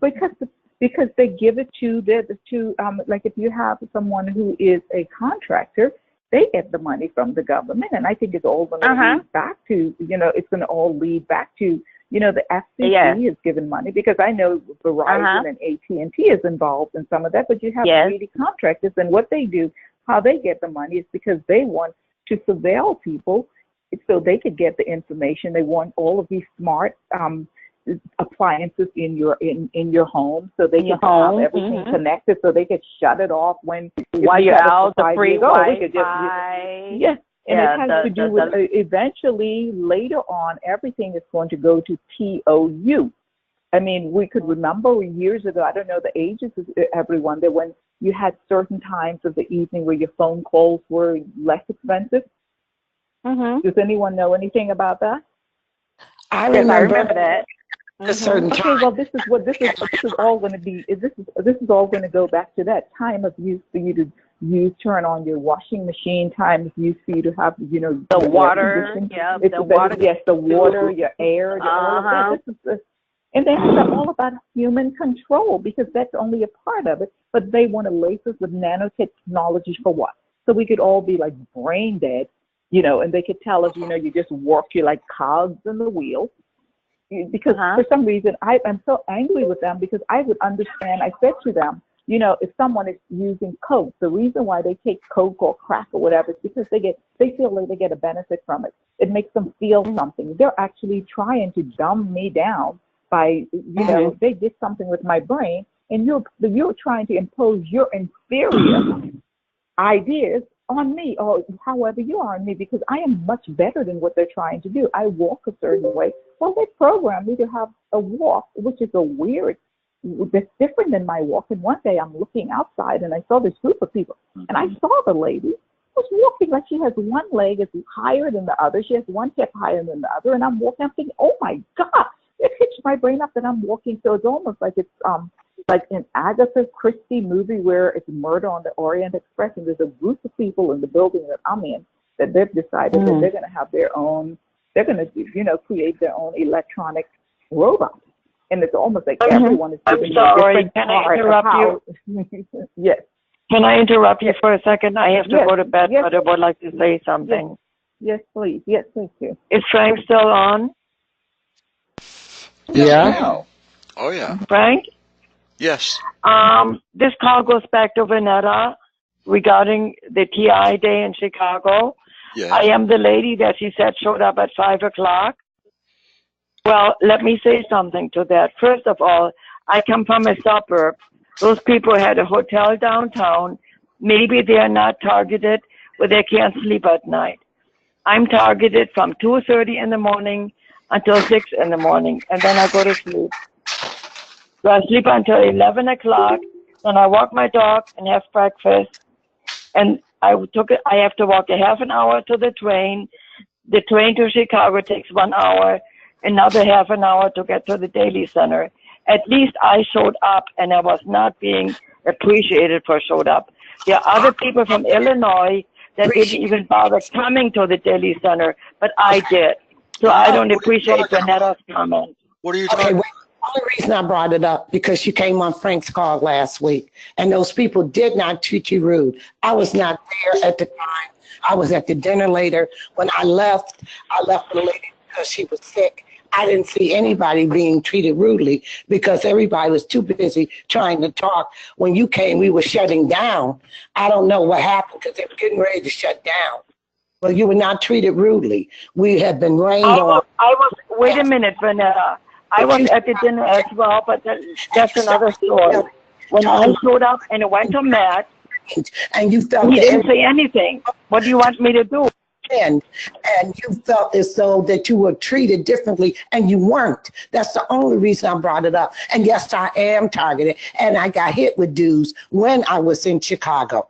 And I am targeted. I came all the way from North Carolina.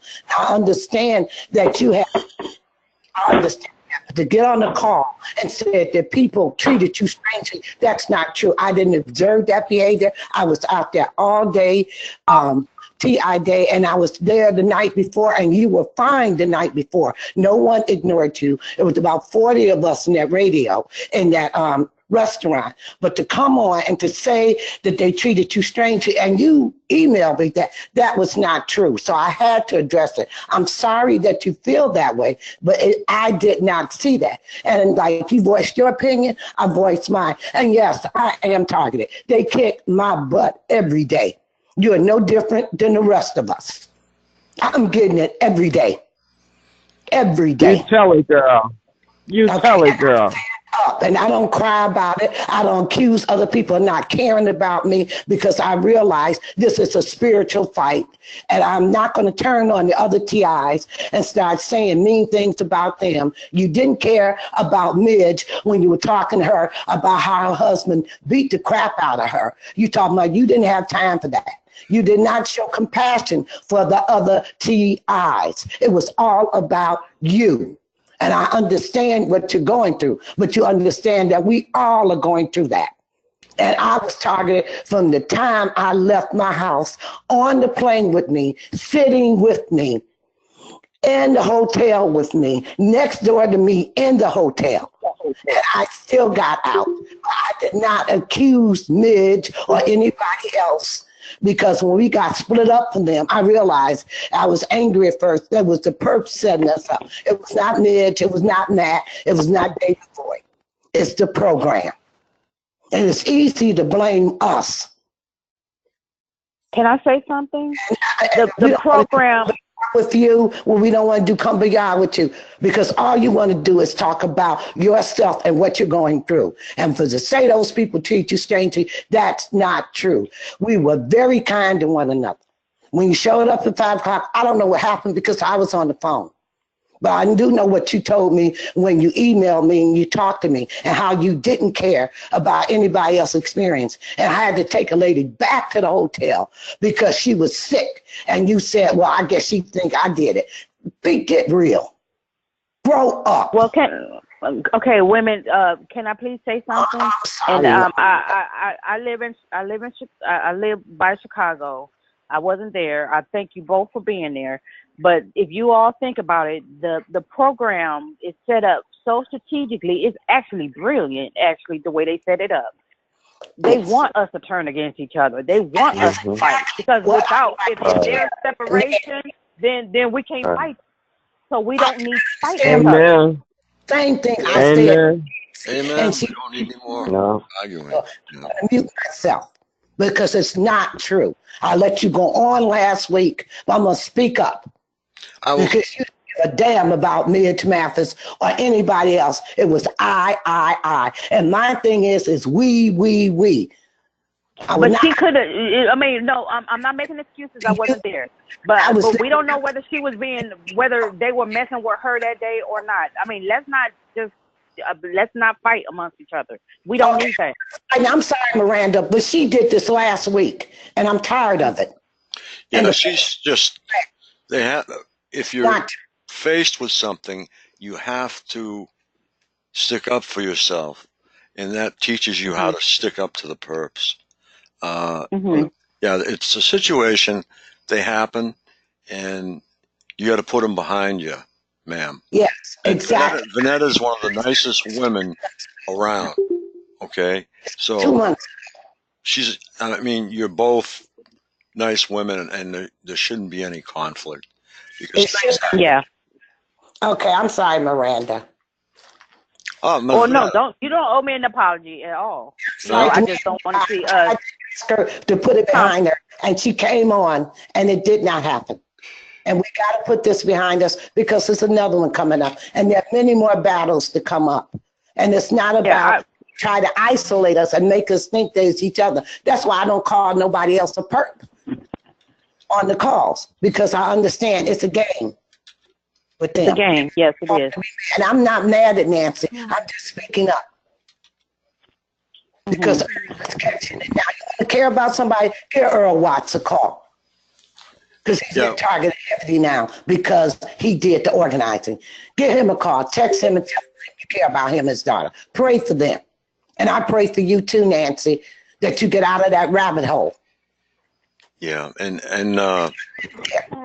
but people do experience trauma different, and I'm not making excuses for anyone, but people experience trauma different, and so I'm not making excuses or anything, but we have to keep that.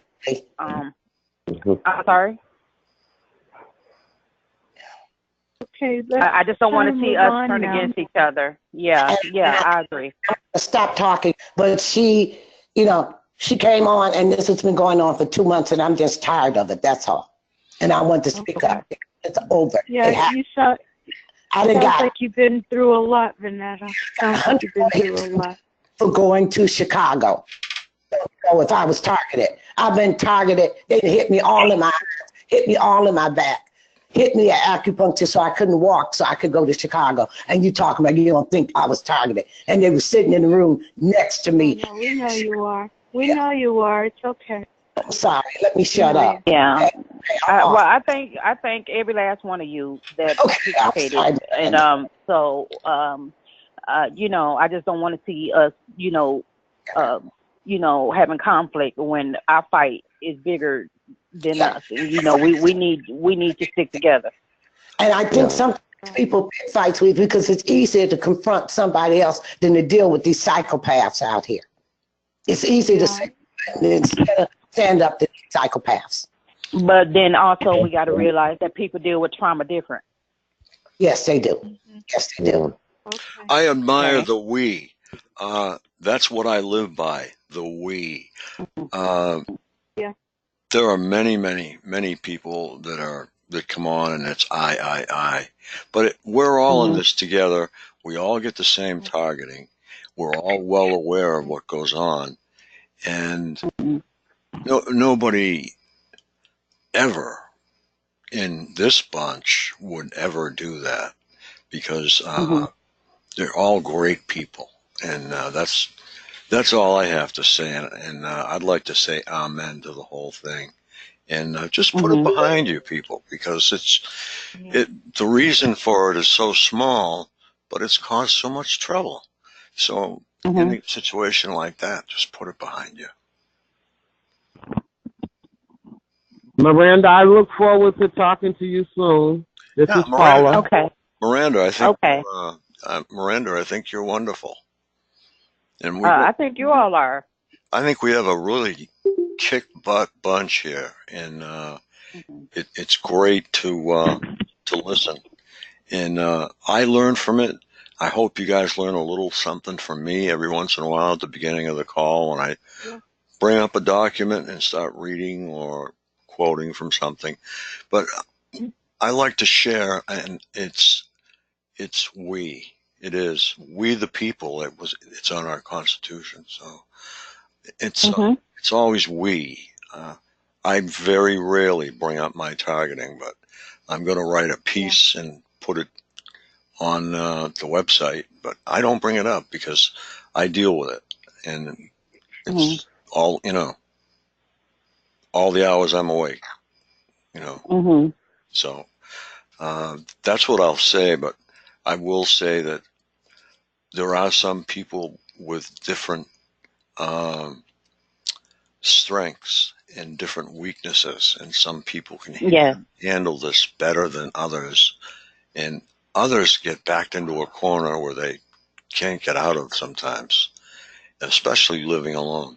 So we got to give some people some room, but you can't snap at another TI because you don't know what they've just been through.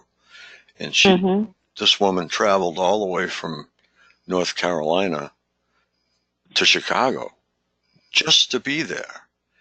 And that is in itself testament to her devotion to this movement.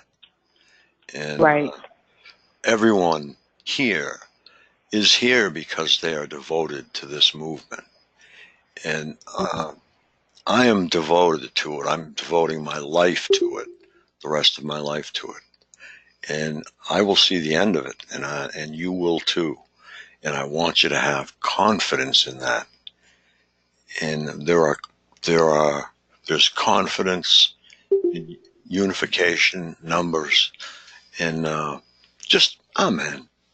Why don't we get Sue to say a prayer on that? Because it's really good. I agree. This is Vanetta. I agree. Yes, people do react differently to trauma. And I was raised not to be a coward, no matter what I'm going through. My mom. I told you in the beginning of the call, Vanetta kicks butt. They just wonder, they want to make me a lab rat because they wonder why a 66-year-old woman who has visual impairment have so much courage. Yeah, well, that's the way I was brought up too. I don't take any guff, and not the perps are beyond my realm of reason and recognition. I see them as almost like just a machine because the people behind it are not people. They're just jokes. They're people with no compassion, no empathy, no nothing, no happiness, no sadness. Right. So we have a war against the machines. It's not the people behind it. It's the machines. So, Sue, if you got something ready, fine. If you don't, whatever you can come up with. Are you asking me? Yeah. Oh, okay. Sure. I just got on, and I'm happy to help in So here's the unity prayer for protection again, which I always know off the top of my head. Okay. And this is for everybody, whatever faith, whatever belief. Okay. The light of God surrounds us. The love of God enfolds us. The power of God protects us. The presence of God watches over us. And wherever we are, God is. Amen. Thank you. Amen. Amen. I'd like to say one also, guys, if I might. Okay, Go right ahead. Our Father, who art in heaven, hallowed be thy name. Be thy Thy name. kingdom come, Thy kingdom come. thy will be Thy done will be done on earth as it is in heaven. heaven. Give us this day our daily bread, and forgive us our trespasses, as we forgive those who trespass against us. Lead us not into temptation, but deliver us from evil. For thine is the kingdom, the power, and the glory forever. Amen. Amen. Amen. You know what? With that prayer, there's something, the line that says, "Thy will be done on earth." Actually, I learned a couple years ago to say "Thy will be done in earth," because we are made of the earth, the dirt. Yeah. So I want to be done in me. Yes. And Use that whole thing. it is about we, and spirituality and prayer is about we, not only about I, but about we. And I want to say that again. This is Vanetta. It's about we, and that's how I was raised. And to look at somebody else and to speak up, because you don't know who's going to give you a drink of water. So I don't make wild accusations about people. I don't assume sometimes they're acting out. I understand the mind control and the perping, but I also understand it's about compassion for others. And what makes me angry is the lack of compassion. And when I see that, that does hit my buzzer, because I am compassionate. Vanetta, you want to get married? You're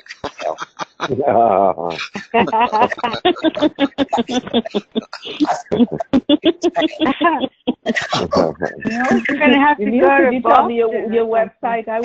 I need your website. I want to be a bridesmaid. What is the website? Okay. We have a North Carolina wedding. Yeah. I need the website. I really don't know what your website is. Okay. TargetedMassachusetts.org. Is that the website? I thought this was your email. Well, I'm Frank at TargetedMassachusetts.org. So Okay. yeah, HTTPS colon / TargetedMassachusetts.org. Okay. You spell out Thank you. You're so welcome. If you forget how to spell Massachusetts, well, a lot of people do. No, I'm good at the spelling. Oh, that's good. Okay. Right, you got my Thank you so much. We're all fortunate to have each other, and this is your new family. Those of you who have lost your family like I have, this is your new family. So this is where you have to look for your strength. I don't know your story, Frank. How you lost your family? Is it because of targeting? Yes, it is. Yeah. Oh, okay. Yeah. Sounds Well, like if you hang on the call long enough, you'll hear the stories. But there's a lot of listening involved, and you'll get to know people by their voices, by their intention, by their overcoming, by their skills, by what they offer. You'll get to know everybody. This is my first time sitting back and listening. This is just my first time on the call. It's the first time on this call. Well, weren't you on Ella's call yesterday? No, I haven't been on Ella's call at all, and I've spoken to Ella on the phone, but I haven't been on her call. I've never been on her call, but I've spoken to her on the phone, so I have a relationship with her, but not. Not on the call. I get beaten up so much when I go on the calls. It's just that I never plan. It's just tonight was a good night. And I'm thinking I haven't been on Frank's call. I was supposed to go on EMF Linda's, and I didn't get through. I think it's over now because that's 5G. I'm interested in that. But I've heard about Frank, so I wanted to come and check it out. Well, you're so welcome. What's your first name, ma'am? That's all I need. I just want to. It's Bloomy, like Bloomingdale. Bloomie. Oh, okay. Okay. Mm-hmm. Yeah, I've heard you. I've heard you before. Yes, I've been on other. I've heard you before, so I recognize your voice. Yeah, I've been on a lot of calls. Yeah. Okay. Well, thank you very much. I'm going to be doing. I'm going to be helping Ella again tomorrow. So we're changing it up a little bit, and we're gonna. It's not going to be a guest thing again. It's going to be a little bit more like I did last Thursday with her. She'll do the opening. I forgot your name. Are you Linda or Sue? That's Sue Meyer. No, Sue. Yeah, Meyer. Sue. So it's Sue. I guess Sue and Linda and stuff together. Sue and Meyer. Okay. Because I spoke to Ella. I was supposed to contact her tomorrow during the show, just to relate a little something that I left out from yesterday, and so hopefully I'll get to talk to you then. All right. Okay. She's going to do the first part like she did last time, like the announcements and stuff. Maybe Miranda. Maybe you get us mixed up because my sister's name is Sue. I don't know. I'm Linda. Oh, made me laugh when you said that. Yes, I do. Yes, I do. I do get them mixed up. I've gone in a couple shows, and it's like I hear the voices, and I'm always calling by the wrong number, Sue and Linda. Okay, now I will remember that now. Yeah. Mm-hmm. I just want to say one thing about something I think that maybe we could think about is the fact that these on-the-ground people that are, that they're using to target us, they have a lot of knowledge. And in my opinion, they're going to be the first that are going to be eliminated because they do have knowledge, and we don't. We're still saying, what's going on? They know what's going on. And nobody up there wants somebody running around with that kind of knowledge, who could be bold. Exactly. Do they have? And that's why I said whistleblow? How come there's no whistleblowing from the perps? How come what? Well, there are. Why can't they do whistleblowing from perps? Whistleblowing. Okay. Oh, there are. I think I've seen them. Yes. Yeah, but you don't hear about them too much because sometimes it gets pretty nasty for them and they don't last long. Yeah. Karen Stewart was with us last week. Her on the date is 10/5. Okay. Targeted Massachusetts has its own channel, so you should be able to pull it up. There's a lot of unsorted videos there, and I have a couple hundred that I have to convert to MP4 so that I can load them up to YouTube. But they'll all be there eventually. It's just it's a load on the computer, It's a powerful computer, but I've got all these projects going all at once, So it's kind of a drain. How do you think she's doing, Frank? She doing okay? Oh, the computer? Sure. No, Catherine.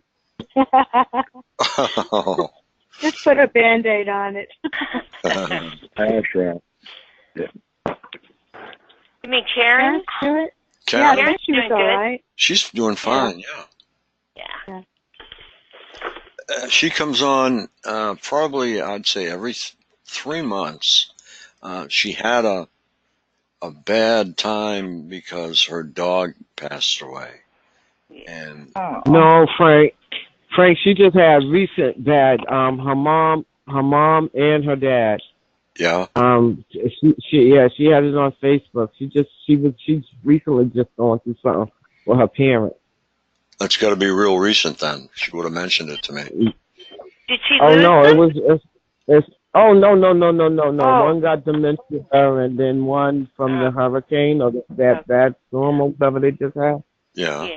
Yeah. So she is going through something right now with her parents. Yeah. Both of them. Mhm. Yeah. It's like they do that. They go around to hit your family. Yeah, they attack you both at one time. That they get you both. They try to get them both at one time. Yeah. But she's a strong woman. We've Yep. been praying for her on the prayer line in the morning. Her parents. Yeah. Good.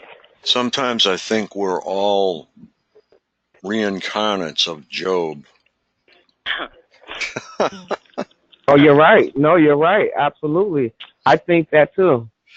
Yeah, well, no, we've been chosen for it because we can do it. Yeah. And he was I too. agree. He was too. He was too. Job was too. Let's tell He you, was being targeted. targeting, it's not the chicken. No. It definitely What? isn't. This is Targeting not for isn't the chicken. chicken. No, it really isn't. No, it's Because not. some stuff that we have to put up with. And the thing is that I remember I put them on the run. Like a couple times I would go out and I would hear them running because I don't have any fear of them. I think they're just pathetic creatures. Yeah. So here it is, you're the one with the weapon and I have you running. Good. You know, Yeah. it's just really They're weird. hiding. They run from your house before you get home so you won't see them. Total chickens. I mean, they're the chickens. We're not. It's kind of strange, though, how much we have to deal with every day. You know, the pain, the suffering, the listening, the helping, the struggling. And then you got people out in the world who are like, they complain about the littlest things in their lives that seem to bother them. And you're like, really? You should try being tortured for 15 years. My neighbor is like a very scared hoarder.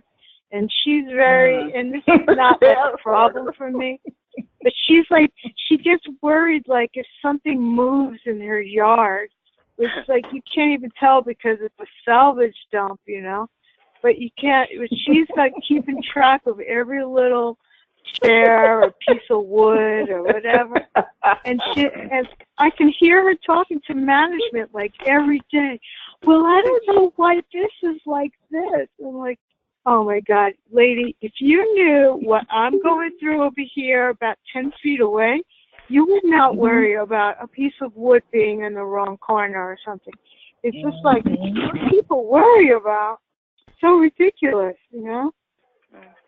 In comparison, I mean. And if I wasn't being tortured, then I probably would, I don't know, probably I wouldn't get worked up about it as much as she does anyway, but it's just an example, right? Like, people go to the store. Should I get the hot dogs or should I get the hamburgers? I can't decide. I got to text all my friends and put it on Facebook and find out what is the consensus and do a survey. Is it the brown shoes or the black shoes? I don't know. I can't decide. It makes me so anxious. I'm like, really? Come on. Like,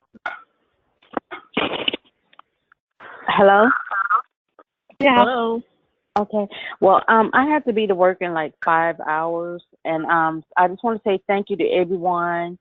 Frank has my information if anyone wants to contact me, and I hope to hear from you soon. I just really appreciate everyone listening to me, and I hope to get to know you all more. And I just appreciate allowing me to be on the call tonight. Keep up the great work. It's been a pleasure. Keep up the great work. It's been a pleasure, and would love to have you back anytime you choose. And okay, I really appreciate it. You bring a lot to the call with you. You bring strength, unity, and much knowledge, and you're much appreciated. Okay, I really appreciate it. And my prayer is that, you know, I just pray for a hedge of protection every day for each one of us. And that God, I always tell people, even the ones that believe what I'm telling them, I said, I'm not asking you to pray for me. I'm asking you to pray for the truth. And the truth, once the truth comes out, everything will be fine. I just need the truth to come out. And so this needs to be exposed. Amen. So, amen. It does. Thank you, Lord. And it will. It will. I think it's going to take us women. We're going to do it. with the men behind us. Do it. Well, you know what? Miranda. We're gonna get it done because they're very arrogant, and when you get so arrogant and think you have a God complex, then you're gonna mess up somewhere. There are criminals who thought they would get away with their crime for years, and then it'd be the littlest thing that get them caught. So just look at they're all not the gonna get sex away with it. offenders, 30 years. It's like all the sex offenders, like the Black Moonbags, all of these, the years and years of sexually harassing, and just thought it would be with impunity.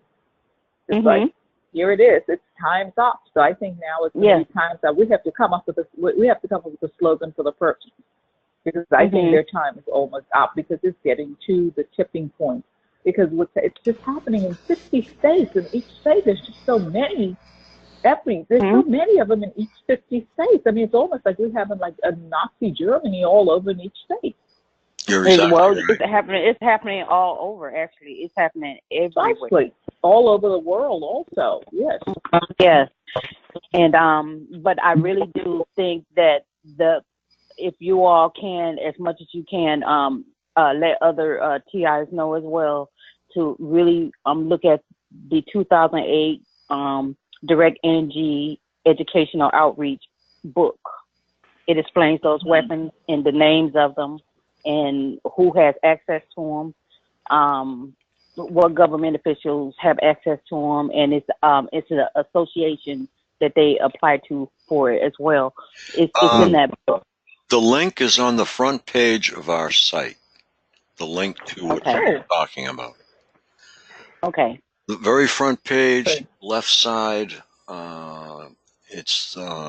you'll see it.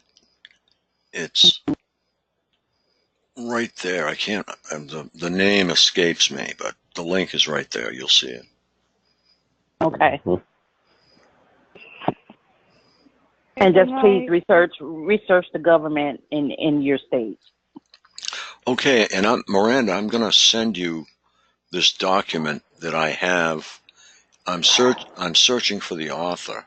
Maybe between the two of us, we can find the author. But okay, I've got a pretty close handle on it because the name isn't exactly correct. So it's been copied and pasted so many times, I think that it's been lost. But I do have the original name for it. And I'll send that to you and anybody else that would like to have it. It's a very good document that explains satellite concepts. When I went to the University of Illinois and the Argonne National Laboratory for the military, which is in Illinois, once I went to that explains all of the aerospace technology, I got the names, what they do, what they're researching, using the technology for with the research with NASA and the military. I found a bunch of information. Yeah, it's out there. There's a lot of docs. I have like over 100 docs that I haven't posted yet, and I've got to light a fire under my butt and get going but I'm only finding that I have two hands. Exactly. Yeah, and then there's only so much time in a day and stuff, and either dealing with family or working or doing whatever it is that you do, and then to also be researching is time consuming. And so I do understand that. I mean, we only have two hands, and but you know what, we'll get it done.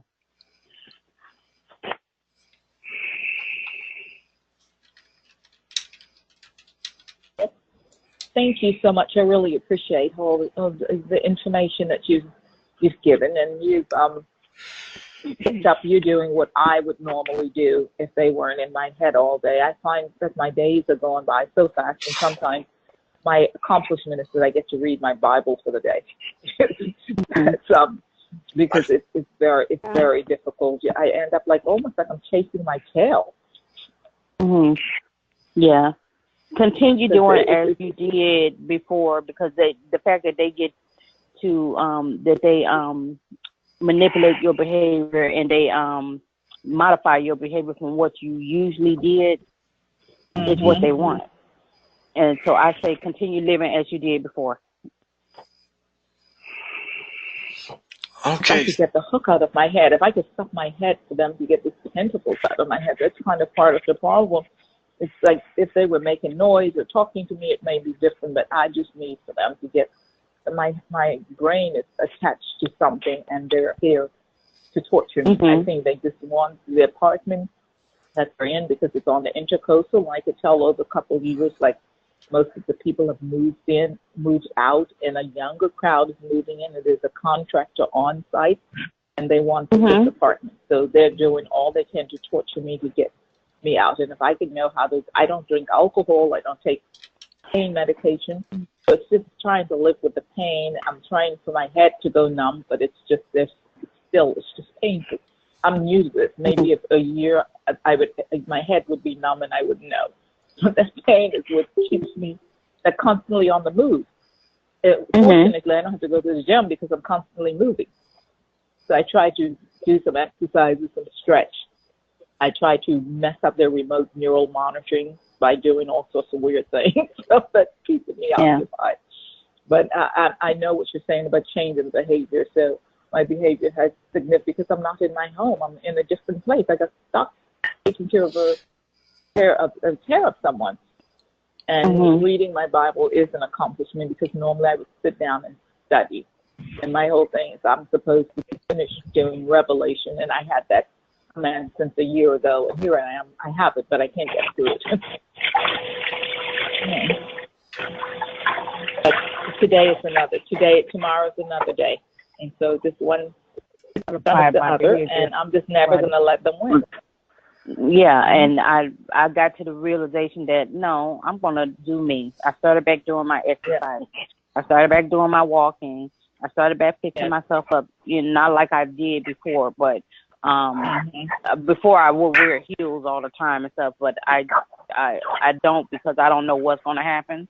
But I do, fix myself back up, and when I went back to work, I was like, I'm not dealing with any more coworkers because of what happened to me.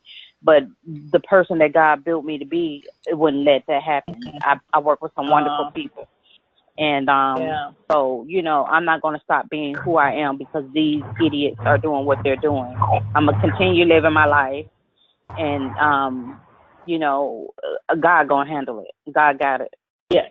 And I know it's going to come to pass, and that's the way I look at it. Yes. And for them to do all the attacks that they did against me, and they did a barrage of it at one time, they could have took me, but God did not let them take me. They could have took me. I mean, I was in my room crying all the time, didn't know what was going on, and something rose up in me. Something just rose up in me and wouldn't take it. God. Good. Good for you. Same here, Miranda. Same here. I'm telling you, got the same story. I pray, that the truth comes out, because we all will be okay once the truth come out. And they're not going to win. They're not. They're going to have to answer to the people. They try to get us to react to these skits. I'm sorry? They try to get us to react to their skits that they do to you, and then when you react to it, they'll keep repeating it. So you just can't react to anything they do to you. You just can't react to it. Even if it hurts, just don't react. Don't react to it. Yes, but they repeat the same thing to me all through the day. And it's just funny because I'm like, to me, I grew up in Detroit. And I'm like, I've seen real criminals, that ain't going to play these games. I know money be involved, but when they get tired, they're going to make stuff happen. These people's doing the same routine on all of us. And I'm like, are you serious? So you're giving yourself away. That's you're telling us it's government related. I totally agree with whoever talked about the fact that their arrogance is what's going to take them down. People who are arrogant, they start to think that they are untouchable, and they just operate from that arrogance, and it blinds them. The ego blinds them, I think. Yeah, remember they're narcissistic. Remember they're narcissistic to begin with. That's why they were on that side, and we're here. Yeah, well, and that arrogance is what's this going to take them down. Arrogance, I think it's probably taken every tyrannical situation down. You know, sooner or later they think they can do anything they want, and they can't. Absolute power corrupts absolutely. Exactly. Yes. Right. Yep. And it blinds them. You know, they think that they're so important they can do anything, and then somebody comes along and says, "Oh no, you can't." Like the fact that we have these calls. They didn't expect this. They didn't expect us to be able to get together and talk to each other, and they try to. They do their best to, you know, mess with them and interfere, which shows us what kind of power our calls have. You know, we're getting there. Yes, and that's showing a fright. The enemy is frightened, and so that's why I can laugh at them, because they're like it's childish to me, and so I could just listen to them with the name calling and all that, and I antagonize. I make them mad at me, and I say, "You call me Miss Bitch. You call me Miss Bitch with respect." So I mean, it doesn't. I know that's right. I know that's right. Because you know what, I'm being in total control of myself very well. You're not going to control me. Yeah. Amen. You mentioned something on Ella's call last night. Is this our speaker? You the way you feel about them is that, you know, you said, you know, they are scum, and I don't have to respect them. And good for you, you know. And the way you said it was like, whoa, yeah, they are scum. And because you know, it felt good. This is a profession that I respected. I am a criminal justice agent, and to know that law enforcement is part of this, it just the respect that I had. This is a field that I love. When I was a child, I was watching Matlock. I was watching Hill Street Blues. I mean, this is me, you know. Yeah, Law and Order. So, yes. And so this is a field that I respected. Military, I did RTC a little bit when I was younger, but really didn't get into it. But I lost a lot of respect. Yeah. Because for them to be doing us like this. And when I started putting two and two together about the military involvement and stuff, I was like, no, it can't be. But then I got to thinking about all the past experiments that they did on people, the intelligence and the military, and I was like, oh, okay, I got it. Yeah. Well, they're not operating in a way that gets respect. You know, who respects people that run around hiding and harming people? That's not, you know.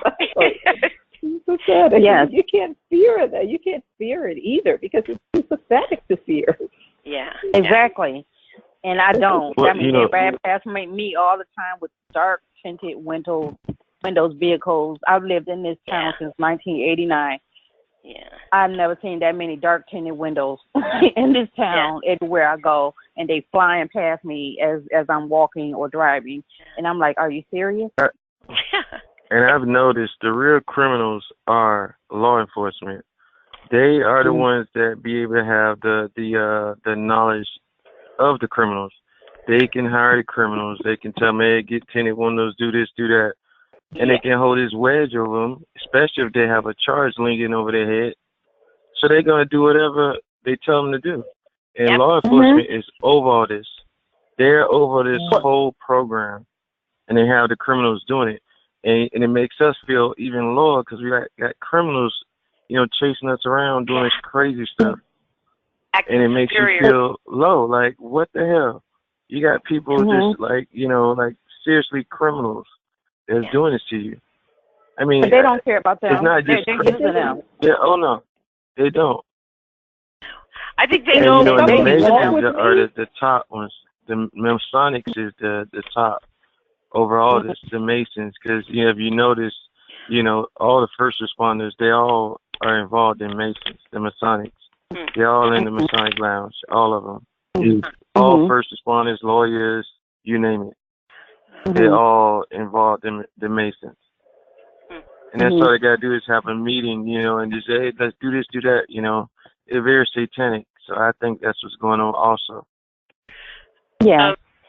We have a lawyer named Mark Zaid that he's in Washington, D.C., and he's handling lawsuits for 8 of the people that were in Cuba and got injured with the frequencies. And I think he would be great to watch his progress, because his discovery is going to be just gold for us. Discovery in his lawsuit, and he is not a chicken. He has represented whistleblowers before, and he's doing it now. And I just admire this. He's pretty young, and he's got all kinds of awards. And Derek looked him up the other night, and he's just really an important person for us to watch.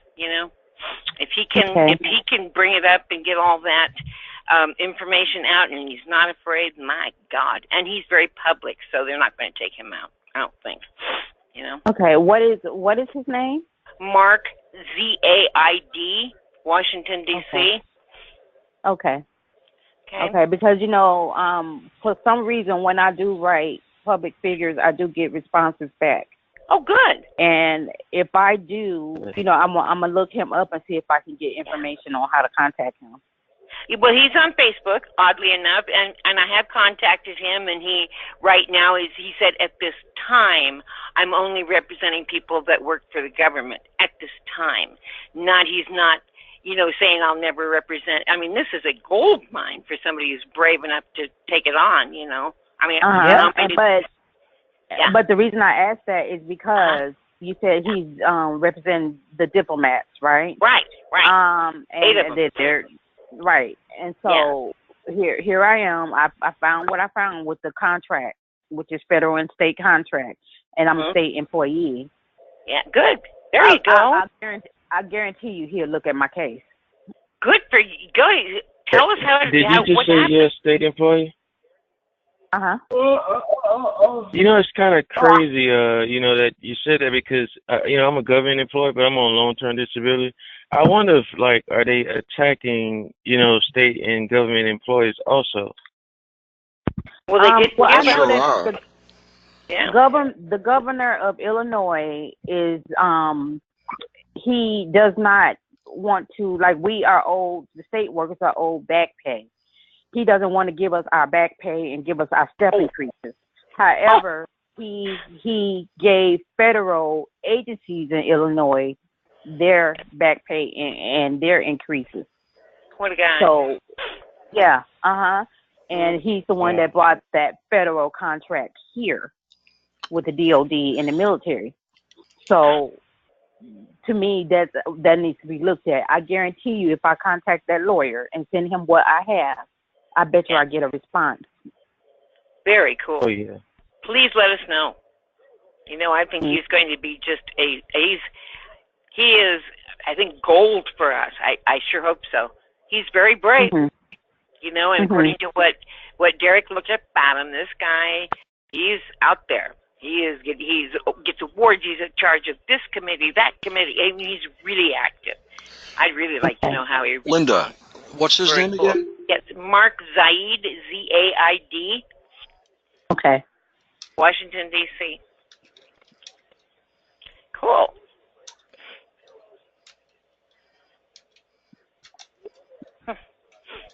Yes, and so and then I love it. and then the state of Illinois, as I said,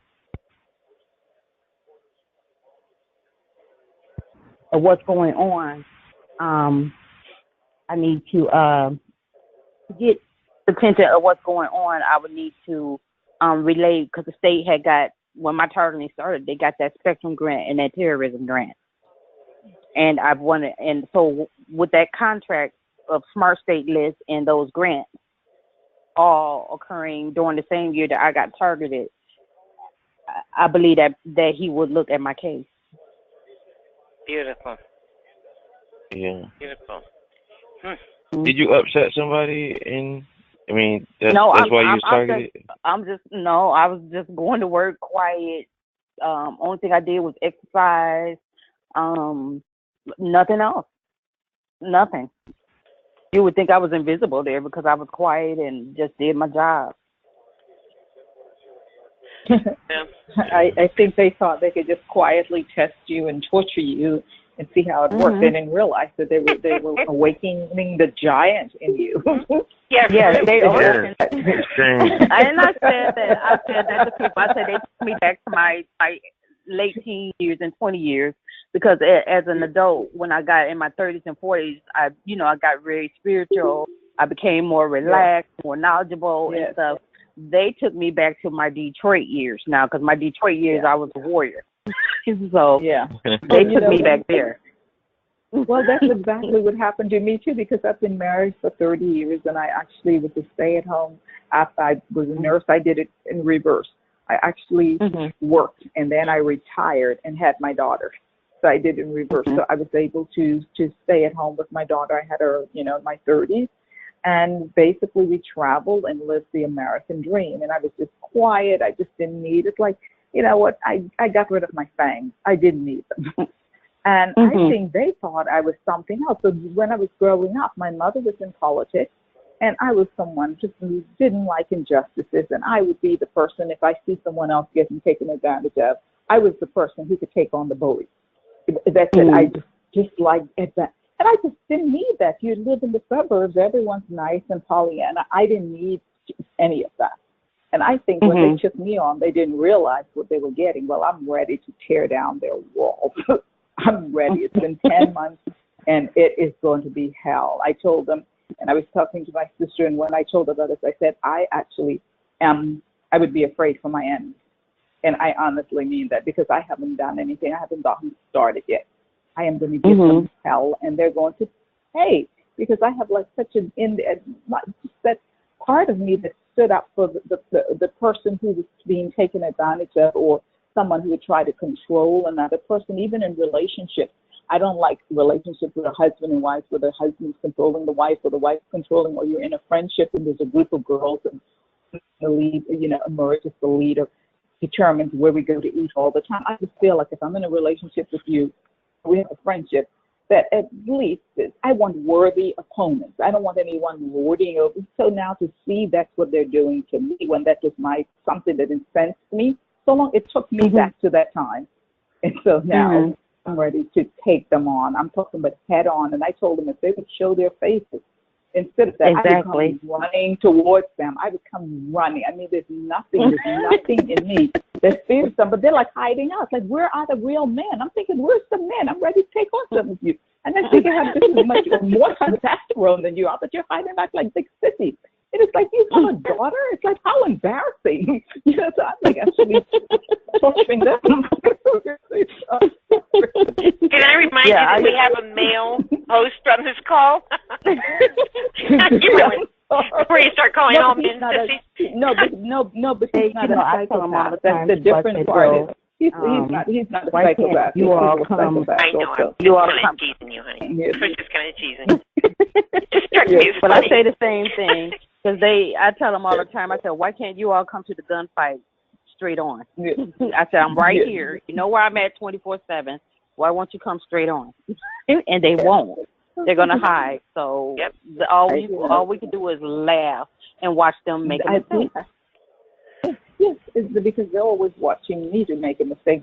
I've ruined 2 phones within the last week because they're watching for any occasion, and because I am implanted in my hand and they have it in my thumb and my forefinger. It's the weirdest thing. I have a hand that fights against each other. I'm trying to do something and one hand is helping and the other hand is hurting, and that pisses me off so much because I'm thinking, I just feel like the people who implanted me, these are not people that went to school to learn how to do that. They have training sessions.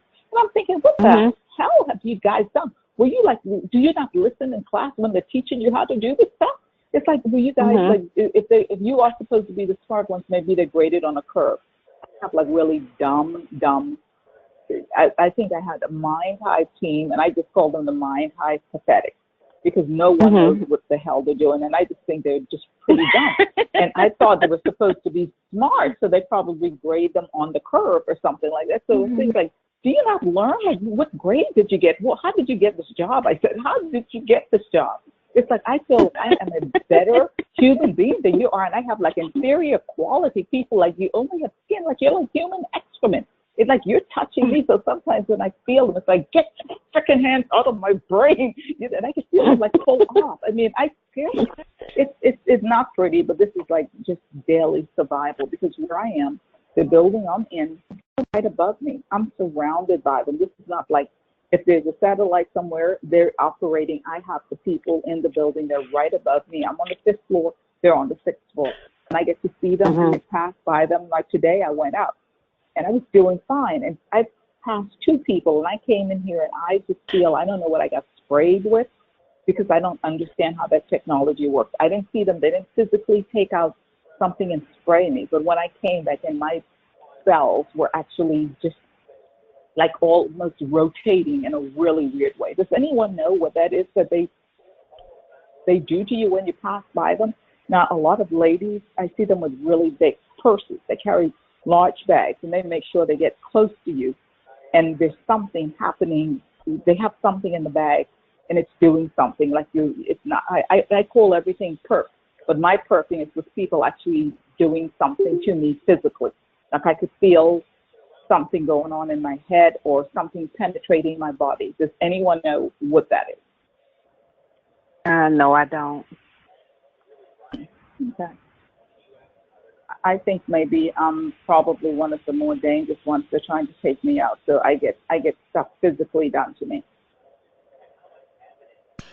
Yeah, I don't know if that's spraying of the nano. I don't know. And someone told me that I think there's a lady named Gizzard. She runs the website called Citizens Against Harmful Technology, and she told me that she thinks that they're carrying like transmitters in those large purses. Okay. And you know what? There was whenever I went to the bathroom when I had the workplace mobbing, the coworkers would go to the bathroom. Then if I went to the conference room, they'd go to the room across the hall. But they will always be having some like cell phone looking thing in their hand. Yeah. I think they're monitoring you, but at least yours, the monitoring right now, mine, everything they do to me has some effect. Like I feel it. It's just always something that I feel. Mm-hmm. So that's kind of part of the torture. So they just torture me 24/7. So anything they do with me, it has to do with me having a feeling in my body or something, like a hook. It feels like there's tentacles in my brain. Well, I'm just praying, like I said, for the for the day of truth, that what they would have to deal with the hand of God, because what I want to do to them is nothing compared to what God going to do to them. So he's going to be more merciful, huh? Exactly. So, Amen on that. So that's what I keep telling myself. So even though I get fueled with anger sometimes because I'm tired of it, I'm like I said, I'm a criminal justice major. I like to see my adversaries. I want to be face to face with you, and the fact that I don't know who's exactly behind it from that list, I got to assume that it's one of the academia universities. Mm-hmm. Really? Why do you feel that way? Because the perps always addressing a person named Mo, and they be like, Mo, she's tired. They get tired of watching me, so I'm not giving them enough reaction and information. So they're always asking whoever Mo is to like they want to move on. So if somebody do, I'm sorry. Are you in Chicago? Where are you? I'm south of Chicago. Okay. Yes, I'm south of Chicago. Okay. And are you from Chicago?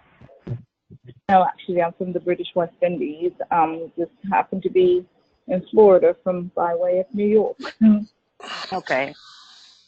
And yeah, they so they're always they always name the names, but everybody asks Mo for permission about stuff, and then it's always Frank. I think that's the military person. Frank, they always be blaming Mike for picking me, so Mike selected me. Is that They all you went with it. talking about through V2K? Is that through V2K? Okay. Yeah, Yeah, because so it's always my little sister getting into it, and she said it'd be like 2 or 3 people be talking it, you know, and they, one be telling the truth, one be lying, and one just be making stuff up.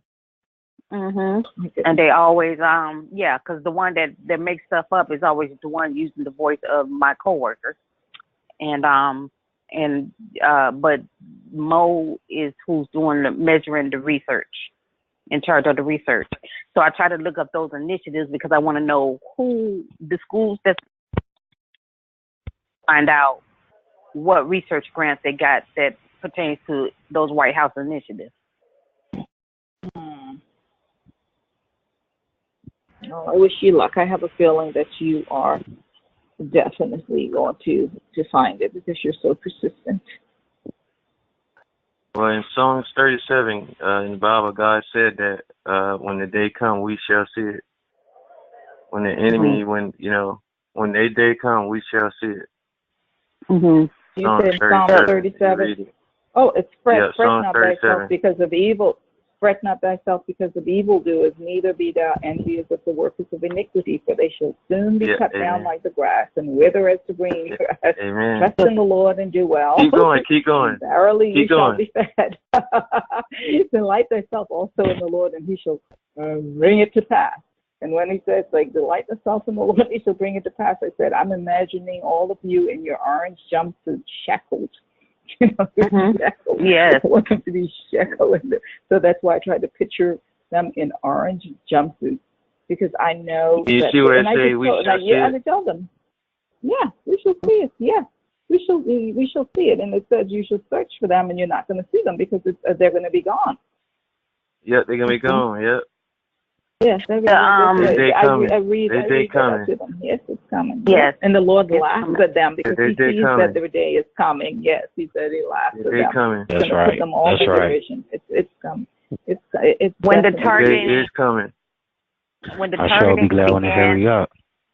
I know, but when the targeting began with me, there was and I took the people to court for a no contact order. One of the persons that was part of the mobbing was trying to come forward and tell me and my family member who also works for the state what's going on, but we never caught up with her. When she was the week I had to go to court, it's the week she died of a heart attack. Wow. Oh, that was. Wow. That was she was manipulated into that. She was manipulated. And then I contacted her daughter,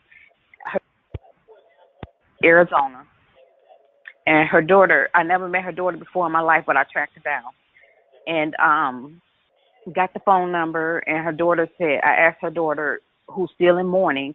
I said, did your mother talk to you about a situation with me at the job? She said, yes. And I said, did she tell you what was going on? She, in which I have it in text form. She sent it to me in text that her mother was willing to contact the governor on my behalf of what they were doing to me. And I had heard that from someone else that told me that worker also said the same thing to them, that they were going to contact the governor regarding what was going on with me. But she ended up passing of a heart attack out of the blue. Wow. Yeah, wow. Oh, man. The Those cruelty microwave involved. weapons, man. Oh, man. It's insane. It's insane. Yeah. And so that's why, because of what they're doing. And then when I listen to other people's stories,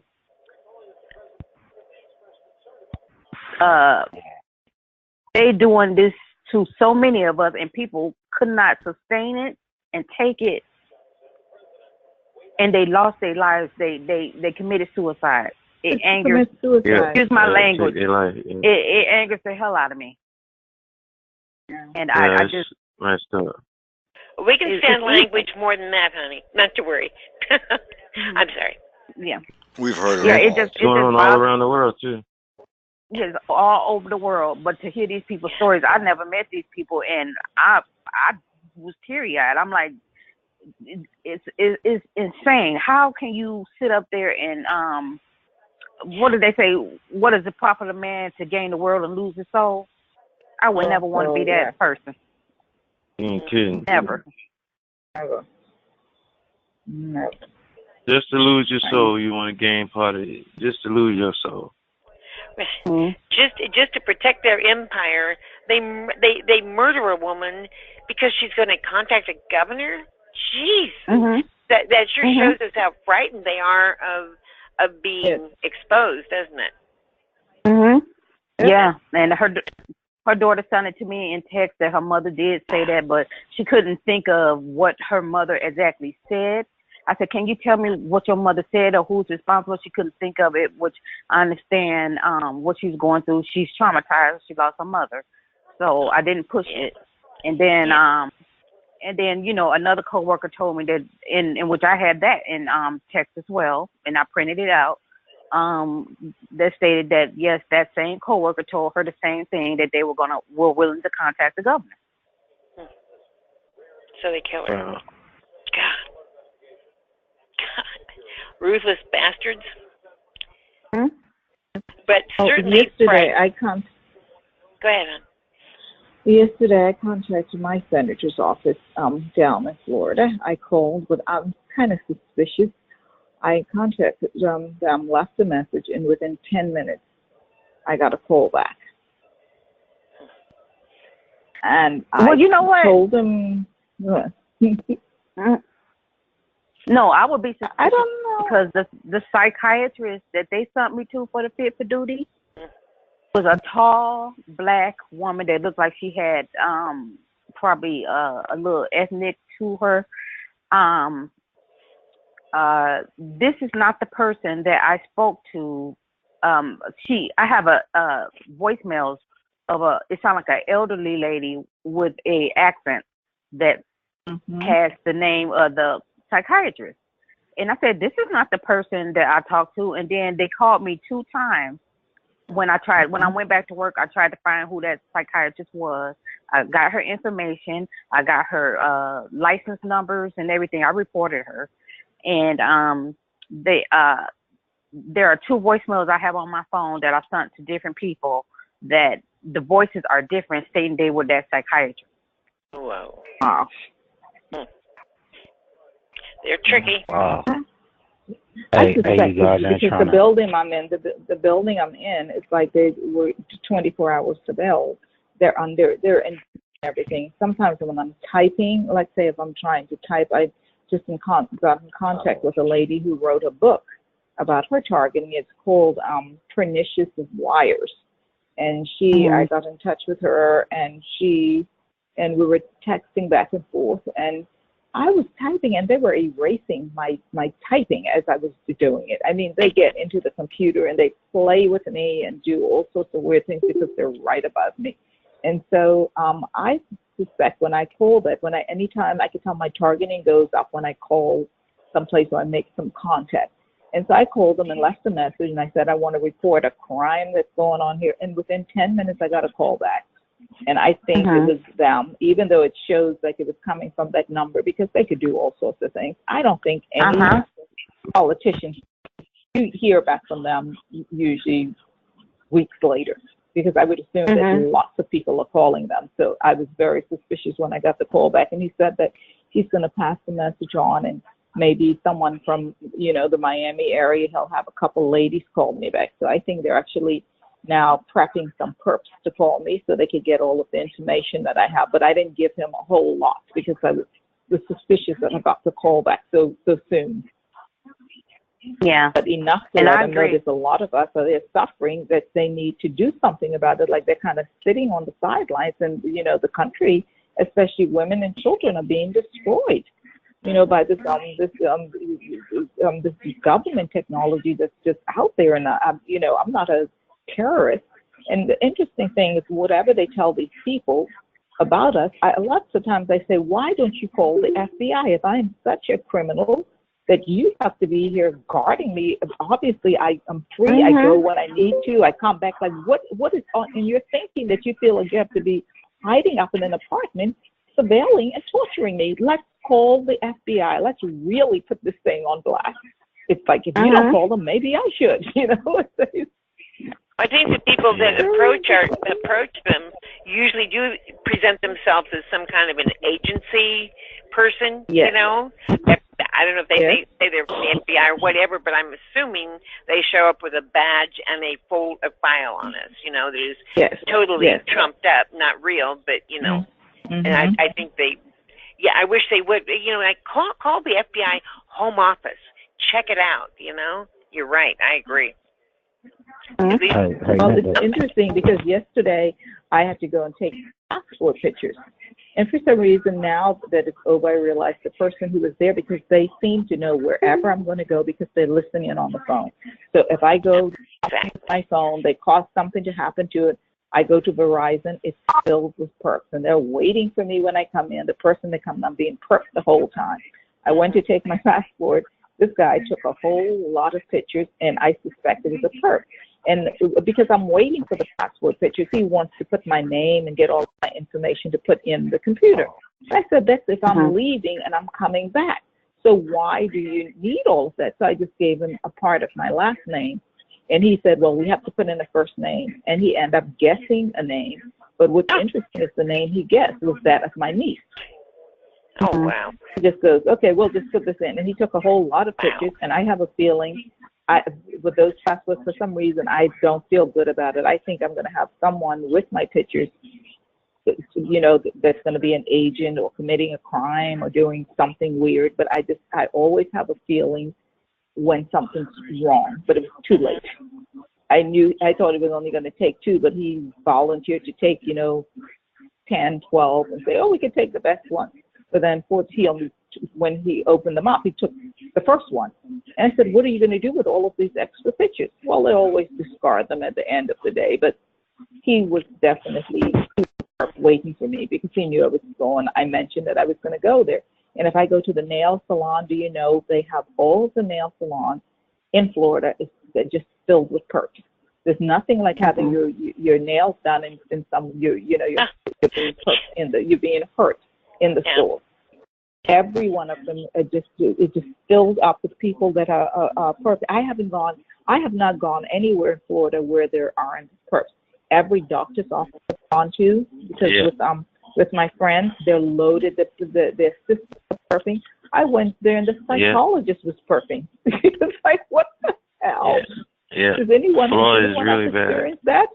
If you have a friend you can trust, which many of us don't, I think I trust somebody, and then all of a sudden I realize, no, I can't trust them. But if you have a friend you can trust, I think taking them with you to any situation will help you in the long run, because, then they can't mess with you. They can't say something. No, that's not true. Actually, they enjoy perping you when you're next to someone, because then you're acting all crazy. And so the if you have a friend with smiling you, and laughing with them. I'm talking about bringing somebody with friend. you that you can trust. It won't turn on. Well, no, that's already happened. I had my niece here, and they don't see anything. I'm sitting in there, and for me, the perking is not, with someone stalking. My perking is there's something where they always zap me in the head. I always get zapped in the head, and so I realized that I do have implants in my head. But what they did the implant with, it's a really weird stuff, and you guys should check it out. They actually use a microorganism part of it, and it's called Bacillus subtilis. And what it is, it's from the soil. It's from soil and agricultural stuff, and it's mixed with all sorts of weird. It could even be mixed with human waste. And what they do is they inject it in your scalp. And then they put some sort of medical glue over it. And God just helped me to actually realize there was something wrong with my head. And what it actually is this sort of bacteria actually causes some sort of, it seems like it's electrodes, it causes some sort of electricity in your head, and they could connect with this, so they could use bacteria actually to send some sort of electricity through your head. And it's just the weird. I'm thinking, who the hell came up with this combination of stuff? And you would never know what's in your head. You would never ever know. So if you get that, it's because there's something there. Could you tell me your source? I found out. Yeah. Repeat that. What's your source on that? On that, because I've actually discovered it myself in my scalp. Well, what's your source material on? Check out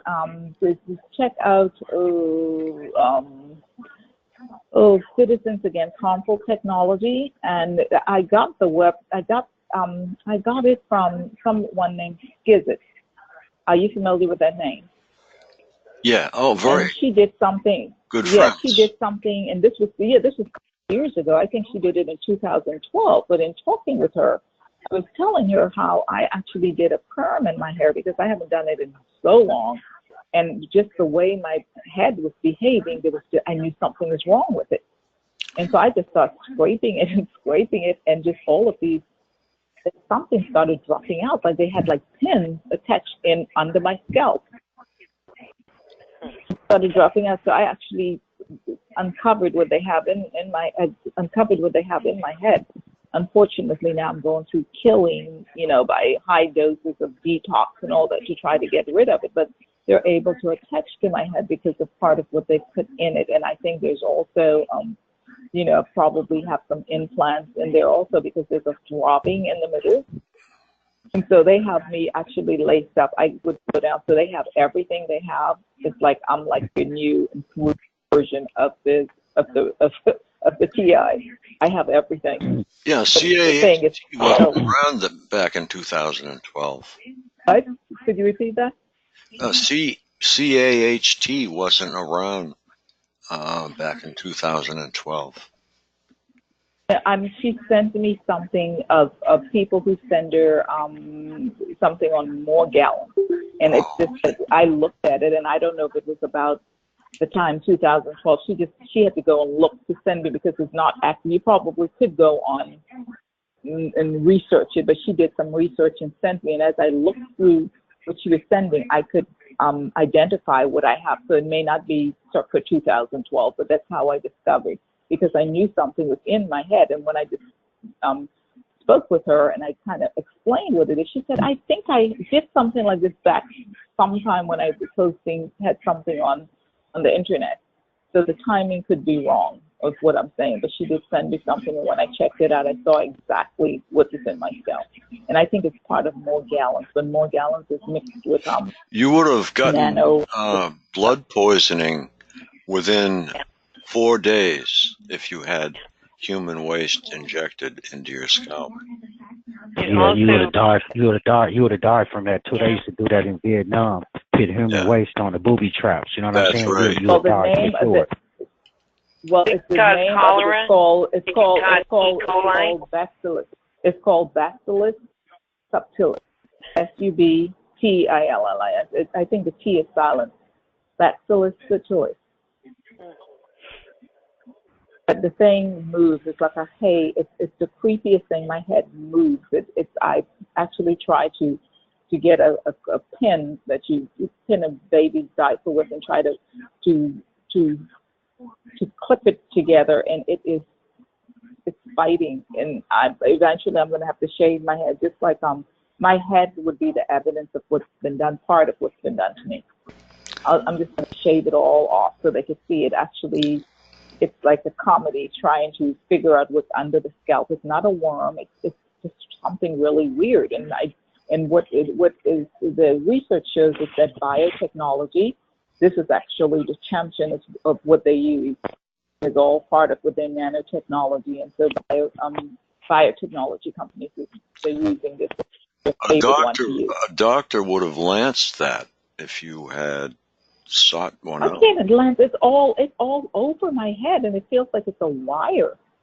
This is not one of these things where it's silly things like if you go to the doctor and do that, there's no lens and they'll have to cut my whole head up because it moves.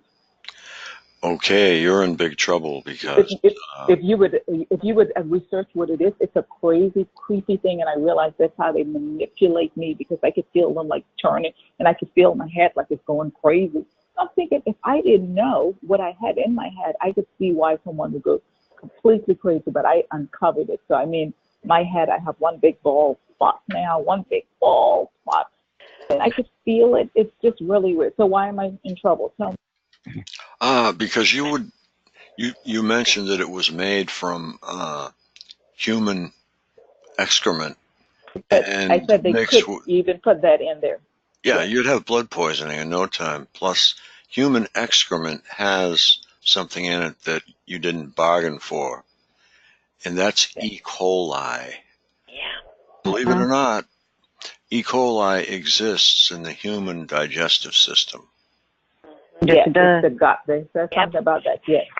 And when you have a UTI, it's because somehow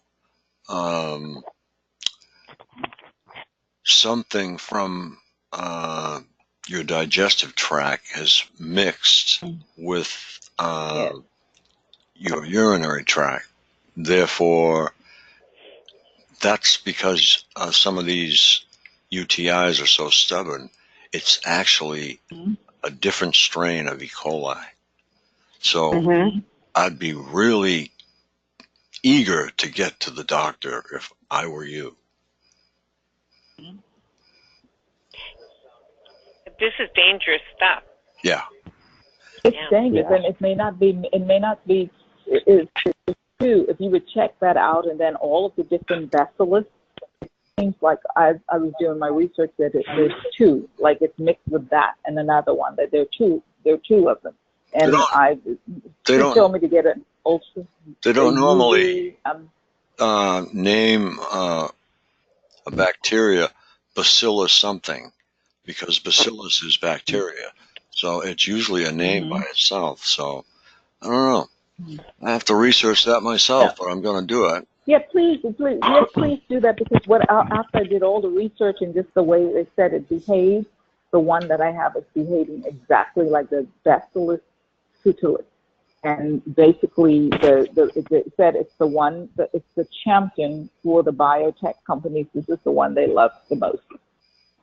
So it behaves exactly this way. If I would feel it under the scalp, it would roll across the scalp. It's like it's running. It balls up like hay, and it goes. Okay. Go to your doctor and get on a massive dose of cipratoxin. Okay. Toxin. I'm familiar with that. Cipro, yeah. Yes. Get on that really quickly, because you're going to be dead soon if you don't. Yeah. Deadly diseases carried by human waste. Deadly diseases. Yeah. Many. Yeah. Hey, Frank. Yes, sir. Let me change the subject for a bit. Did you guys hear about the massive school shooting? Another one? I'm watching the news right now, right? Headlines, it say 19 killed, over 50 wounded by student gunman at school in Crimea. Suspect fatally shoots himself. Where's this? Just on TV, on the news.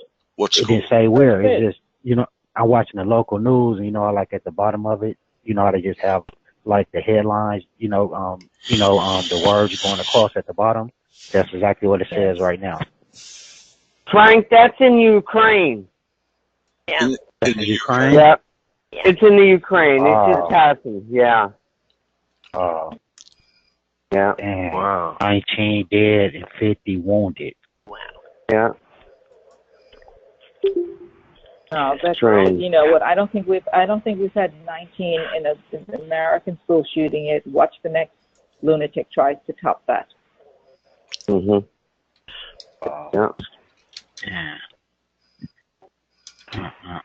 That's sad. Yeah, the worst we had was the Pulse shooting in Orlando, Florida.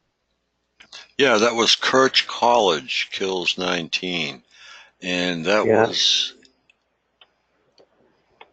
17th. Russia seized Crimea from Ukraine in 2014 in a move condemned by many Western powers.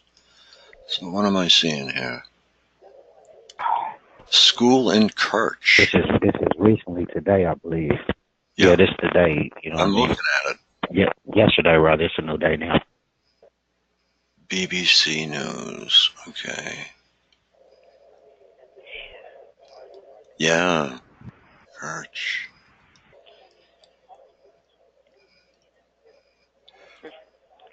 Crimea. Yeah. Yeah, boy. How'd that one get away from me? Wow.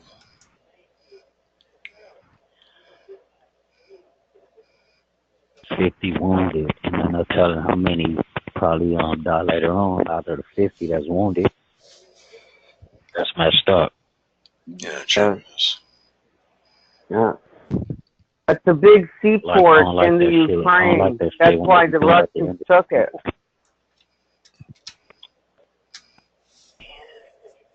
Yeah.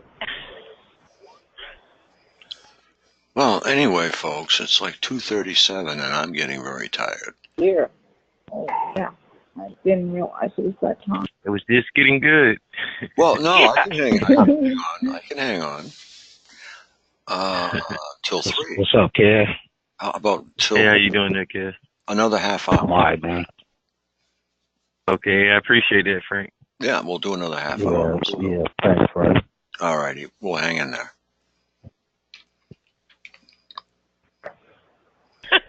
So everybody goes quiet. Well, if it's early out here where me and Linda at. Yeah, I know. Okay, well, I'm going to turn it in. I have to be up in a few hours, and like I said, I appreciate. All right. But right, you all night. take care. Okay. Okay, you too. You know, one thing I want to tell you too. What was your name again? Miranda. Miranda. Yeah. Okay. I'm Kevin from Florida. But one thing I just want to say is, these perps, what they try to do is if they can't get you, like for little skits that they do, they try to get deep into your business, like, like your family, like they doing me, like they'll get close as they can to aggravate you. But I'm not letting it get to me. But like they'll try to get really, really close. They want to know what piss you off. What could piss you off? What can make you act out?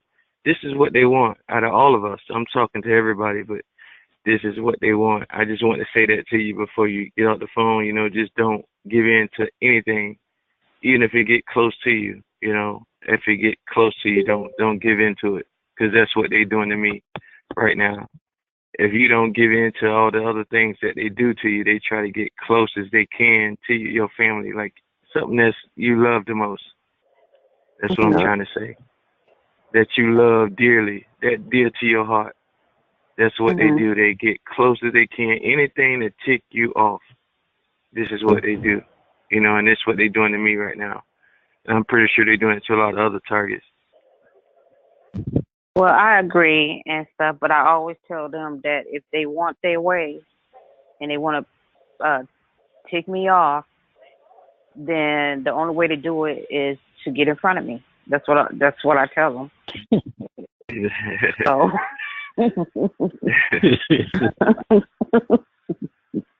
And so, but you know what? I'm very aware of what their game plan is. When I read them manuals and read the NSA and CIA COINTEL that they use, I even found one from an NSA psychiatrist from when the program began, how they incorporated the psychiatry attack against other officers, and that's how it became used throughout the NSA.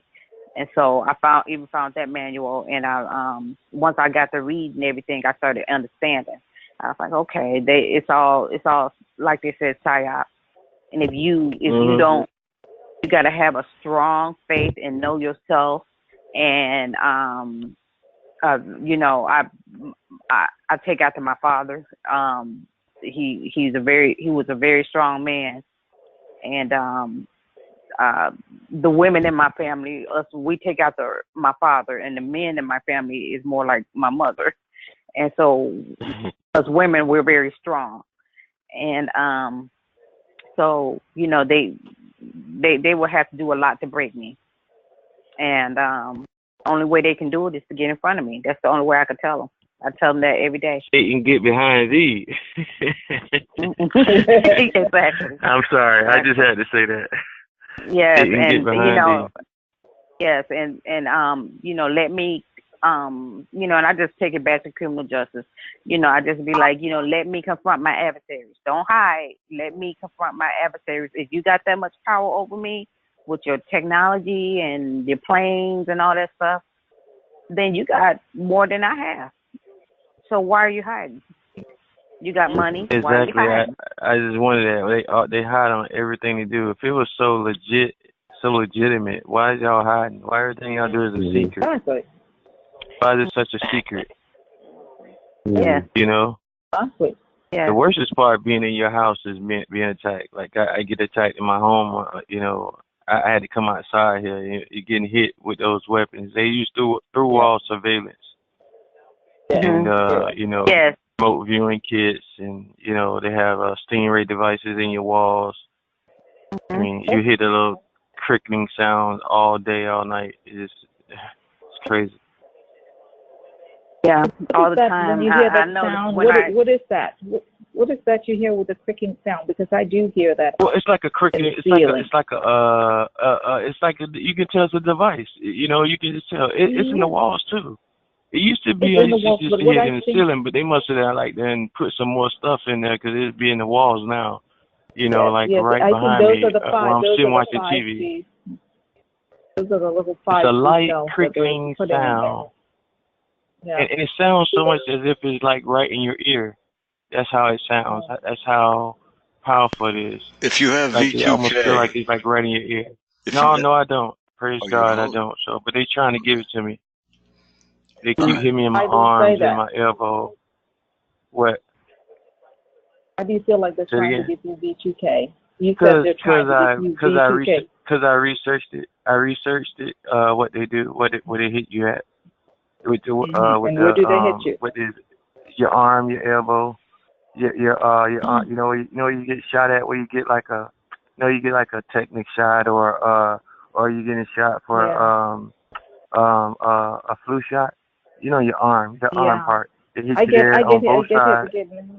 Well, try to block it, because that's, if you ain't getting V2K, that's where they hit you at. Your elbow, your arm, all your arms, your fingers. Yes. Yeah, yeah. I researched it, and that's where they hit you at. Yes. In your ear, behind your ear. I'm sorry, on both your ears, behind your ear. Okay, I haven't gotten that, but I have gotten it in the elbow. Like they're trying to get me in the elbow and the arm occasionally. Yes. Yeah, yeah. That's where they hit you at. Thank you. How are they doing the tinnitus? Huh? How are they doing the tinnitus? The people in Cuba, they suffered from tinnitus too, and they think it's. Didn't they say it was sonic weapons? I don't know exactly what a sonic weapon is, but it's yeah. The sonic weapons are acoustic weapons and infrared sound. Infrasound, that's what they call it. Infrasound. Yeah. Mhm. I'm not sure exactly what I all wish I that knew. is, but that's the I wish I clicking knew too. what I get type that of clicking. device. You know the clicking. Yeah, you get that clicking somebody too? mentioned. Yeah, I get the clicking, and usually I think they're looking for me with that clicking. They're like locating me. Yeah. And then right on the heels of the clicking comes the tinnitus. You know. I'm outside here, right? I'm anybody outside, else? and I get it comes all the way out to the end. It come all the way out to the edge. I'm outside, and I can hear it from the outside, like it's hanging to the edge of my roof, like looking for me. Mhm. I'm serious. I'm dead serious. Like I'm outside right now, and I can hear it clicking.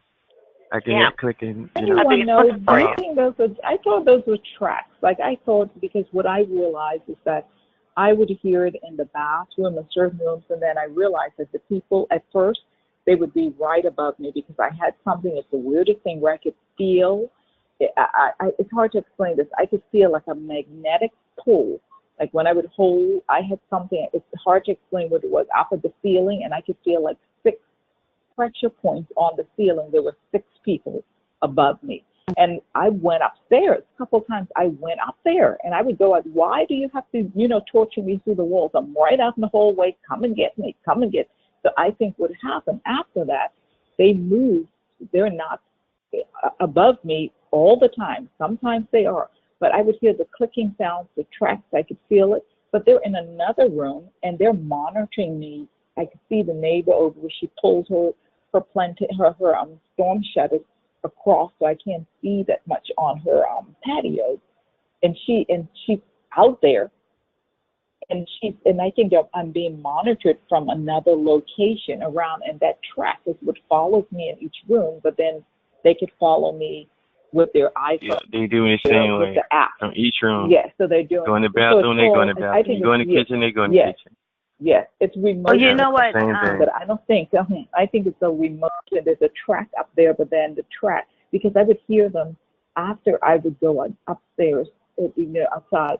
I would hear them up there building this little thing, building, and I'm thinking, oh, what do they have planned for me for tonight? And each time, and I kept knocking the ceiling. So a couple of times I've knocked it, and I heard this thing like it actually. Like I knocked it out off the track, and I could hear it going, something's happening up there. And then later on, I hear them up there knocking it back on the track again. So I think they have tracks, and they don't necessarily have to be there. They could be in another room or a different location, but not too far. For me, it's not too far because I think it only works from so far. So they're like in the surrounding apartments around me doing it. So when I hear the sound, that's what it sounds like to me, because it's not like they're above me as much anymore, but there's a track up there, remote track. What I was I think it's called researching magnetrons or something. Yeah, and I was researching. They use a bot-sized drone that they hook onto the device, like for instance, like the Stingray device. They'll hook a bot-sized drone. Because one time it ran so fast, I heard it run across the ceiling. I could hear it, like fast, almost like you think it's a rat. And you know the bad part about when I stay in apartments, when we stay in apartments, that's what I thought it was. And the whole damn time, it was these fucking excuse me, I'm sorry. That's good. It was the devices. It was the devices, and it was the devices. You brought up a great point, because it's not a rat. You just brought up a great point. Like, let me tell you, it's the fact that you brought up the whole thing about a rat. It's not a rat. After I was targeted here, I left here and I went to a friend's house, and the friend said that someone told her that she had rats, and she put all of these traps up there. But when I went to her house, I was targeted at her house, and that's exactly what happened. When you hear the sound, she was thinking it was a rat, but I knew it wasn't a rat because I was being targeted. So that's how they're getting into homes. That's how they're getting into people's homes, by telling them the whole thing in Florida is by telling them they have rats. And you think they're going up there and setting traps. And they're setting traps in your house so you could be monitored by the 5G cell that's right outside your house. So that's exactly what happened to my friend. Like, she thought she had rats, but she had rats. These were rats that had iPhones up there, because I was actually being targeted at her house. And they get into people's homes by bringing rats or saying they have them. You have to have a service, and they're actually installing something in your home. So yeah, because I always want to know, how do they do that? Like, even when I go to hotels, like, how the hell everywhere you go, I'm getting hit. Like, how are they able to do that? I'm still wondering how the hell they do it. How do they do it to someone that's not even being targeted? Well, I feel they're not being targeted. Like a family member, you go over there and then you're still being hit. So how are they able to do that? I think your frequency could be sold to anyone on the highway, or whoever's in that. Your frequency is sold. So all they have to do is tune into your frequency. It's so and they bad. just have those. Florida is really bad. I mean, it's like Yes. it's really really bad in Florida. Which area? The miles apart. You'll even see them on the highway. You know, and but they have the towers every. I forgot the number of miles apart that they. I was researching it on FCC site. And I did find a video too of the president of at the FCC, Ajit something, I forgot, and he's saying one thing, and then someone else in Congress was challenging what he was saying regarding the FCC approval of a lot of technology devices. And I have to find that, and I'll send that in as well. But before I get off the phone, I want to ask: have any of you had acoustic sounds up on your roof? What would that sound like? It sounds like they're on top of your roof. Like I don't like almost like they using some type of tools and stuff. You mean it's no? It's coming like from a person. Yeah, it's like a person. It's like a person walking on your roof. And so they have been doing that.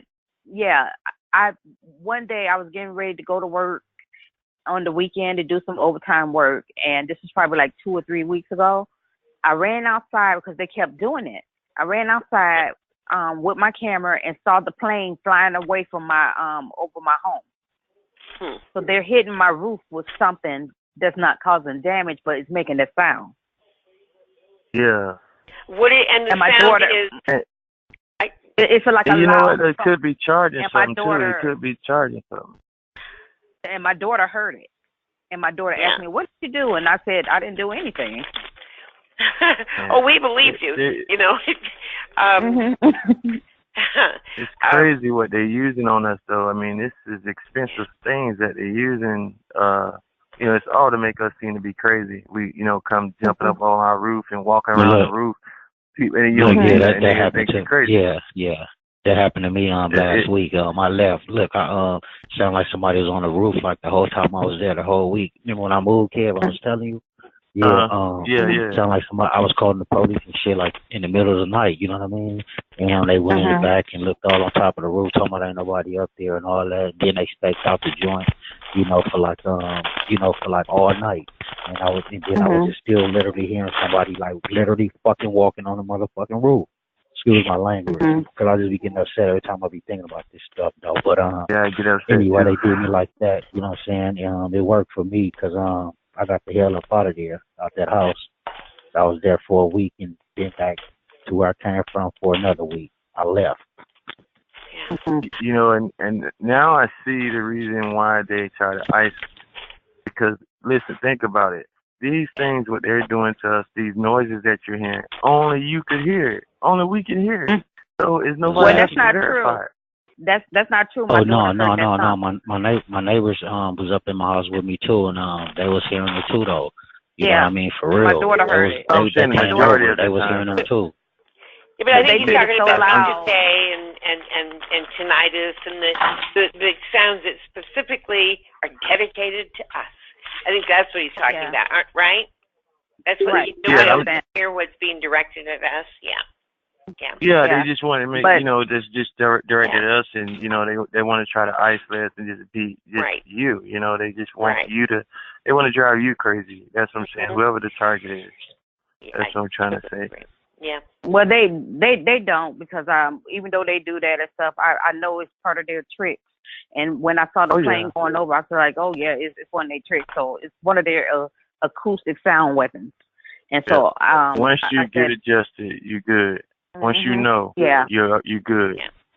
See, I didn't even know that part. I was literally thinking somebody, you know what I'm saying, like, on the roof and trying to break in and all that kind of stuff. I mean, you can literally hear footsteps on the roof. You know what I mean? You can literally hear like there's somebody, you know what I mean, up on the roof for real walking. Just yell out, exactly what I was hearing. my gun? I'm going to shoot holes in my ceiling. They have drone devices that sound like yell that out and see what happens. Hopefully they'll take They have them look like drones. Didn't You it gonna have make on them it? fall Didn't through it the have a ceiling, Linda? device that make it?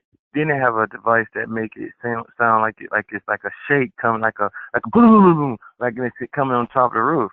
They can do that too, because they did it to me twice before. The first time I didn't know, I went outside trying to see what was up. The second time they couldn't get me because I know the first time what happened. And that's when I started researching stuff. And I said, okay, they use this, they use that.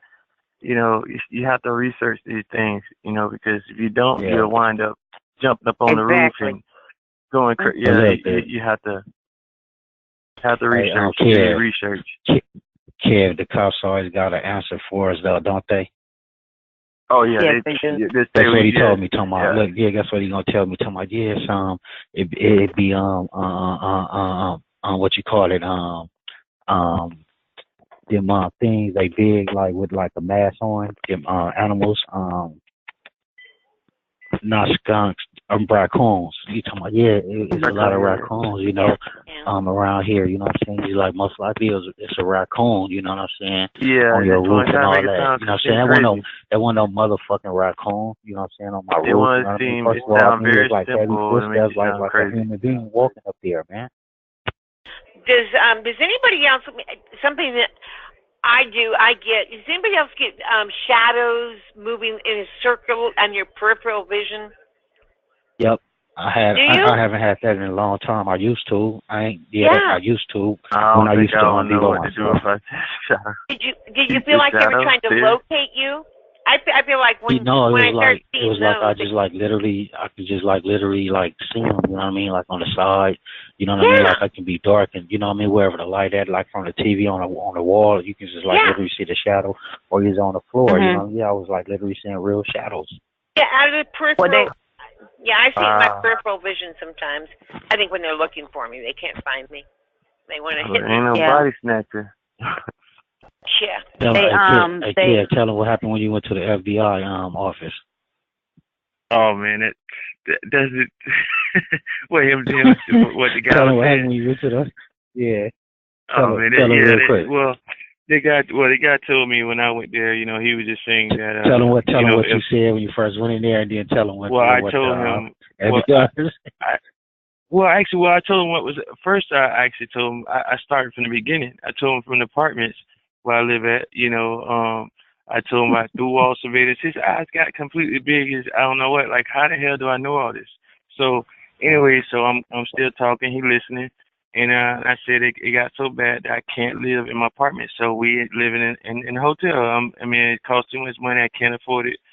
And I said, I'm getting hit with radiation. I said, it's chemicals and all that. He said, if you was getting hit with radiation, you wouldn't be talking to me right now. He said, what? That's what he told me. You're getting hit with radiation. If I was getting hit with radiation, he said, if I was getting hit with radiation, I wouldn't be talking to him right now.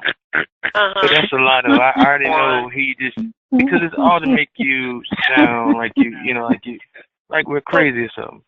He's not very smart. I mean, radiation comes in all different levels, and that's not a very smart comment from him. Yeah, and the guy, he didn't even seem too much, because I said, you're not going to write down nothing? He said, oh, we don't write down stuff. I'm like, you're not going to record? We don't record stuff. So how y'all supposed to remember it?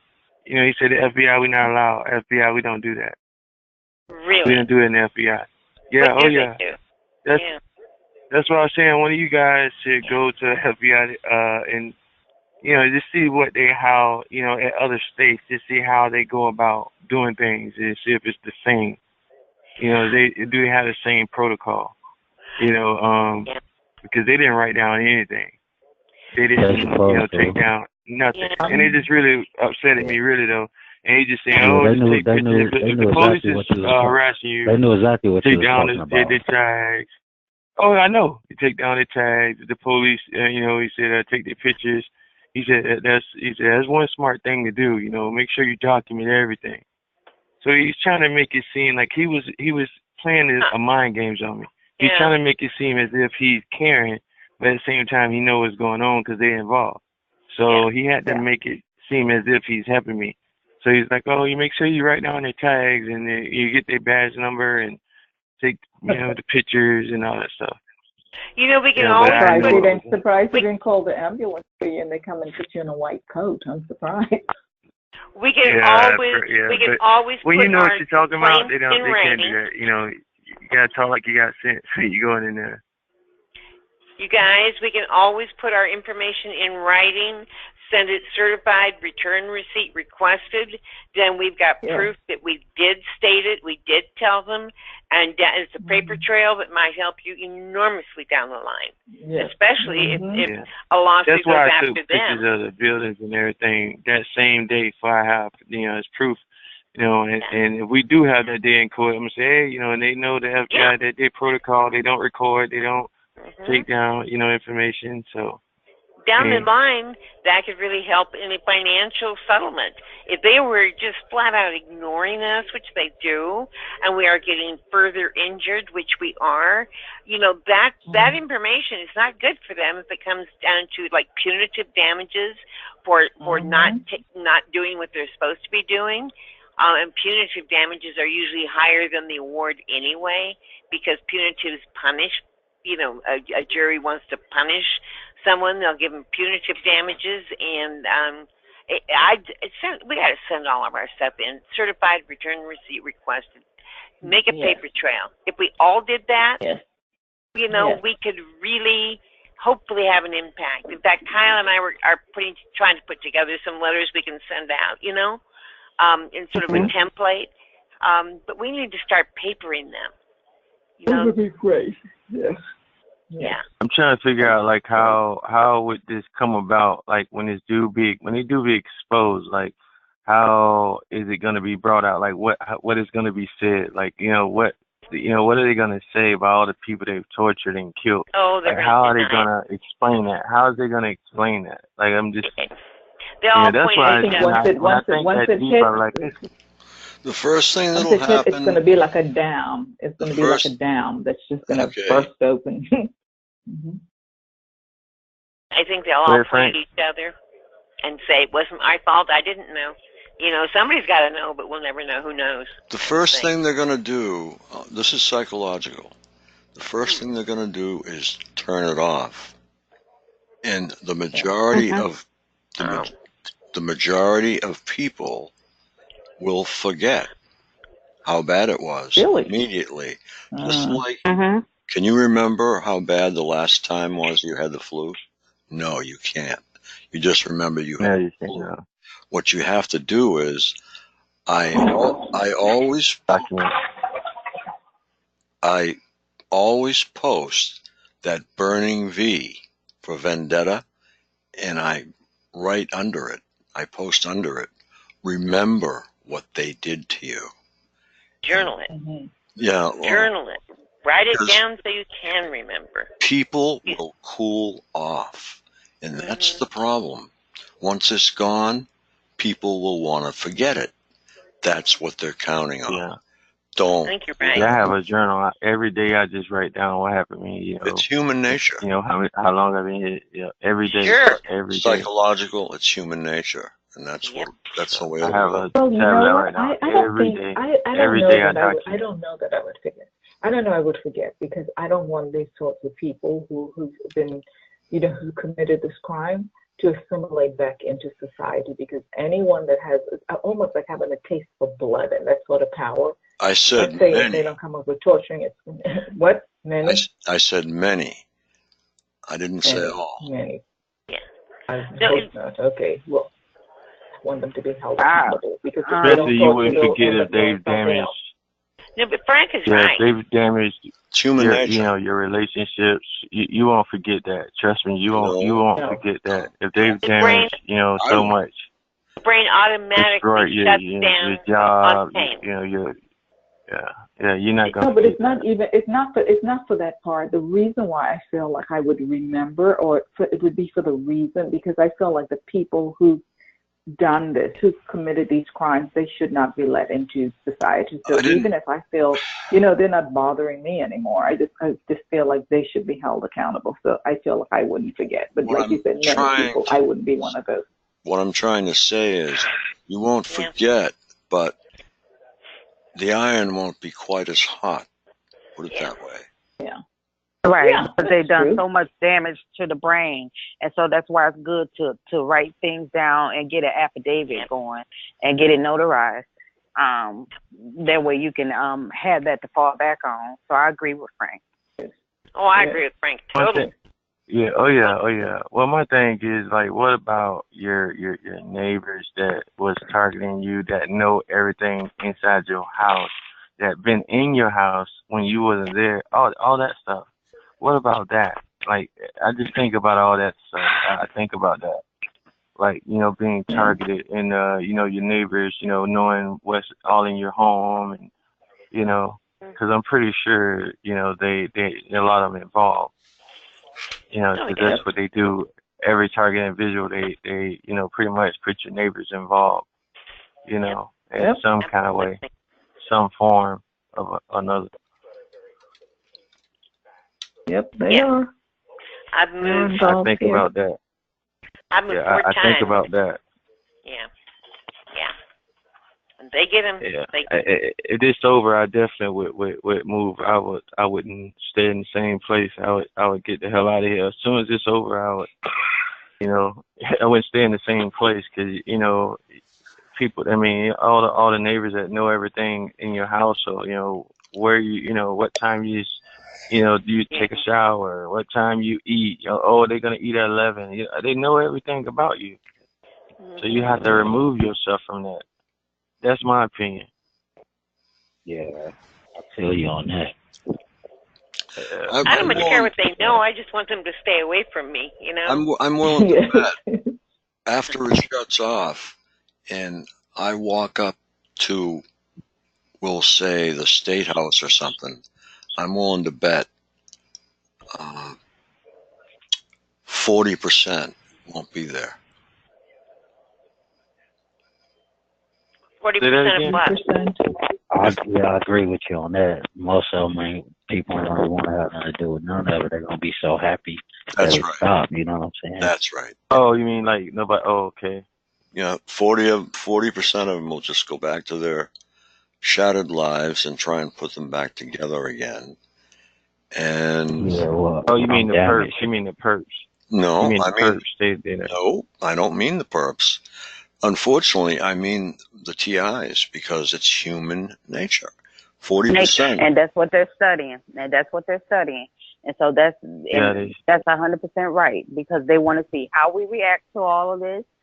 If they leave us Mind alone, control how we behavior react. modification program.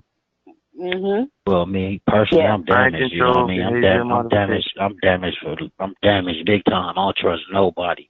You know what I mean? For real. I mean, I'm paranoid. I don't trust a motherfucker. They studying Oh, all look, this. They real studying quick. everything. Hey, Frank. Hey, man, what's up with that? What y'all think? What y'all think about that? That Army helicopter, man, that flew over my, and it flew right in front of my door, like, you know what I mean, where I could see it. I mean, everybody in the whole LA can hear it. It was that loud, but it flew right in front of my fucking door, right when the lady on here was talking about, you know what I mean, the Army, you know what I mean, the Air Force helicopters and stuff and planes and stuff. 5 minutes after she was saying it, the one flew right in front of my fucking door. You know what I mean? I've been living right here all my life. You know what I mean? 45 years. Don't know motherfucking Army helicopters and none of airplanes even come nowhere around here. Period. You don't never even How long see them. ago this happened? When this happened? Earlier tonight. Earlier tonight when we was on the call. Round. I wrote the time down. It was like 7:30 my time. Yeah, and I was talking about the planes and the helicopters, and then he mentioned that a helicopter just flew in front of him. And this happened to me like probably 2 or 3 weeks ago when I was talking to another TI, and she said a black helicopter flew in front of her, and she lives in the northern part of Illinois.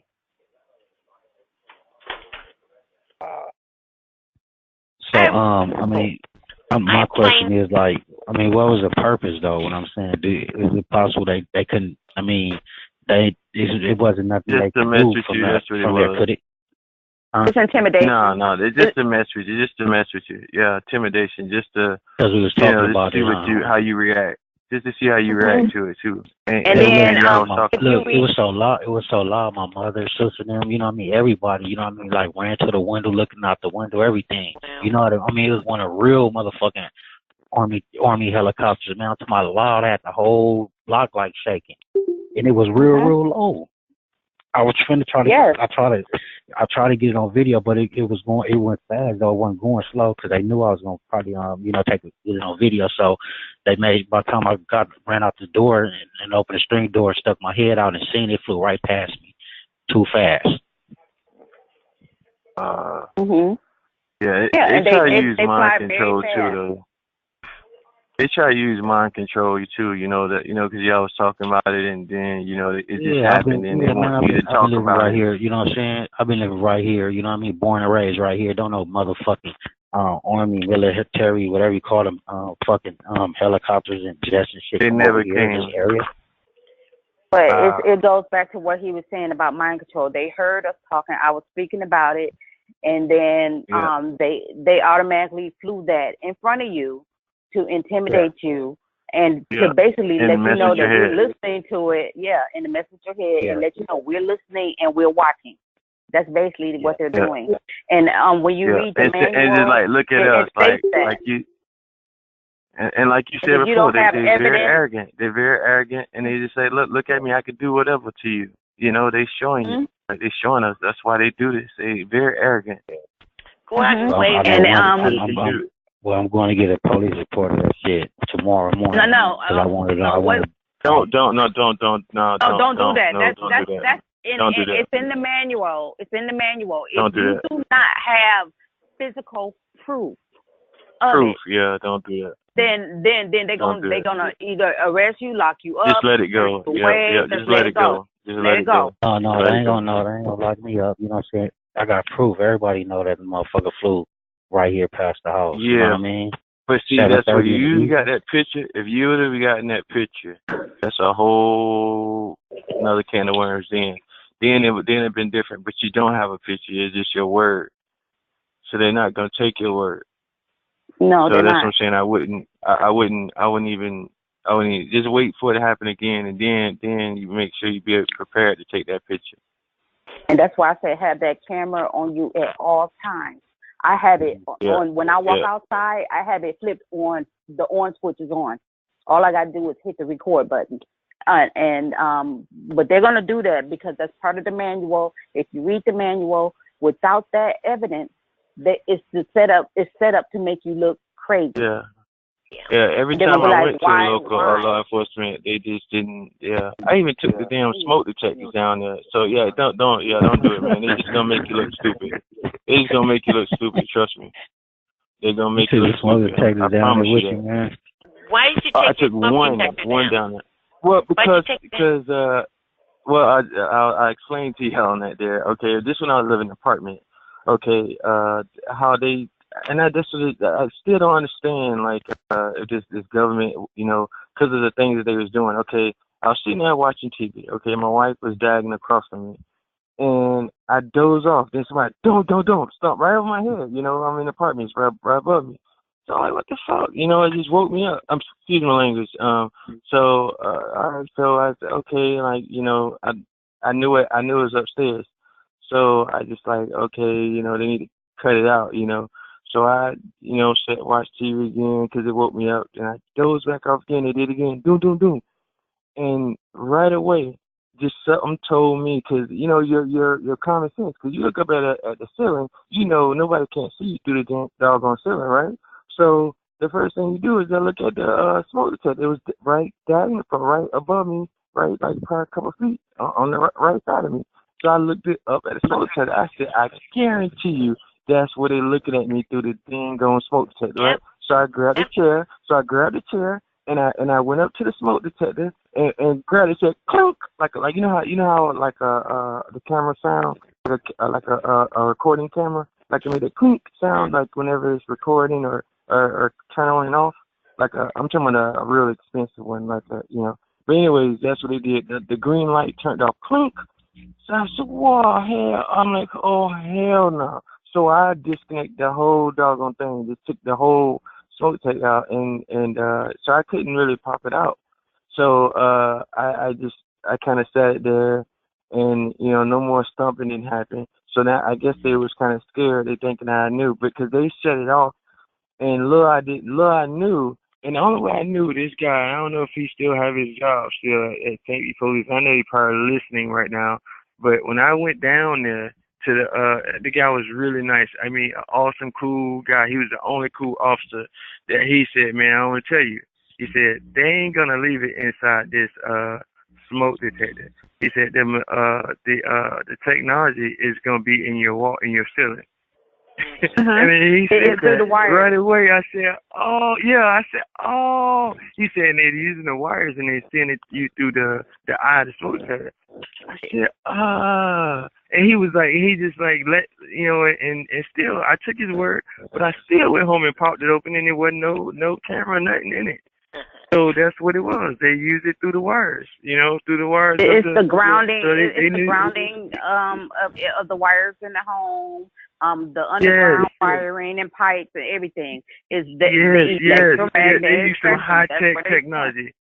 Some high tech technology they use. And if you all go to the Department of Energy, all of this is through the Department of Energy. Go to the Department of Energy and you will see.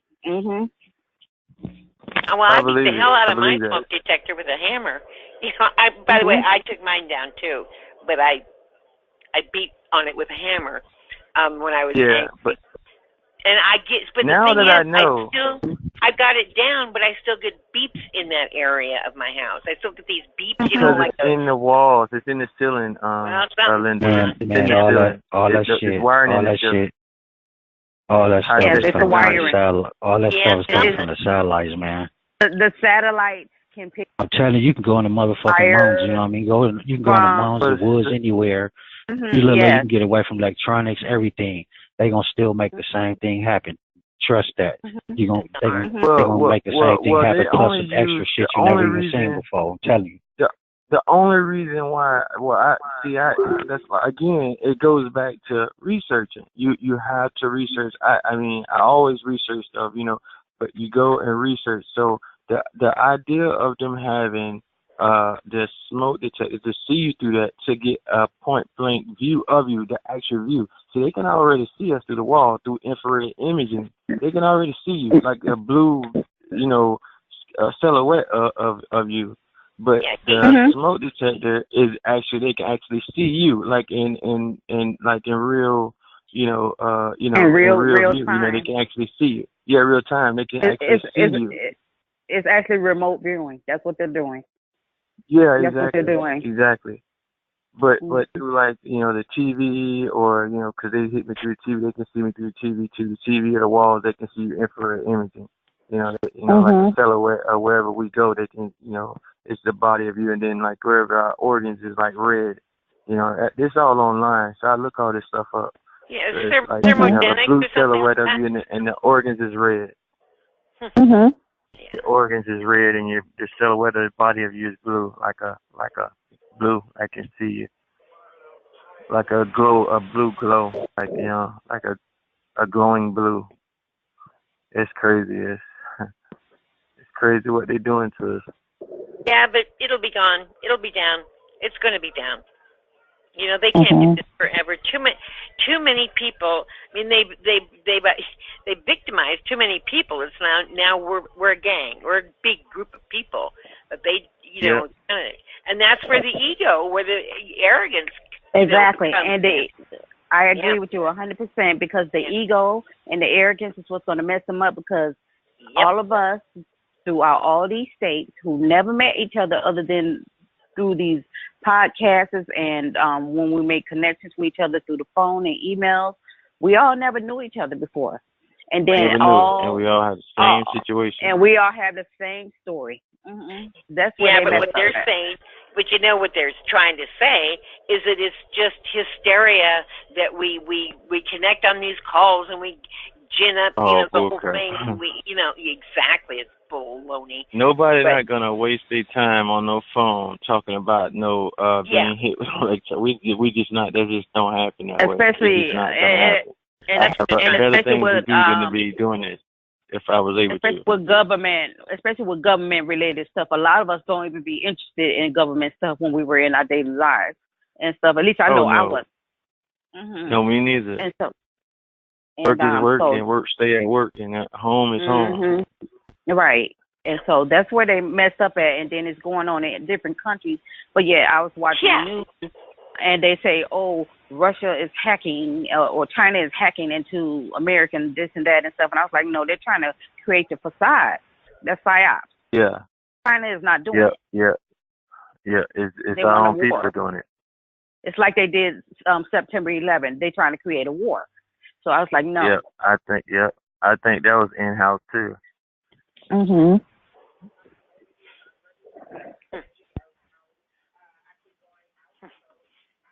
Yeah, this stuff is crazy what's going on.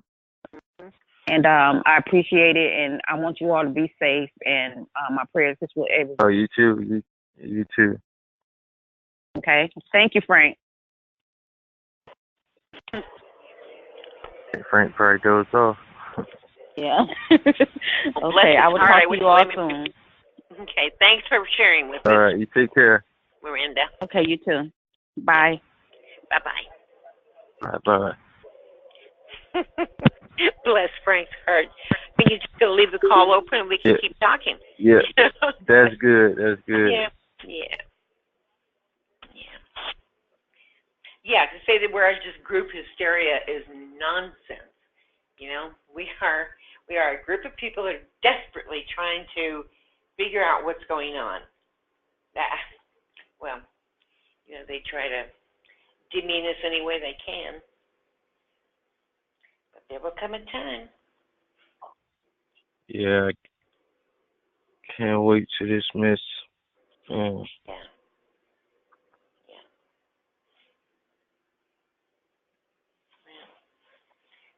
Well, you know, like I said, they did not.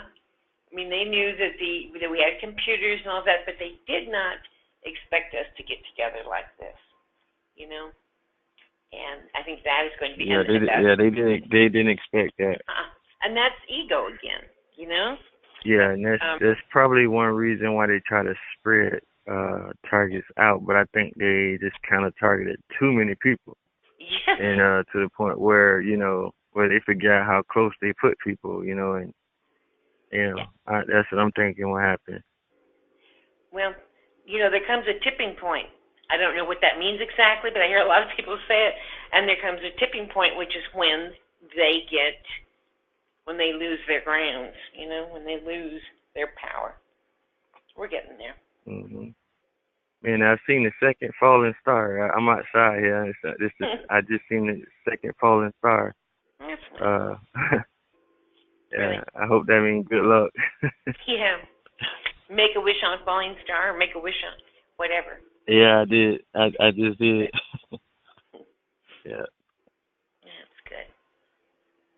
Yeah, you know, the funny part about it is, you know, how they they're very well equipped with how they do stuff. Like, believe me, probably every target, every one of us that's on the call right now, I guarantee you, there's somebody in your area watching you, knowing what you do. You know, knowing, you know, the calls, you know, and you know, like they know I'm outside, because I'm outside. Usually, it would be a neighbor outside right now. Really? Like, when I come out, it usually be a neighbor pop outside, and they'll just be sitting out there like they're doing something. But I don't know. It's kind of weird. I don't see nobody now. It's kind of strange. It's strange. I'm not seeing them, but usually they'll pop right outside. And they could be out there. I just don't see them. But what time is it? All my neighbors. What time is it now? Hold on a sec. Let me see. It is 3:23. And they would still follow you around? Oh yeah. Time? Oh wow. yeah. Oh yeah. Oh yeah. Dedicated. Yeah. And, well, see where I live at, right? And this is the weird part where I live at. Like mostly all my neighbors here on my side and other side, they had their porch lights off. Some of them have them on, but it's so dark you can't even see nothing over there. They keep their lights off, so you don't know if they're over there. Yeah. It's just dark, you know. I can't even see their doggone vehicle. I put some extra security lights around my house, and people across the street complained because we live in the mountains and it's supposed to be dark. They also know about my interior locking system, which they shouldn't know. But I mean, they really don't want you to be lighting things up, you know. I think. You get targeted out there, and you live by the mountains and stuff. Oh yeah. Wow. Well, they have to. I think in the mountain, I've got big. I probably have fun. I wish I lived in the mountains. I have fun with them. Well, they're here. They find the closest person to you. They can't get me with I don't think with satellites because I have so many trees around my house, great big tall pine trees. So they can't really, you know, that kind of disturbs their line of sight. But the neighbors are absolutely a part of it. Absolutely. In fact, the house down below me, my security cameras that work sometimes and not sometimes, they're infrared, so they can see lights that you can't see with your naked eye.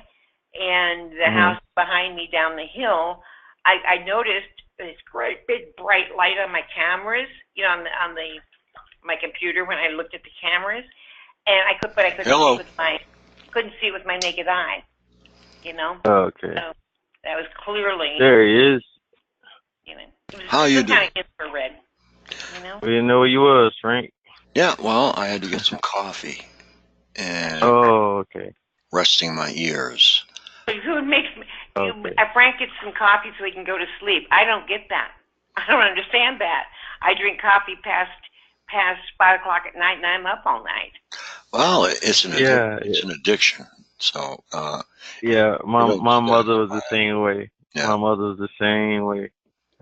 She had to have at least about 4 or 5 glasses, you know, a day. Oh, my father was 10, 15 cups a day. Jesus. Yeah. Was he nervous? Yeah, some people just drink it straight, like black. I have to have cream and sugar in mine. I mean, some people can just drink it straight. My aunt just drink it straight, you know, black. Like, oh, it's awful. I can't do that. Yeah. But some people drink it straight black, you know. Mine's, I fill it half with milk and then a whole lot of sugar. Yeah, me too. I like it, but yeah. Well, I did that as a kid because my mom used to drink it when I was younger, and I used to, you know, drink it. Then I do the same way all the way to this day. Yeah. Well, guys, I think I'm going to call it a night. It's 3:30 here. Okay. And we have 1, 2, 3, 4, 5, 6, 7, 8, 9, 10, 11, 12, 13, 14, 15, 16, 17 people, including myself. Wait, wow, that many people on Do you want to go till 4? That many people on the call? Yeah, do you want to go till 4? I'll do 4. You're a good man. Yeah, we could. Okay, good. Or you could just leave the call open and we could just keep talking and not bother you. Does that make sense? Yeah, that works. Or not? Okay. That works too. Call is open and I'll be in and out. How's that? Good. Okay. Yeah, we'll be here. Good. Okay. Okay. Thanks, Frank. Yep. You It's guys amazing nobody else ain't talking. You guys are all the best. Well, this is a lot of people You at too, this time of night. Yeah, You know? it is. Yeah. It's Frank. Hi. Yep, I'll be in and out, probably mostly out, but, you know, just close the door and lock it and before you leave. Okay. We'll snap the light. All right, thanks. Yeah. Yeah. We're a good group. You know, we care about each other, and that's cool. And you know something else? I think what's so cool about the men on these calls is you guys don't mind being vulnerable and telling us what's going on, what scares you, what's upsetting to you. And not all men will do that. And that takes a lot of strength, I think, to be able to open up with a bunch of strangers. You know, because men kind of have a thing about being tough, I think. And yeah, one thing I like to say on that is become a target, and that a lot of things are changing in your life. That's the truth. Yeah. Yeah, become a target, and then a lot of things are changing in your life. Yeah. Well, I think you'll start talking. hopefully there's a purpose to this. I don't know what it is, but hopefully I know that I used to think my strength came because of my husband, because he was so supportive and, enjoyed my strength and all that. And I used to think he kind of gave me my strength, but then he died and I had to get stronger, and somehow. Sorry to hear that. Yeah, I miss him. He was a good man. But maybe we're just learning who we are. I don't know. We got to figure something is supposed to be coming out of this, other than what they're wanting, I don't know. Just wondering what's the reason, what's behind all this. I know they're experimenting on people, but what's the reason behind all of it? Yeah, I don't know. Why is people why is they, especially secrecy, it's out in the open. It's nowhere of hiding it. Everybody know what's going on. It's not no secret no more. No, it's not. But they're still hiding under secret. They still doing this under secrecy. But we know what's going on. Clearly I know everything what's going on. The different skits they do, everything. So it's no secret no more to me. And the fact that they're continuing, even though it's not a secret, I think goes back to what we were talking about with the ego and the arrogance. It's like they're missing the fact that so many people know because they're too important to bother with what we care about. I don't know. I just think that maybe they're missing the boat by not paying closer attention. Yeah. They obviously they pay very close attention to us, more so than we would like, but I think they're not realizing the strength that we're gathering. I don't know. Yeah. And those that are on the ground that are helping perpetrate this, they should really think about the fact that, they know too much. Are these guys really going to leave them alive when they know this much? It's something to think about. Like our neighbors and these different persons. Yeah, they give them all this information. Yeah. You're right. You're right about that. Yeah. It makes you wonder. Yeah, it makes them a threat to the people up above. People that are causing this or creating all this. I think the people that know the most are really going to be the ones that are going to go someday, and they're not going to leave them alive. Yeah, I think this haven't gotten out yet because it's so silently and secret. They've been keeping it secret and everything just been amongst us, and nothing has been gotten out in the actual opening. And if it gets shut down, where people would say that you're paranoid, crazy. You're crazy, So, and then not just that, majority of the society has been bribed, through monies, through even the news companies that are involved in this here program. So that's the bad part about this here. Yeah, I think they you get got even the news companies involved in this program.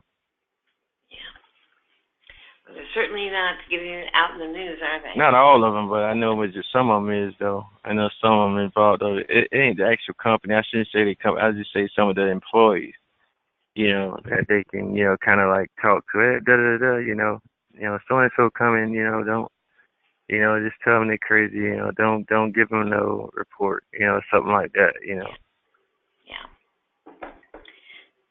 So that's why I think this haven't went anywhere, because it's kind of crazy to me. It's baffling to me. These many people all around the world is dealing with this, and nothing has been. But I know they're investigating it, but I'm just shocked that it's still going on. It's still lingering. Like, why is it lingering for so long like this? People being tortured, killed. Why is this? Why is it still going on? Why nobody haven't grabbed hold of this and just say, hey, enough is enough.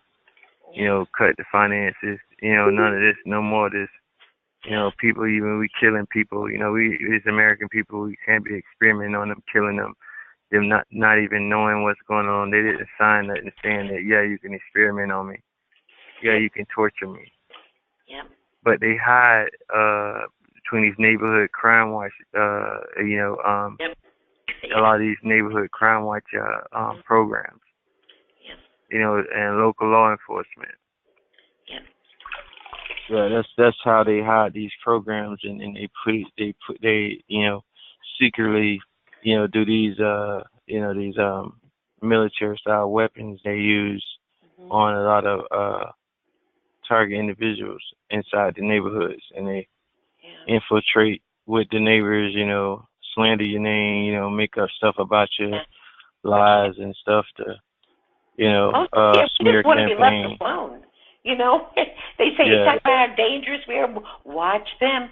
We're not dangerous. We just want you to go away.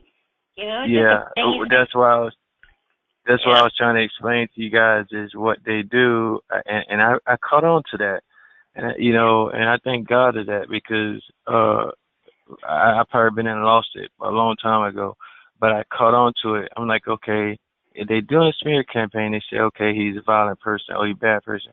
So what they're doing is that everyday stimuli, they do like different skits to get you to act out. So when you act out, they're going to say, see, I told you he's a dangerous person. We had him down as a dangerous person. Then you'll be all on the news. They'll make a big thing about it. Oh, he's all on the news. Oh, he's a bad person. We've been watching him for 3 years. And, oh, see, look what he did to his wife. Or look what he did. I'm like, nah. I caught on to that real quick. I'm like, I ain't buying into it. So, nah. Yeah, and they will. I told one woman. I caught on to it. I told one woman. Well, I'm in AA, and I was in an AA room, and this woman had really betrayed my trust in reference to some monetary issues, and I just wanted her to get away from me, leave me alone. So I went into an AA room, and she's sitting there saying, hello, Linda, and I looked at her and said, just leave me alone. And another woman gets up there. It was so set up. Another woman gets up and says, we don't talk like that in this room. Leave me alone, really? I mean, they made it into a scene that I had not made it into, and then gossiped about me later, about, you know, that I was so upset, blah, blah, blah, you know? Yeah. They hung up on me, so they didn't like what I was saying. Yeah, I just laugh at it because that's what, you know, when you laugh, it makes you feel better. You know, Exactly. You know, I've learned to laugh at what they do now. Yep, it lifts your frequencies. They try to bring you down. Laughing brings you right back up.